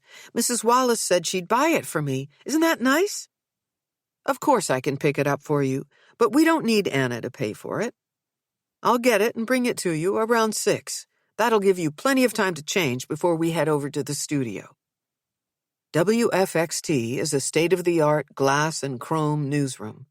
Their gaggle of studio virgins walks through the place with their mouths in various degrees of open. The producer is a pip of a thing, blonde and bubbly. She ushers them around the anchor desk, past the giant weather map, and when the group lands in the green room, she drops the bomb. The B-roll we took at the school has plenty of the director. We only plan to interview the kids. Nell wishes she could enjoy Greg getting bumped off camera, but she's panicked he won't be with Tali to steer the interview in the right direction. "Don't worry, Mom," the producer says. "I saw them perform today. They'll be great." In a flurry of activity, the three actors are prepped on the mechanics of a two-shot live interview and mic'd up. The rest of their group is parked at a distant desk the producer promises won't be on camera. The anchor is nowhere to be found until the kids are positioned on stools that have been lined up on the metal landing under a galaxy of lights. With her viciously high heels and impossibly tight dress, the woman manages to slide onto her stool as the stage manager counts down 3, 2, 1, and a finger wag that takes the place of the word live. Nell is comfortable at first, telling herself it's a 4-minute segment, even without Greg, given the lead-in and the closer, and needing to pay attention to 3 kids. How much damage can the woman do? Plus, in the pre-interview, Anna angled for the anchor to start with Sam. "My character has a close relationship with his mother," he says, "but during the play he realizes that not everything he's been taught is right. He starts to question things. He's a critical guy." "Bordering on arrogant, wouldn't you say?" Tali lightens the mood of Sam's answer, and the anchor laughs. Sam keeps going as if he'd better get those talking points in or his real mother will have his head. "I have a desire for control. As I discover this, my explosive temper begins to frighten me." "So, as you can imagine," Tali says, "my character is attracted to him." The anchor laughs again and swings her body in Tali's direction. Nell's daughter is as natural on camera as she is on stage. Nell is in awe of how commanding Tali is, especially since she's never done this before. "Keeping in mind that Boston Live is a family show," the anchor says, "what can you say about the mature nature of the play?" "It's not that we're doing anything that shocking," Tali says. "We're just brutally honest about what it's like to be a teenager, trying to direct our own course, despite the opinions and mistakes the people around us make. We're trying to love ourselves, even if that's a hard thing to do." What kind of trust has to be established between actors to work through the more intimate scenes? Suddenly, it's as if the conversation is between the anchor and Tali. Anna sighs, and though it's impossible for Tali to have heard her from this distance, she knows enough to include the others, or at least Sam. "We've been friends a long time, and we've been through a lot together." Tali reaches over to take Sam's hand. As if they've rehearsed it, they lace them together and squeeze tight. "We have each other's backs. We protect each other, emotionally." Unfazed by being left out, Robin sits perfectly still with a frozen pink smile plastered to her face. "This has to be a hard time for you specifically, Tali. I'm sure our viewers remember you were one of the girls kidnapped from the school. How are you coping with the death of your friend June and your father's alleged role in all of this?" Nell doesn't know whether to keep watching the monitor or rush the landing to pull her daughter from the interview. "Make it stop," she whispers. Sin whispers back, "She's got this." Slipping her hand from Sam's, Tali folds hers onto her lap. She looks demurely at the anchor. "I won't say it's easy. I try to stay in the moment, appreciating the people who love me and experiences like this one, being here with you." Disarmed by Nell's daughter's vulnerability, the woman who speaks for a living is nearly speechless. "Would you like us to sing a little something?" Tali asks, filling the void. As she scooches forward on her stool, Sam leans back hard. "Oh dear, Melchior's gone a bit pale," the anchor says. "How about you?" But before the girl can respond, Tali is singing. Just too unreal, all this. Watching the words fall from my lips, watching his world slip through my fist. Nell grabs Sin's arm. It's that horrible song. Why is she singing this one here? And then, as if Tali has performed this version 1,000,000 times before, she stops mid-verse, before the lines about bruises and bodies. That's all I'm giving you, she says, flashing a camera-ready smile. For more, you'll have to come see us on stage. The anchor turns to the center camera. Sounds like it's a show that shouldn't be missed. Chapter 24. Proof. Fitz hates to use Ma's downward spiral as an excuse to keep working a nearly closed case, but he will if he has to. It's not a lie to say she's out of commission, even though the situation is under control and Kira's on watch. His plan is to hike the back stairs of the precinct, grab a copy of Charlie Stockbridge's statement, and then head down to Situate to ask the old man some new questions, all before Ross can grill him about what he's up to. So that's exactly who he bumps into. Where the hell have you been? I've got a whole family song and dance I'm sure you don't want to hear. As Fitz drops his backpack on the desk, June's laptop hits it hard. Here's the thing, he says. All along, my guts told me Sam knows something that he's covering for someone. Turns out I'm right. We need to keep working the case. Convince me. Fitz lays out what he knows about the director and Sam, and how they might be mixed up in this. Zeke Carrington's prints are on the prescription bottle found at the scene. He's admitted to dealing, I think, at the school. The fake patient name is a made-up character the kid played, expertly, if you listen to his mother. I've seen Sam recently, and I think he's into opioids. So what? The kid's a pillhead and he gets his stash, or at least he did, from his friend's dad, Ross says. Fitz unzips his backpack and opens June's laptop. Anna says she picked Sam up after the audition that night. We have witnesses who saw him get into her car. But here's the thing. Norman directed that other play, and he could have picked that fake name. And look at this. He's wearing Carrington's jacket. Fitz clicks on the picture and zooms in on the director to prove to Ross he's right. On a hunch, during one of my early visits to the school, I picked up something with Norman's DNA on it. Forensics is running the unidentified hair and fibers found on the jacket against it as we speak. Okay, the kid and the director get their drugs from Zeke, and they're tangled up in ways that go beyond the typical teacher-student relationship, even for that school. Ross says, why should we care? Sam could have figured out that Norman was involved when Tali and June went missing, or possibly after the fact. I don't know yet. Maybe Norman wanted to amp up publicity for the play, and things went sideways. It's common knowledge he's intimately involved with at least one student. He's not a good guy. Why would the kid cover for him? Have you met his mother? She's a barracuda. He's screwed if she finds out he does drugs. Speaking of mothers, I got permission from Nell to pull Tali's emergency room records to check her labs. I plan to pick them up now. June's tox is due back any minute. If both girls had drugs in their system, that would explain why Tali can only remember being in the car and then much later at the beach. I'm heading to Situate. June and Tali were gone for over 40 hours. Where were they all that time? I think if I can look at the Glades property with this theory in mind and talk to the caretaker, things might come into sharper focus. Charlie Stockbridge, as forgetful as he is, knows the place inside and out.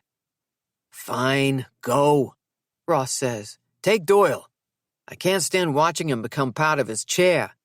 I have zero interest in taking that drive. I'll stay here and push prosecutors off another day. As Fitz heads back through the cubicles, he's trying to come up with reasons to go it alone. Doyle in tow isn't exactly how he envisioned this. Both men sigh the whole way from precinct to parking lot, but for different reasons. By the time Doyle finally makes it to the car, Fitz feels bad for him. All he's got the energy to do is lean on the passenger side door and fan himself. At the point that Fitz resigns himself to a day played in slow motion, Doyle asks to be dropped off at the hospital. "I'll pick up Tali's ER records," he says, "then cab it home and do follow-up calls from there." Turns out it's pretty easy to ditch Doyle. Arthritis and long walks on the beach don't exactly go together.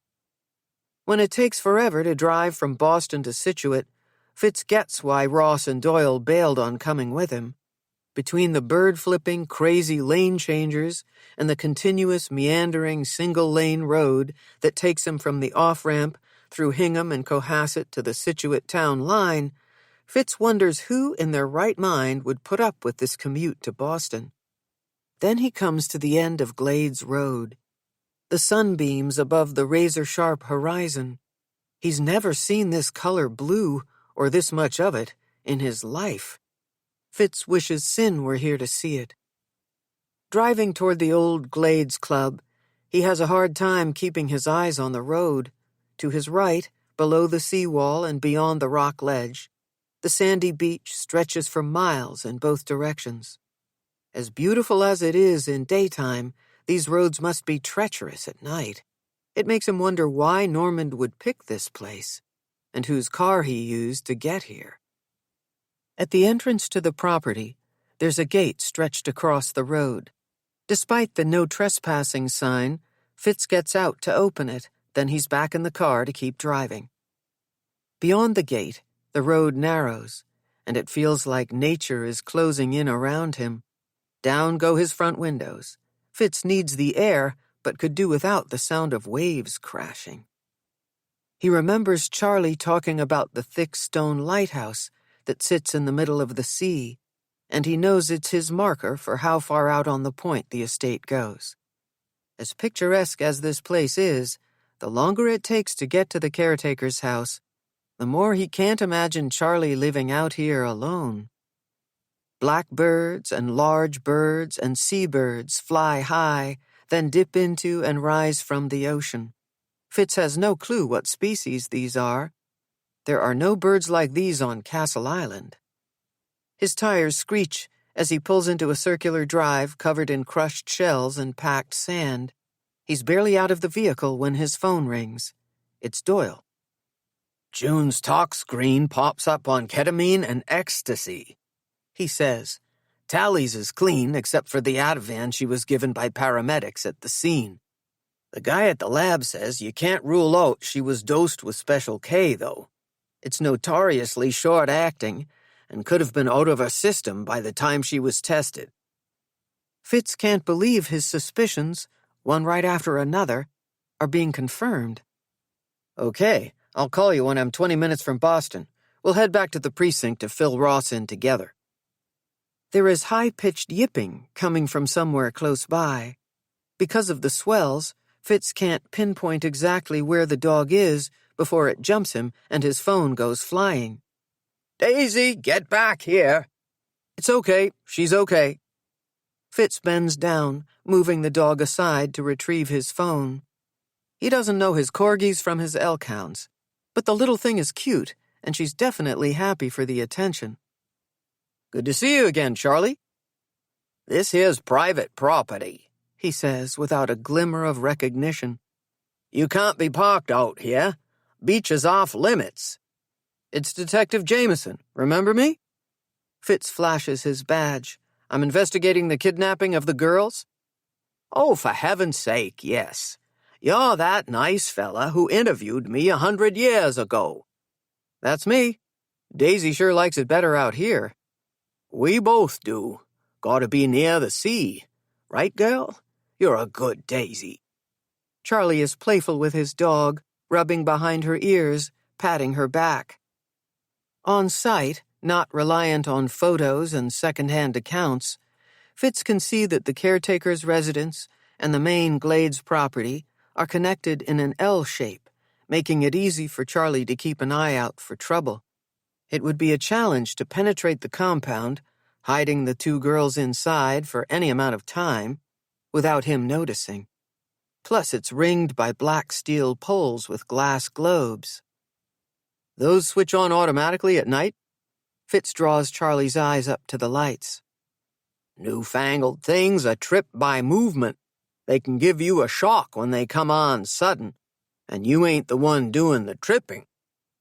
Do you remember them going on unexpectedly the night you found the girls on the beach? Sorry to say I don't. Charlie looks toward the beach, as if he can see June and Tali there the way he found them. How's that Parker girl doing? He asks. You mean Carrington? She's doing okay. No worries about not remembering things. Some witnesses can call up every last detail, and some none at all. Daisy is a bundle of joy, romping between the two men's legs. Fitz wonders if Pops might have lived longer if he'd had a dog to keep him company. How have you been? Fitz asks. Must be unsettling to have had a crime take place right outside your back door. Oh, there's plenty of tall tales involving this place, including rum running and bootlegging, all back before I was born. They called it Strawberry Hill in those days. Wasn't till the rich crowd took over that the name was changed to the Glades. Lots of military history here, too.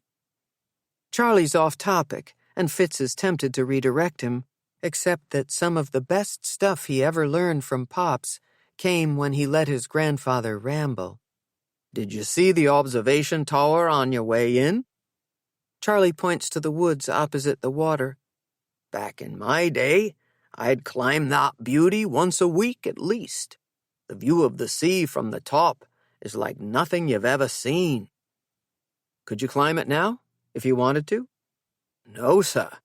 Entrance has been cemented shut since the 60s. Fitz stifles a laugh as Charlie calls up details from 60-plus years ago like it was yesterday. So there's no other way in, if, say, a person wanted to camp out around here? No, sir. Not inside that tower, anyway.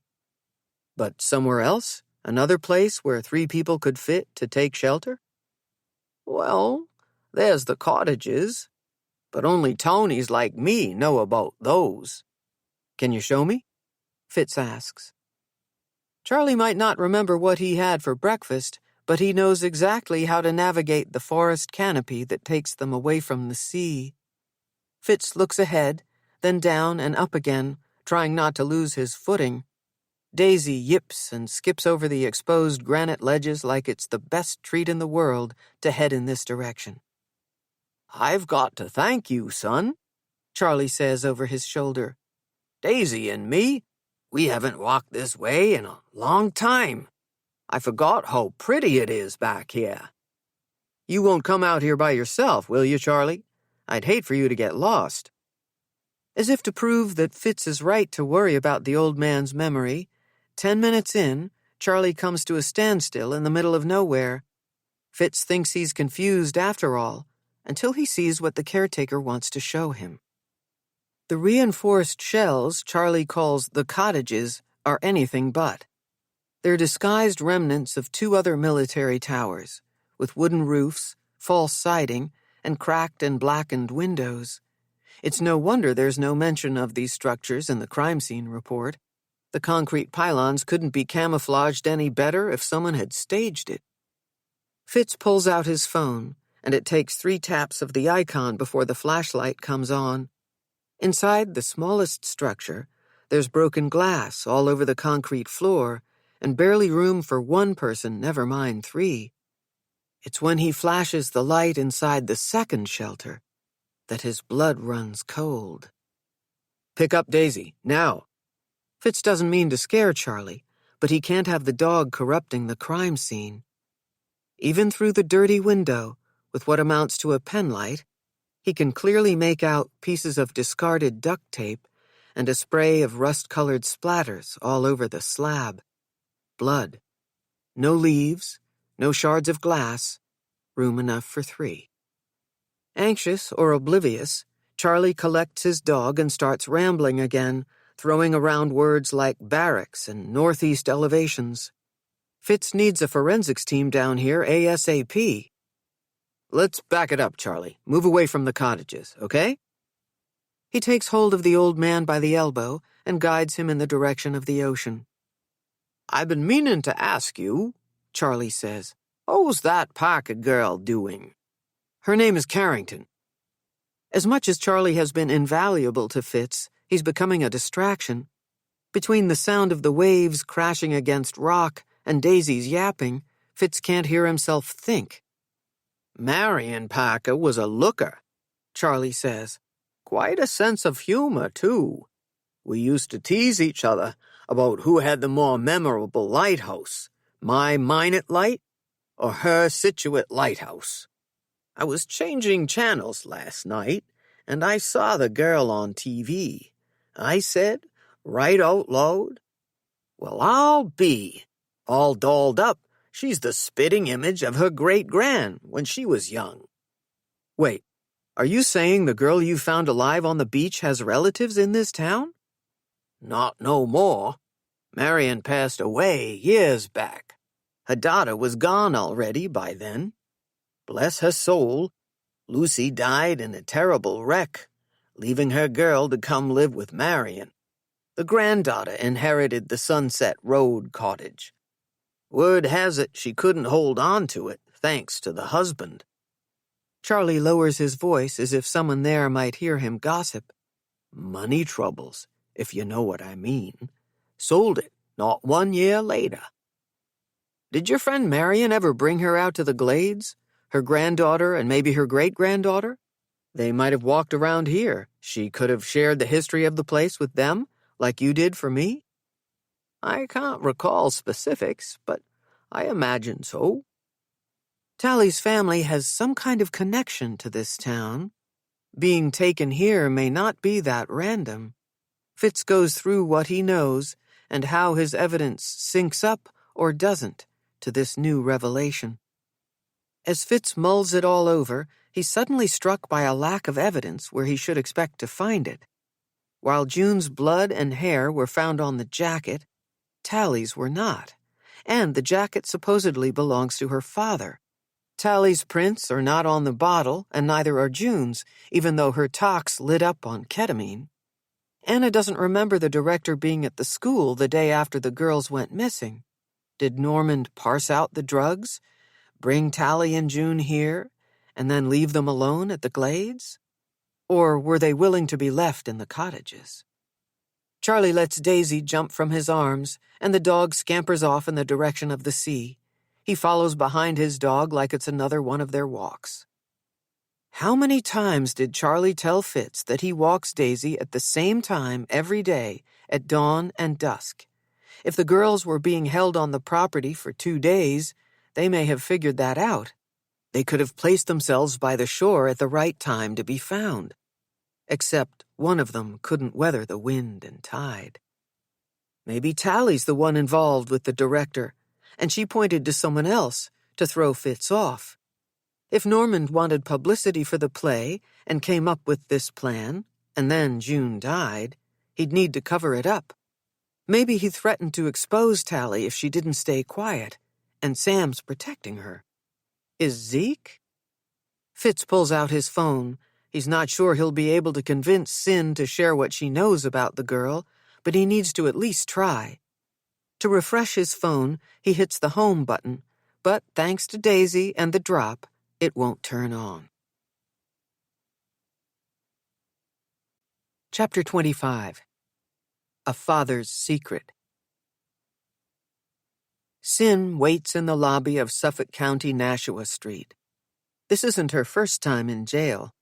Zeke Carrington isn't the only alleged perpetrator to request a visit from her so he can recount his version of events involving one of her clients. Sadly, he's not the only father either. This place isn't Federal Prison Camp Yankton, the minimum security club Fed, where entitled men, who, even while incarcerated, take great care of their appearance and behave in ways that are overtly charming and inappropriately seductive. White-collar types, with plenty of money to make even the most incriminating evidence disappear or at least seem less damning. This Boston jail is not the eccentric Hazleton Penitentiary, nor is it the aggressive bully Rikers Island, where fiery language and blatant violence have been known to send a seasoned counselor to bed for days after traveling with women who think they're ready to confront their attackers. What this jail is an imposter. It's the centerpiece of Nashua Street Park, a showy facade with wide paths along the river's edge and raised lawns filled with flowers designed to distract. The beauty allows walkers and bikers and women pushing strollers to ignore the people locked up inside a few feet away. To the incarcerated ones lucky enough to get called to the visitor's room, a glimpse of that park through a window is either a taunt or a totem. Cuffed and shackled, awaiting trial or sentencing, whether they admit it or not, inmates at Nashua Street know their odds of getting out of the trouble they're in. Men like these know exactly what they did or did not do to land here. Every facility has tedious check-in procedures, and this one is no exception. After Cyn finally gets through security and puts her things in a locker, she's brought to a meeting room to wait for Zeke. Minutes later, when he's ushered in by a guard, the first emotion that finds her is sadness for Tali for all she's been through because of him. This, despite how diminished Zeke looks, the dark circles under his eyes, his otherwise pale skin, his feral hair. "Thanks for coming," he says. "I wasn't sure you'd stick by what you said about talking to me now that I'm in here." His handcuffs clang the table, competing with the sound of the chair legs, scraping the floor. "No problem. But after this visit, I'll need to refer you to someone else. There are good clinicians here." It's not unusual for Cyn to hear someone out, even the person implicated in the crime against her patient. But if she's honest, she isn't sure she should have agreed to meet him. "How's Tali?" he asks. "Busy. Her play opens tonight. She was on Boston Live last night. You'd never know she was nervous." Cyn brushes the hair from her face to cover her embarrassment. Why is she talking to him about Tali like this? "You're acting like Nell right now," he says. "I wasn't asking about my kid's schedule." "You're right. That was insensitive. I came here to listen." "Well then, let's get to it." Zeke's cadence is slow, and his mannerisms sluggish. Unlike the other times Cyn has met with him, always with Nell, he's more subdued than manic. "You probably know by now that I sold drugs to get money to gamble. I didn't use pills myself until the night of the vigil, and then again at June's wake." Cyn angles her body toward the door. She had hoped Zeke would be forthcoming, but now that he is, she wishes he'd stop. "I dealt mostly in opioids. I used character names from some of Tali's plays. Sick, huh?" A flush creeps across Cyn's cheeks. "Did you sell drugs at her school?" Zeke sits rigid now, and he won't look at her. "Did you give drugs to Sam?" Cyn asks, raising her voice. "I supplied lots of people at that school. There's a pocket in the bottom of Tali's backpack she never uses. The bag is otherwise a mess, so I knew she'd never find the stuff in there." Zeke takes his time to lay out what he did. No excuses, not much emotion either. "When the kids are rehearsing, they leave their stuff all over the auditorium or in the costume closet. The people I hooked up knew where to look." It's getting harder for Cyn to hide her outrage at the selfish things people do to hurt each other. "You used your child to deliver drugs to teenagers at a school?" "Absolutely not. I used the bag, not my daughter." "Were you involved in the abduction?" "No. God, no." "Your pill bottle was found on the beach." "Police found it in Tali's backpack, or that one fell out. I don't know exactly what happened." When Zeke goes to scratch his neck, both hands come together, and the sound of metal leaving the table makes the simple gesture jarring. "Did you ever give drugs to Tali?" Cyn asks. "No. If there's one thing I taught her, it was to steer clear of addictive things. You could say I was the best kind of bad role model." "What about June?" "No, not June. She would never take drugs." His conviction would be comical if it weren't so misguided. People will surprise you. No one can be absolutely certain of the things someone might do. "I've known June from the day she was born," he says. "Always a cautious kid. More of an observer than a doer.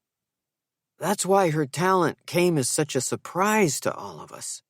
Over the years, when our families hung out together, Tali would create these elaborate plays where she was the star, and poor June had to raise the curtain, move the set pieces, hand her props.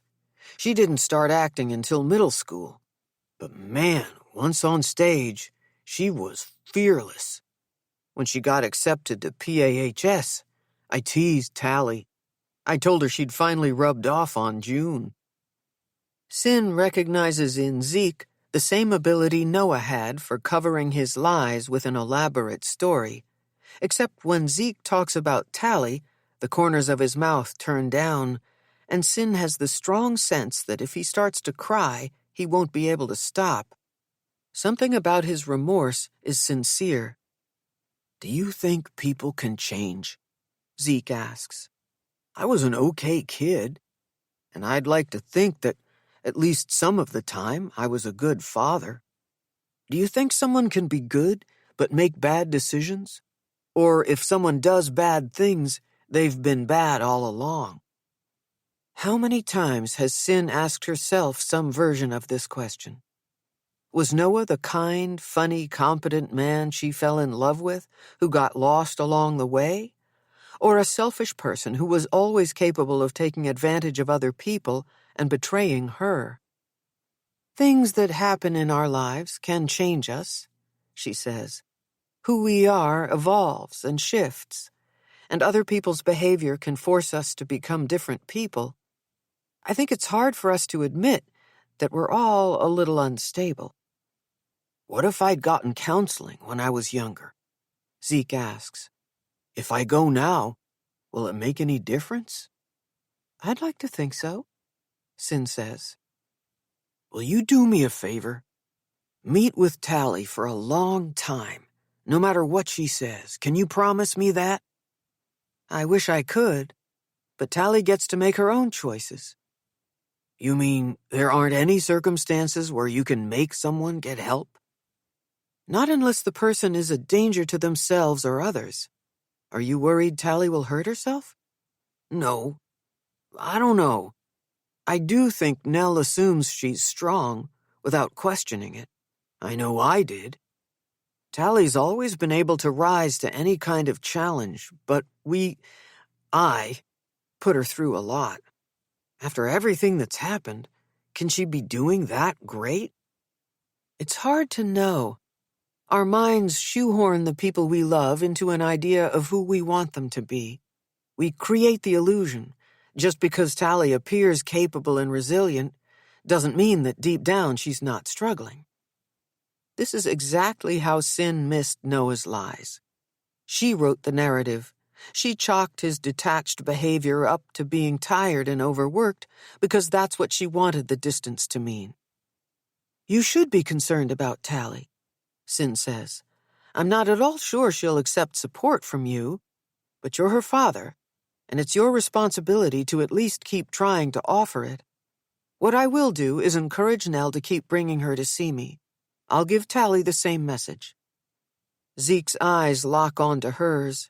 His hands go white from clasping them too tight. "If you were concerned, really worried about them, you'd tell me, right? You would do something." Cyn adopts the firm voice and confident posture she uses when she needs people to come clean about harm risk. "If you think I need to know something to help Tali, I want you to tell me. Now." Zeke leans back in his chair. "Never mind. I'm being paranoid. Too much time in here with nothing to do but think.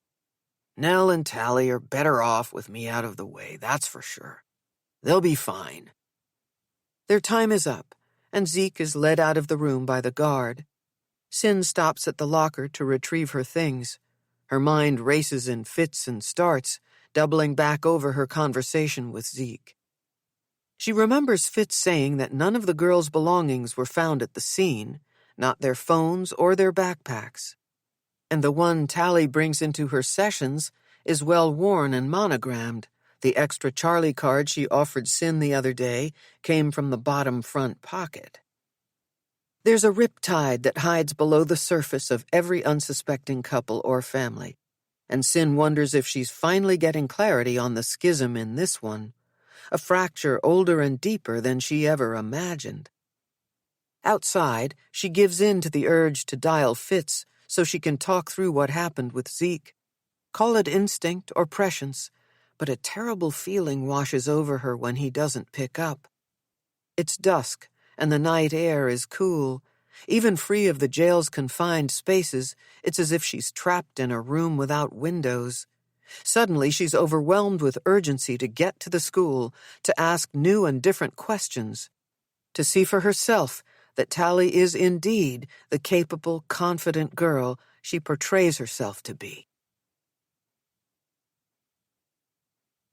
Chapter 26. Cruel Intentions. The first pour is pure need and urgency. Remove the wrapper, uncork the bottle, find a clean glass, a pretty one, if it won't slow her down. Like so many times before, the initial swirls and sips of something red from a deep bowl are paired with a suspicion of lies. Then the Shiraz becomes a pause, giving her a chance to block her husband's actions of their shockwaves, at least for a night. Nell closes Zeke's laptop that sits atop the kitchen counter next to the spray of roses and succulents in plum, cream, and green. The abundant bouquet from Peter to Tali came with a simple card that said, "With love." She should feel better than she does after scouring the computer yet again and not finding anything to tie Zeke to what happened to Tali in June. That was the dream, wasn't it? For once to seek and not find any wrongdoing. In the past, as exhausting as it was, Nell would persevere until she got her hands-on evidence of his deception, always good at catching Zeke in his lies, with proof she could confront him. Like all his other stories, this latest one doesn't ring true, but in a completely different way, it nags her. If he isn't involved, why is he saying he is? Nell carries the laptop to the den and secures it back in the hidden compartment under the desktop, wondering if or when she'll have to hand it over to Detective Jameson. Tonight, she can't deal with it. Back to the kitchen for round 2. The second glass of wine is the best glass of wine. By the time she's through with it, the hard edges of worry will be blunted, and her laundry list of fears will be transformed into hazy nuisances, or not-so-bad possibilities, all of which can be tackled another day. For now, she'll focus on the feathery texture of accent grasses, layering the showstopper arrangement Peter sent. It's a luxury to be staring at more than one bloom. As much as she wants to linger on thoughts of him, tonight is Tali's night. It helps Nell to hear her music blaring overhead and the undertone of her daughter singing. The sounds of her safe at home, dashing about her bedroom, getting ready for opening night. Nell's had her share of bad luck. No matter what happens with Peter, her good luck is right upstairs. Maybe it won't be so hard for her to make small talk with the other parents in the lobby of the Holden Theater before the show, or pretend people aren't staring, talking behind her back, wondering why she married Zeke in the first place. A question she's no longer able to answer should anyone dare ask. All she has to do is survive till intermission, when they'll be buzzing about Tali, the other person who defines her. That's when it will be easier to stand tall. Tali is shouting now. How does she expect Nell to make out what she's saying from one floor away? Wine in hand, she heads toward the stairs. Tali's on the landing, looking impossibly young and beautiful, and pissed off. "Have you seen my dance flats? I know I wore them home from dress last night." "They must be here, then. I'll help you look." Nell climbs the stairs, and finds Tali's room looking like a twister passed through the open window. She didn't think her daughter owned this many pairs of jeans and tank tops. The only clothes not all over the bed and floor or spilling from bureau drawers is the outfit Nell bought her to wear on TV. The care Tali took to hang the peasant dress with tassels on a hook over the closet door reminds Nell of June's room and the way she kept her things neat and tidy. Nell places her glass on the only empty space she can find, on Tali's nightstand. Nell picks up a damp towel and uncovers a pair of ballet slippers. Are these the ones? Tali bats the shoes from her hand. I said dance flats! They're black!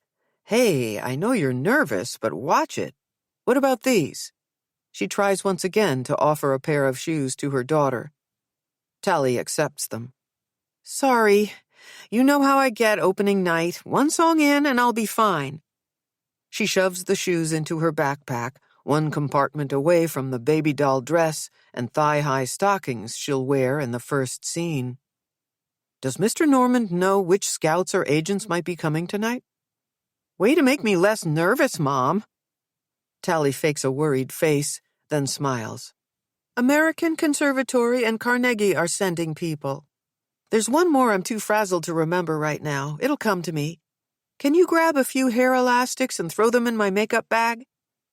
Helping her girl pack for the theater is something they've done countless times together. It's nice to be doing it the way it's always been done, Tali needing her there, while Nell takes her cues to pitch in or stay out of the way. Where her daughter is concerned, she's always been able to read her, something that's impossible to do with an irrational husband. Nell tidies the top of the bureau of its unsightly clutter, lining up cosmetics off to one side, hooking earrings and bracelets onto jewelry trees. I'd like to take you out after the show, treat you to Mistral. We can't afford it, Tali says, and a bunch of kids are going to Wallace's. The arm of her new PAHS sweatshirt hangs limp from a drawer like it's reaching for Nell. She pulls on it. Maybe you should take this with you in case the temperature drops. You've been so cold lately. Tali dives toward her, angling her body in front of Nell, shoving the sweatshirt back in its drawer. Stop adding things! I'm already late. Let's go. Downstairs, Nell fills Tali's water bottle and reaches for her keys to drive her to the theater. You know I can get to the Holden faster if I walk, Tali says. Not alone. I'll walk with you. Come on, Mom. It's light out. You're being ridiculous, and you need to get ready. Tali unzips the bottom pocket of her backpack and produces a small envelope with bent corners. Don't miss opening curtain, okay? Here's your ticket. After smoothing out the edges, Nell peeks inside. She's slammed by the presence of an extra one she can't use, but pretends not to notice. Wow, center orchestra. Nell kisses her cheek and then watches Tali make her way to the end of the flagstone path. Break a leg, honey. Text me when you get there. Tali waves and keeps going. Back inside, Nell leans against the front door, and the tears come. At the top of her voice, she shouts, Fuck you, Zeke! She needs her wine. Tali's room, by the nightstand. Inside her daughter's disordered space, she finds the glass where she left it. She takes a sip, and then another. Nell sits down on the bed and looks around. The messy room is at odds with her daughter's ability to shape things to her own liking with people and things real or imagined. It's like a reverse sanctuary, where Tali gets a break from the perfection that's expected of her everywhere else. Nell is reminded of Sin's office and how comfortable she felt there. She gets up to fold her daughter's clothes. Smoothing out her sheets and comforter, Nell wonders if Tali will see her well-intended cleanup as a kind of invasion. How often has she heard her say, "Stay out of my room"? There could be some order to this chaos. Except Sin says there's a middle ground between diving in and butting out. Perhaps the most motherly thing Nell can do now is leave everything physically as it is, but snoop a little. The top drawers of the bureau, left and right, are jammed with underwear, bras, and odd socks. Nell's heartbeat ticks up when she remembers Tali blocking her from the drawer nearest the bottom. The sweatshirt is balled up on top of turtlenecks and cardigans. It could be the wine, but Nell's hands shake as she pushes aside the clothing to uncover a stockpile of prescription pill bottles. Ambien, Percocet, Xanax. Shoved all the way back is a nearly full bottle of Klonopin with Tali's name on it. The rest of the stash is labeled with Zeke's name and a half-dozen other strangers. The knot in her stomach tightens. It aches with both sharp and dull pains. When Detective Jameson asked if Tali did drugs, she'd rejected his inquiry outright, without thinking twice, without having looked. But if Tali's using drugs, wouldn't Nell be able to tell? And why are all the bottles and pill packs full? Nell frantically empties the rest of the drawers, looking for some kind of explanation. As if to build to the blow, it's in the very last one that she feels the scalloped edges of a hard object she recognizes. From its shape and glossy finish, before she even gets a good look at it, Nell knows it's the Chinese lacquer box June gave Tali as a birthday gift back when they were girls. There it is, hand-painted in vivid reds and yellows. The picture is of two happy children holding hands and dancing across the top. Nell lifts the lid. Her face is hot, her chest booming.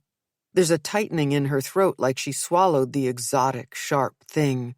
Her mind can't make sense of the wrongness of her fingers touching the lotus pearl pin. How can this be here? The last time Nell saw the unmistakable treasure, it was pinned to the pretty pink neckline of June's forever dress. Beyond panic now, Nell needs to know if Tali is all right, because this does not look like she can be okay. Get to the theater.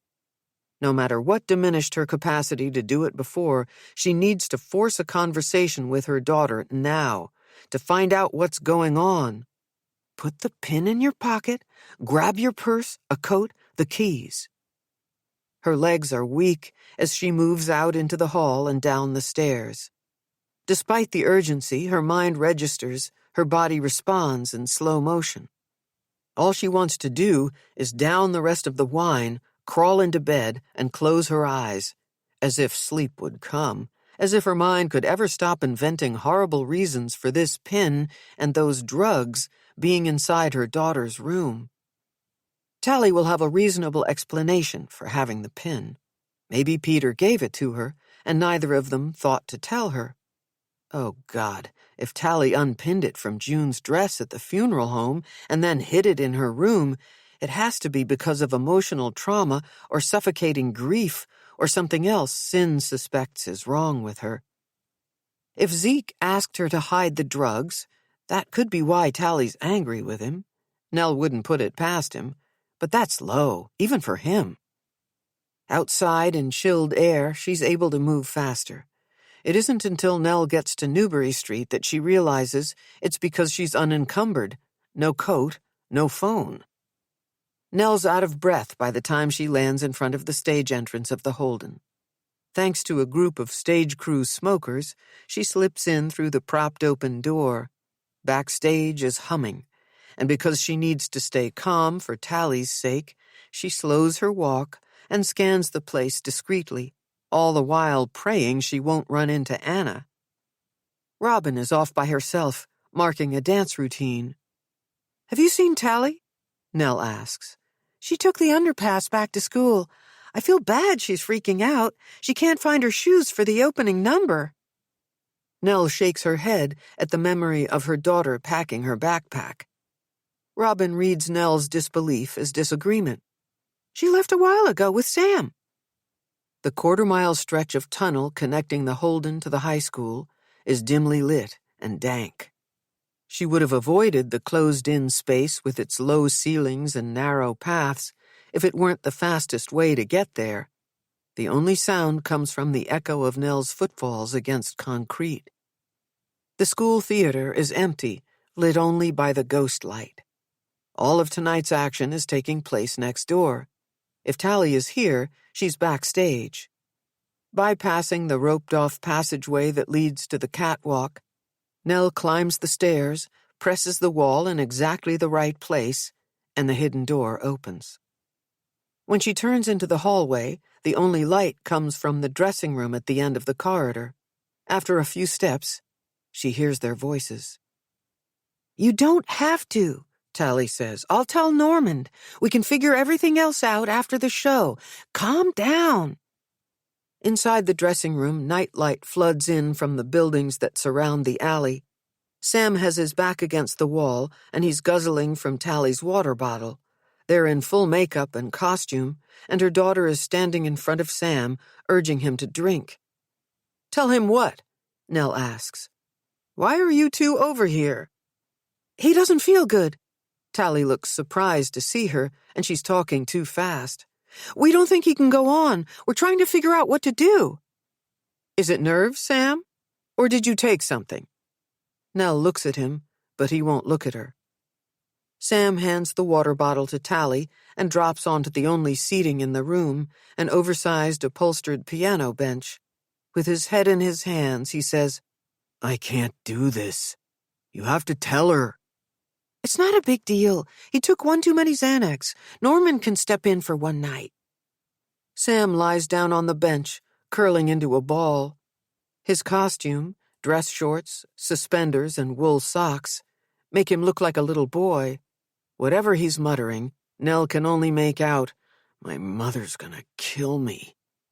"Sam can stay here," Tali says. Turning toward her mother, she outlines the next set of directives.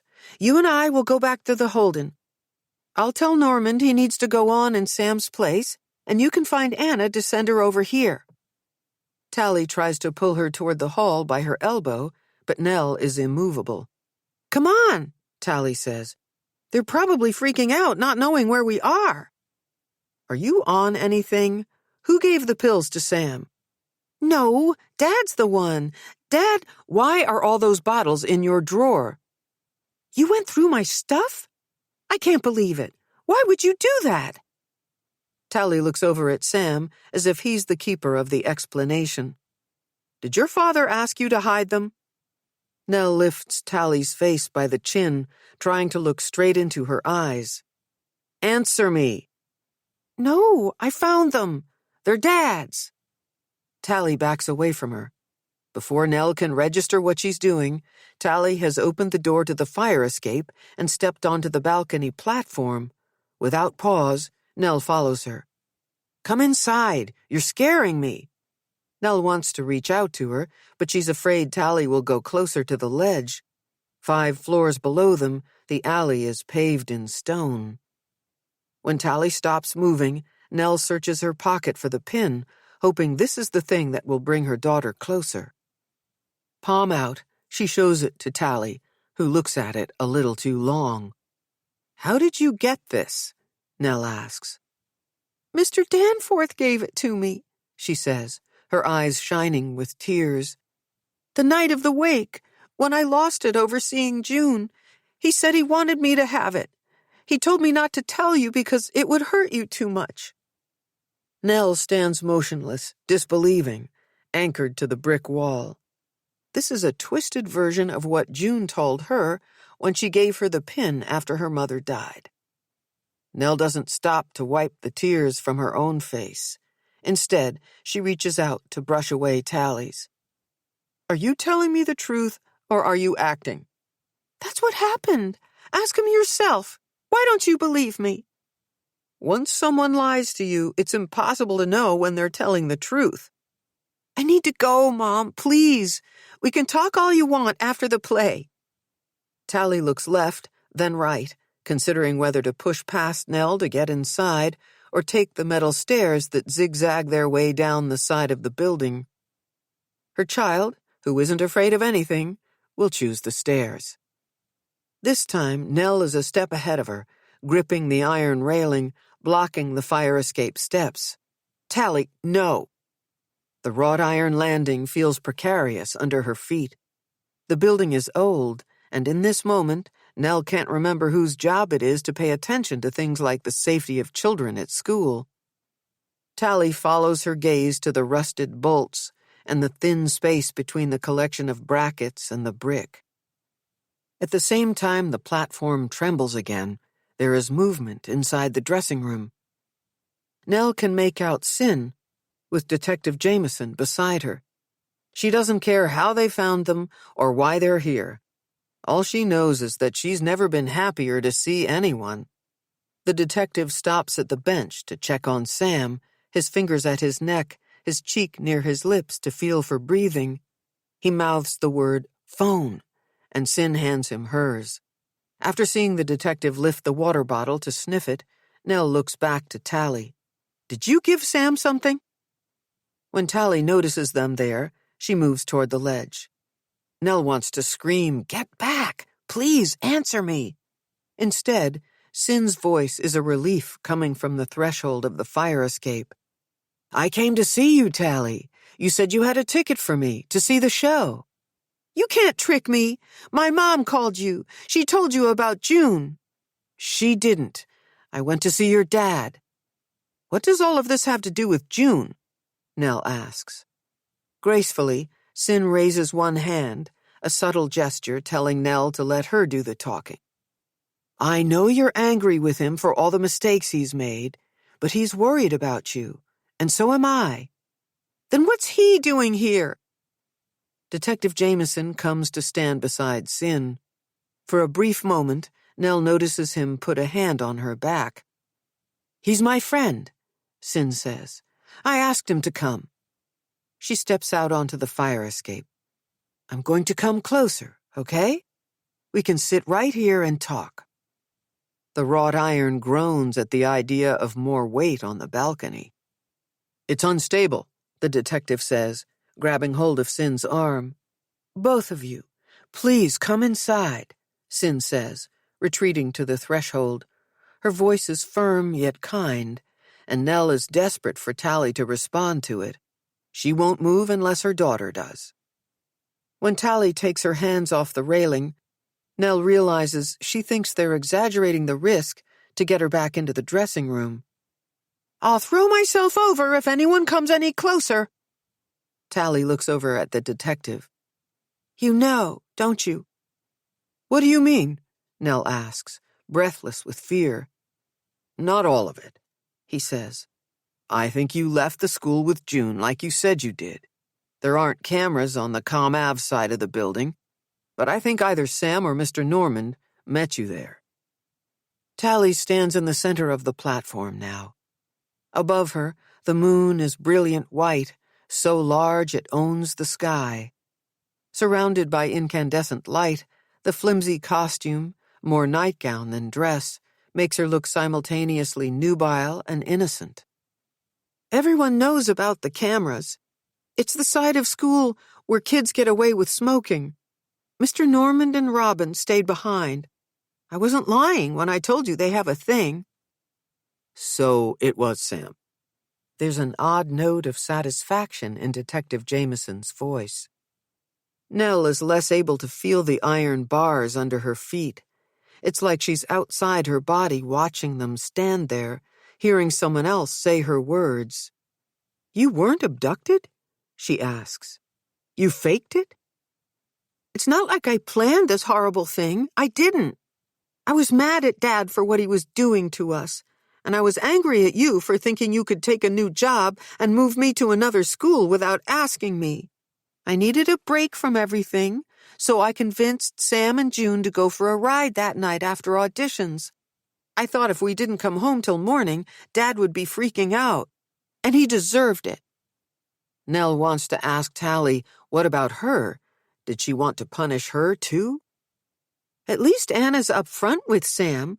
She lets him do whatever he wants, as long as he gets the lead in whatever play he's auditioned for. But June didn't want to go at first. Sam was the one to talk her into loosening up. Have a little fun, try a little pill. I told her to relax. Nothing bad was going to happen." "You chose Scituate?" Nell asks. "Parker's cottage on the water. Another thing we lost because of Dad." I love everything about that town. I told Sam and June there was a great place for skinny dipping in North Scituate. We stopped for snacks and drinks and then headed toward the point. Nell hears her daughter's words, but she doesn't understand them. If all of this was teenage mischief gone awry, ending in a terrible accident, why didn't Tali say so? At first, we had fun. We parked Sam's car at Minot and walked out to the glades. It was deserted. We ran around for a while, laughing and joking around. June was pretty out of it, and she couldn't stop falling down. When she kept wanting to call her father, I took her phone. Sam was high, too. In the beginning, he thought everything she did was funny. He'd help June up, then chase her some more. I hadn't told them yet, but the whole time we were out there, I was looking for a place we could spend the night. Then June got all panicky and paranoid, and she kept asking to go home. Sam sided with her, saying we had to leave. I warned him that we'd all be in a lot more trouble if we dropped her off at her house like that. Everyone looks toward Sam now, who's unmoving on the bench. Detective Jameson holds up the phone to Tali. I'm going to call 911 for him, okay? When Tali nods, he taps the screen and puts the phone in front of his face, though he doesn't speak. Nell swears he already made this call, and she wonders if maybe he's filming. All at once, her daughter looks transformed. Like a character delivering a monologue she's rehearsed so many times her performance is flawless. Nell doesn't expect her to keep spilling the story unprompted, but in this detached way, she does. If Nell weren't in her own fugue state, she'd be begging Tali to stop. Except, as unbearable as it is to listen, there will never be a good time to hear the rest. When I remembered the tower cottages Great Nana showed us a few times, I knew they must still be there. I told June it would be a good place to lie down for a while. Sam and I got her there, but by then he figured out I wanted to stay the night. He tried to convince me to leave. He said June would be fine by the time we got back to Boston. I told him no, go without us. The story would be even better if we pretended to be kidnapped. 2 girls abducted to a beach town? There'd be tons of media coverage. And even if he and June got the leads in the play, we could all be stars. Sam said he wanted no part in it. I was still pissed at him for keeping things from me. We were friends, and he'd lied to me. I told him I'd tell his mother he got drugs from Dad. That was all it took. He got us the waters and snacks from the car and left us there. I wasn't worried at first because I was sure someone would find us by using the GPS on our phones. I don't believe you could hurt June, Nell says. Not on purpose. You didn't mean to. I don't know when exactly, but sometime after Sam took off, being there by myself with June passed out, it all started to feel unreal, like I was acting in a play. This is my fault, Nell says. Honey, I'm sorry. Cyn takes off her jacket and holds it out to Tali, trying to entice her closer. The only thing keeping the girl warm are the black thigh-high stockings. It's cold, Cyn says. Come inside, and you can tell us the rest. I'll help you through this, I promise. Only an inch or two from the ledge, Tali kneels and grabs the railing, suddenly looking like a small child refusing to leave the playground. No, it's Dad's fault. One day I was happy, loving school and my life, and the next day I'm watching Sam pull a pack of pills from the bottom of my backpack, coming clean to me about how my father moves drugs through our school, using me to hook people up. Why didn't you tell me any of this? Nell asks. I would have made him leave. You have to know, I would have turned him in myself. The look in Tali's eyes tells her everything. Her daughter doesn't believe she would have done that. The night you were away, Dad figured out that I had been holding back the pills to punish him. We had a huge fight. He told me I had no idea what I'd done. I didn't care. I had my own stuff to worry about. My first audition hadn't gone well, and June had nailed hers.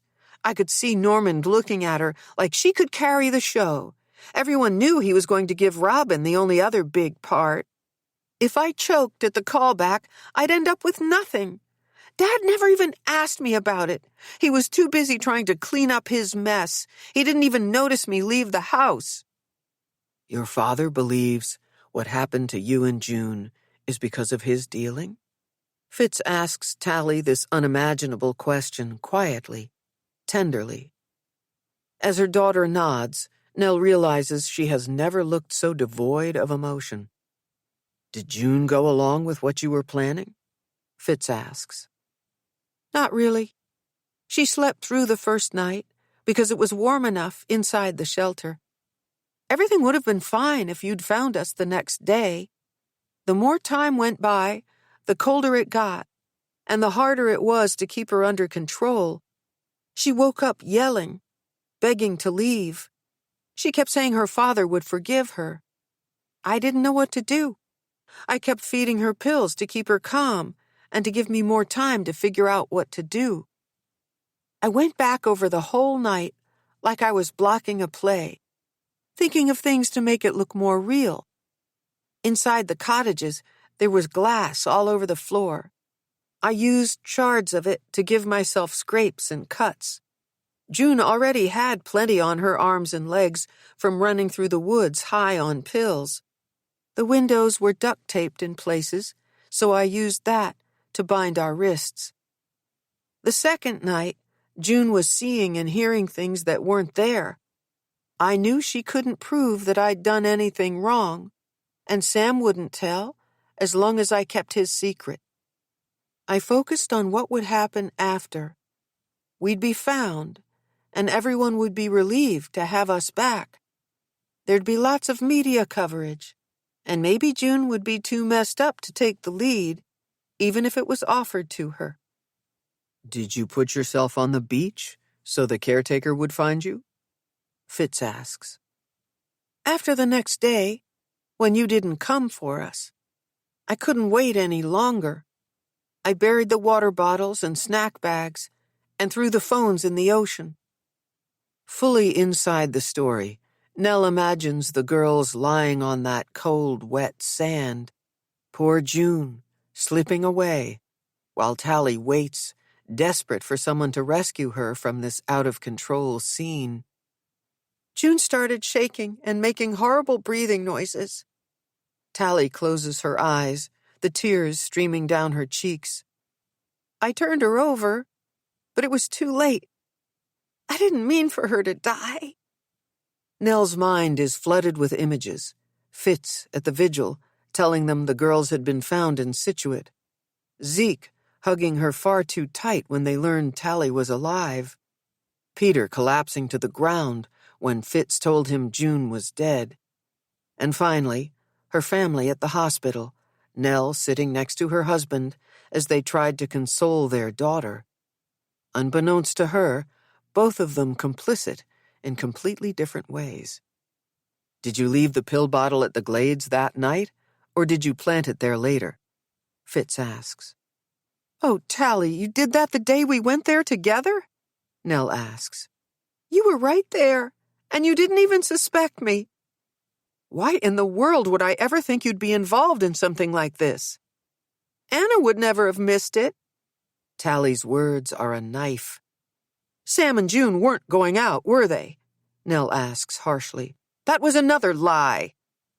We needed a way to explain why he was such a mess. After June died, Anna started getting suspicious. I think she knew Sam took her car out again after she drove him home from the audition. He was freaking out that his fingerprints could be on the bottle, and he was wearing Dad's jacket that night. It was still in his room. Sam had the jacket this whole time? Nell asks. That jacket had been in the costume closet since I borrowed it for some show. Sam just happened to wear it that night. I told him all he had to do was put it back. Practically everybody in that school had worn it at one time or another, except he was afraid someone would see him. I promised him that all the evidence on the beach was mixed up and confusing. No one would put any of this together. Is that how you convinced him to let your father take the blame? Because he was wearing the jacket? No one needs convincing that my father is a bad person.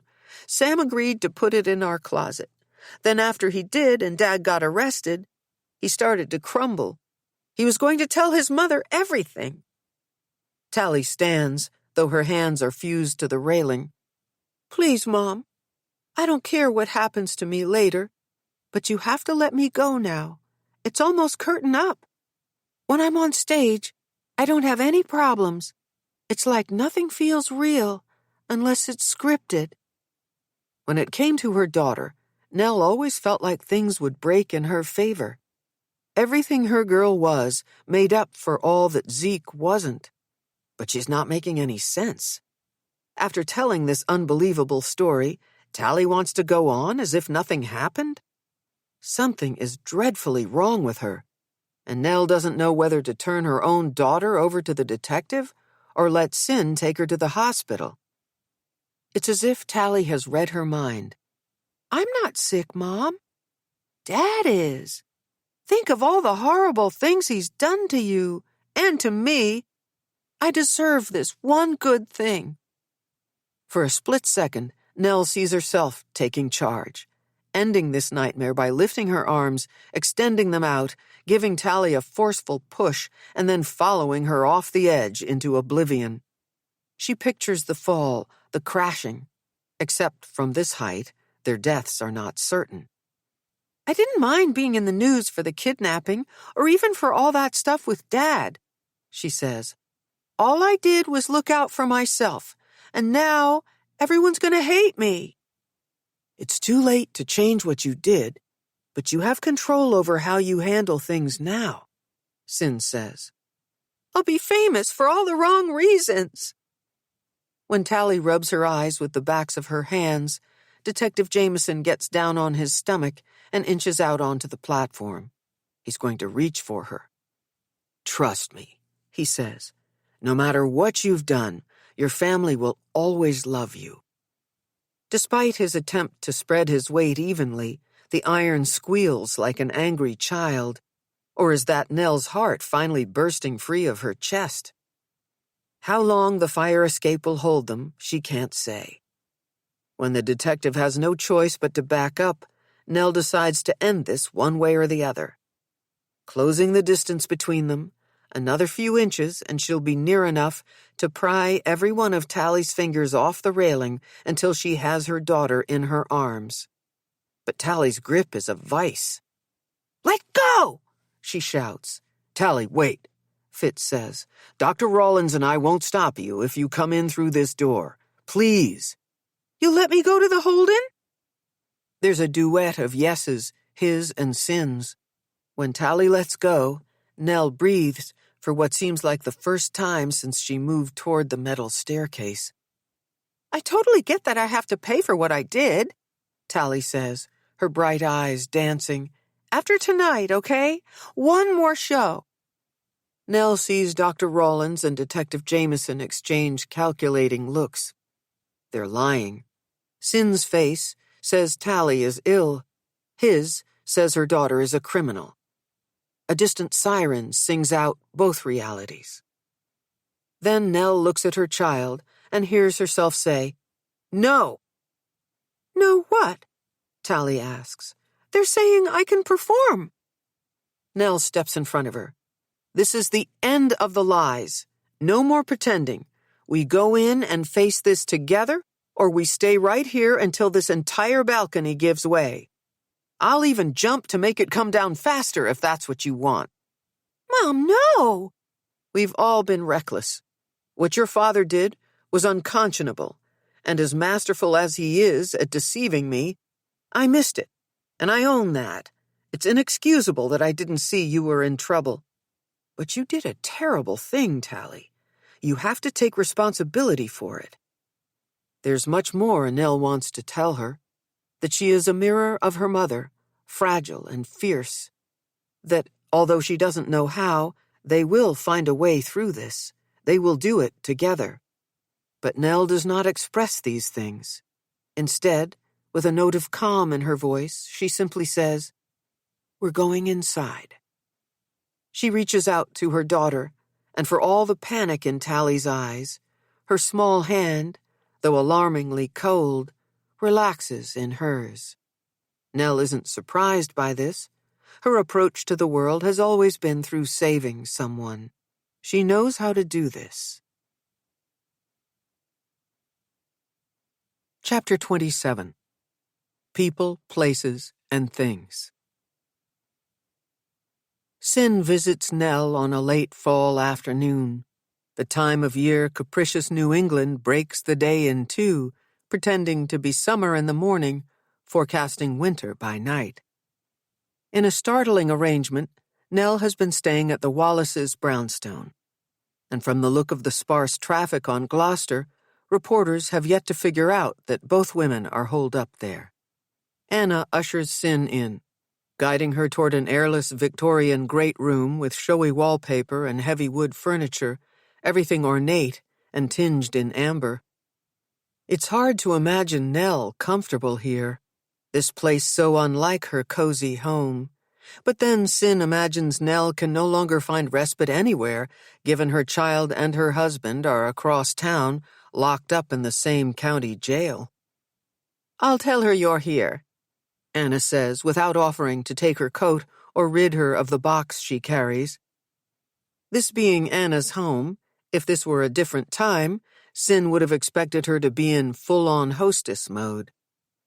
Yet today, she wears dark sweatpants and a pilly gray sweater, and the tiny lines around her eyes give away that she's not sleeping.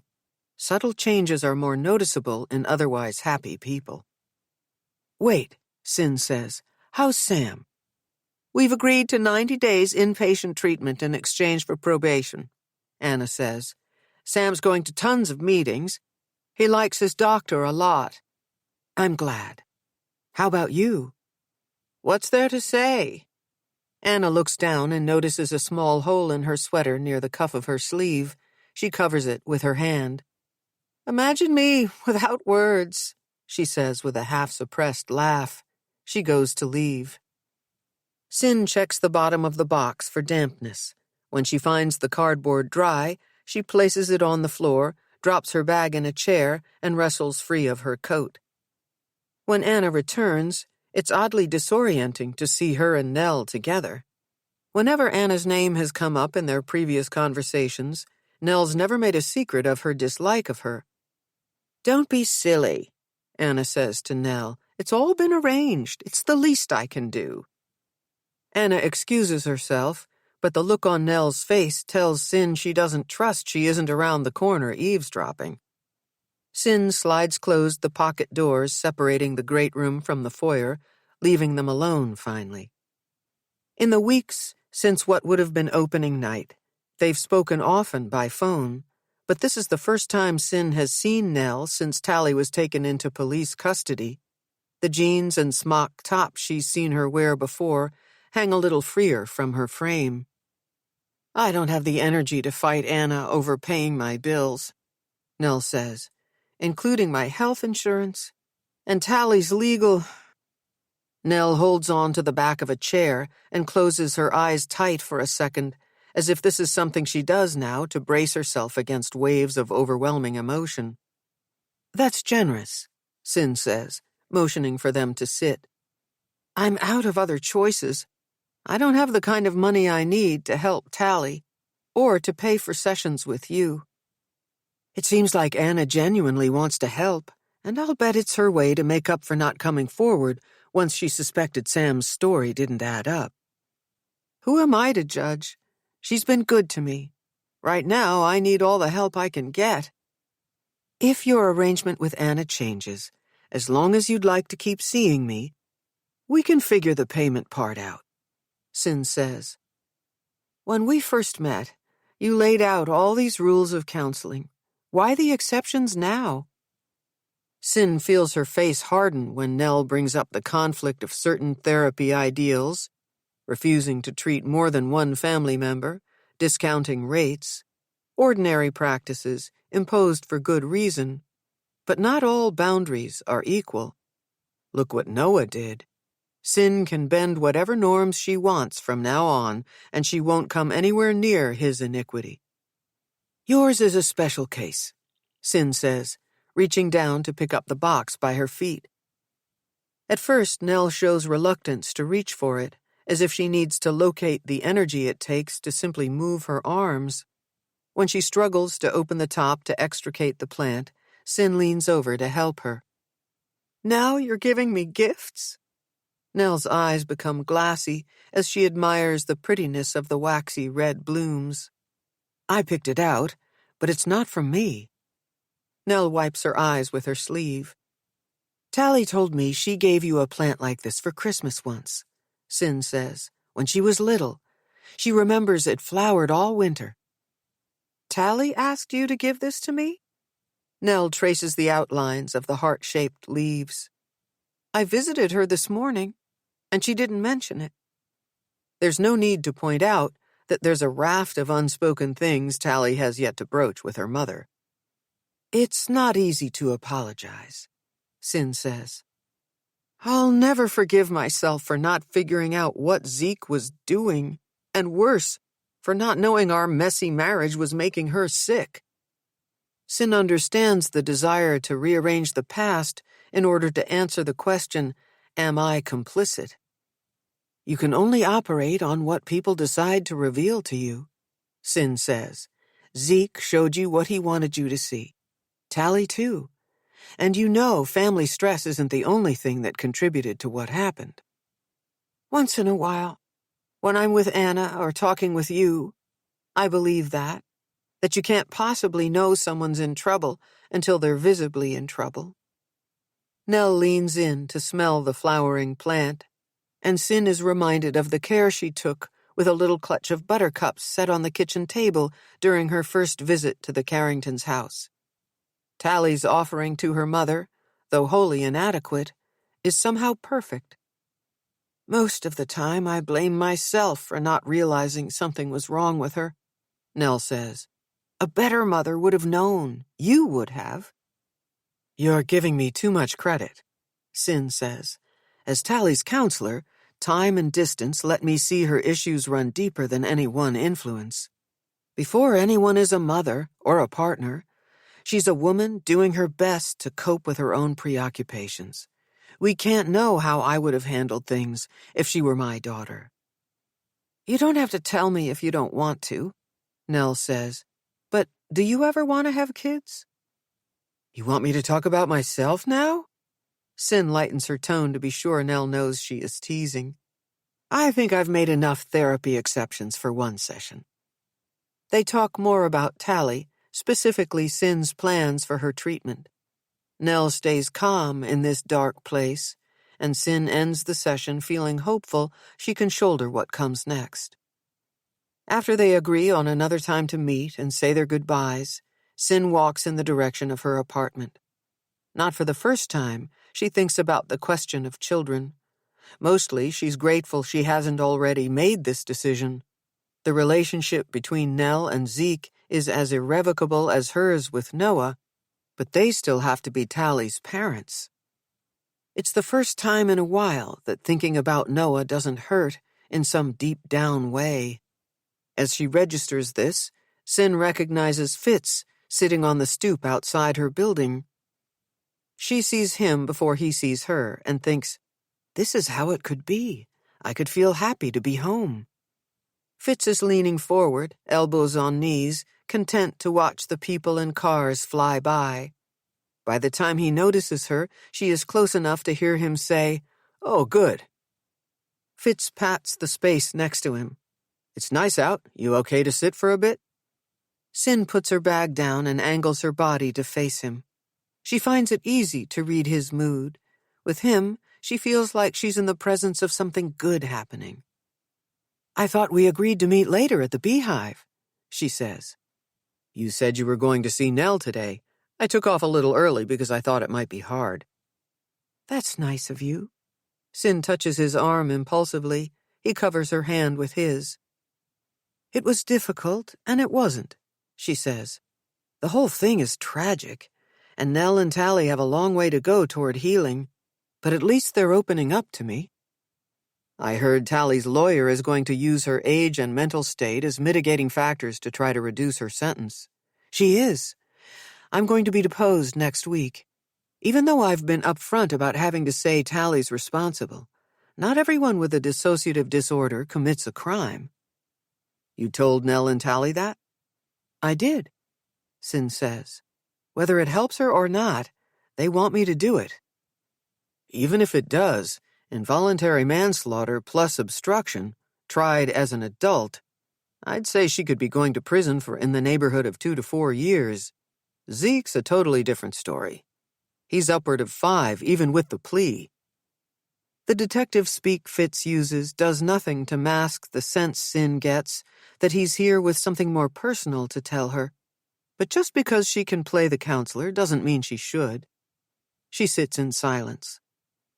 Mind if I confess something? He asks. Cyn expects to feel blindsided by that word, given her tendency to attach gravity even to the things she has predicted. Instead, she breathes. You were right about Sam, Fitz says. I shouldn't have come down so hard on him.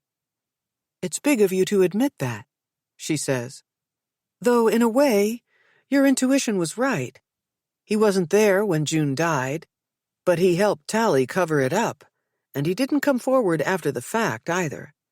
True, but I feel bad that it got a lot messier for Peter Danforth. If I had handled things differently with Sam, I might have figured out what happened to June much sooner.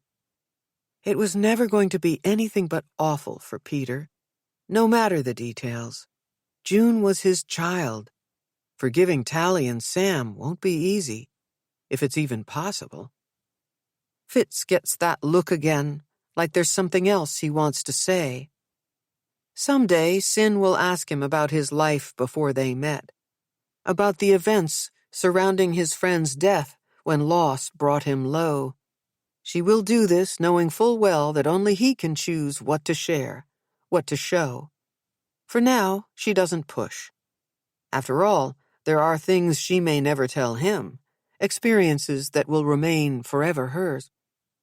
You ever going to invite me in?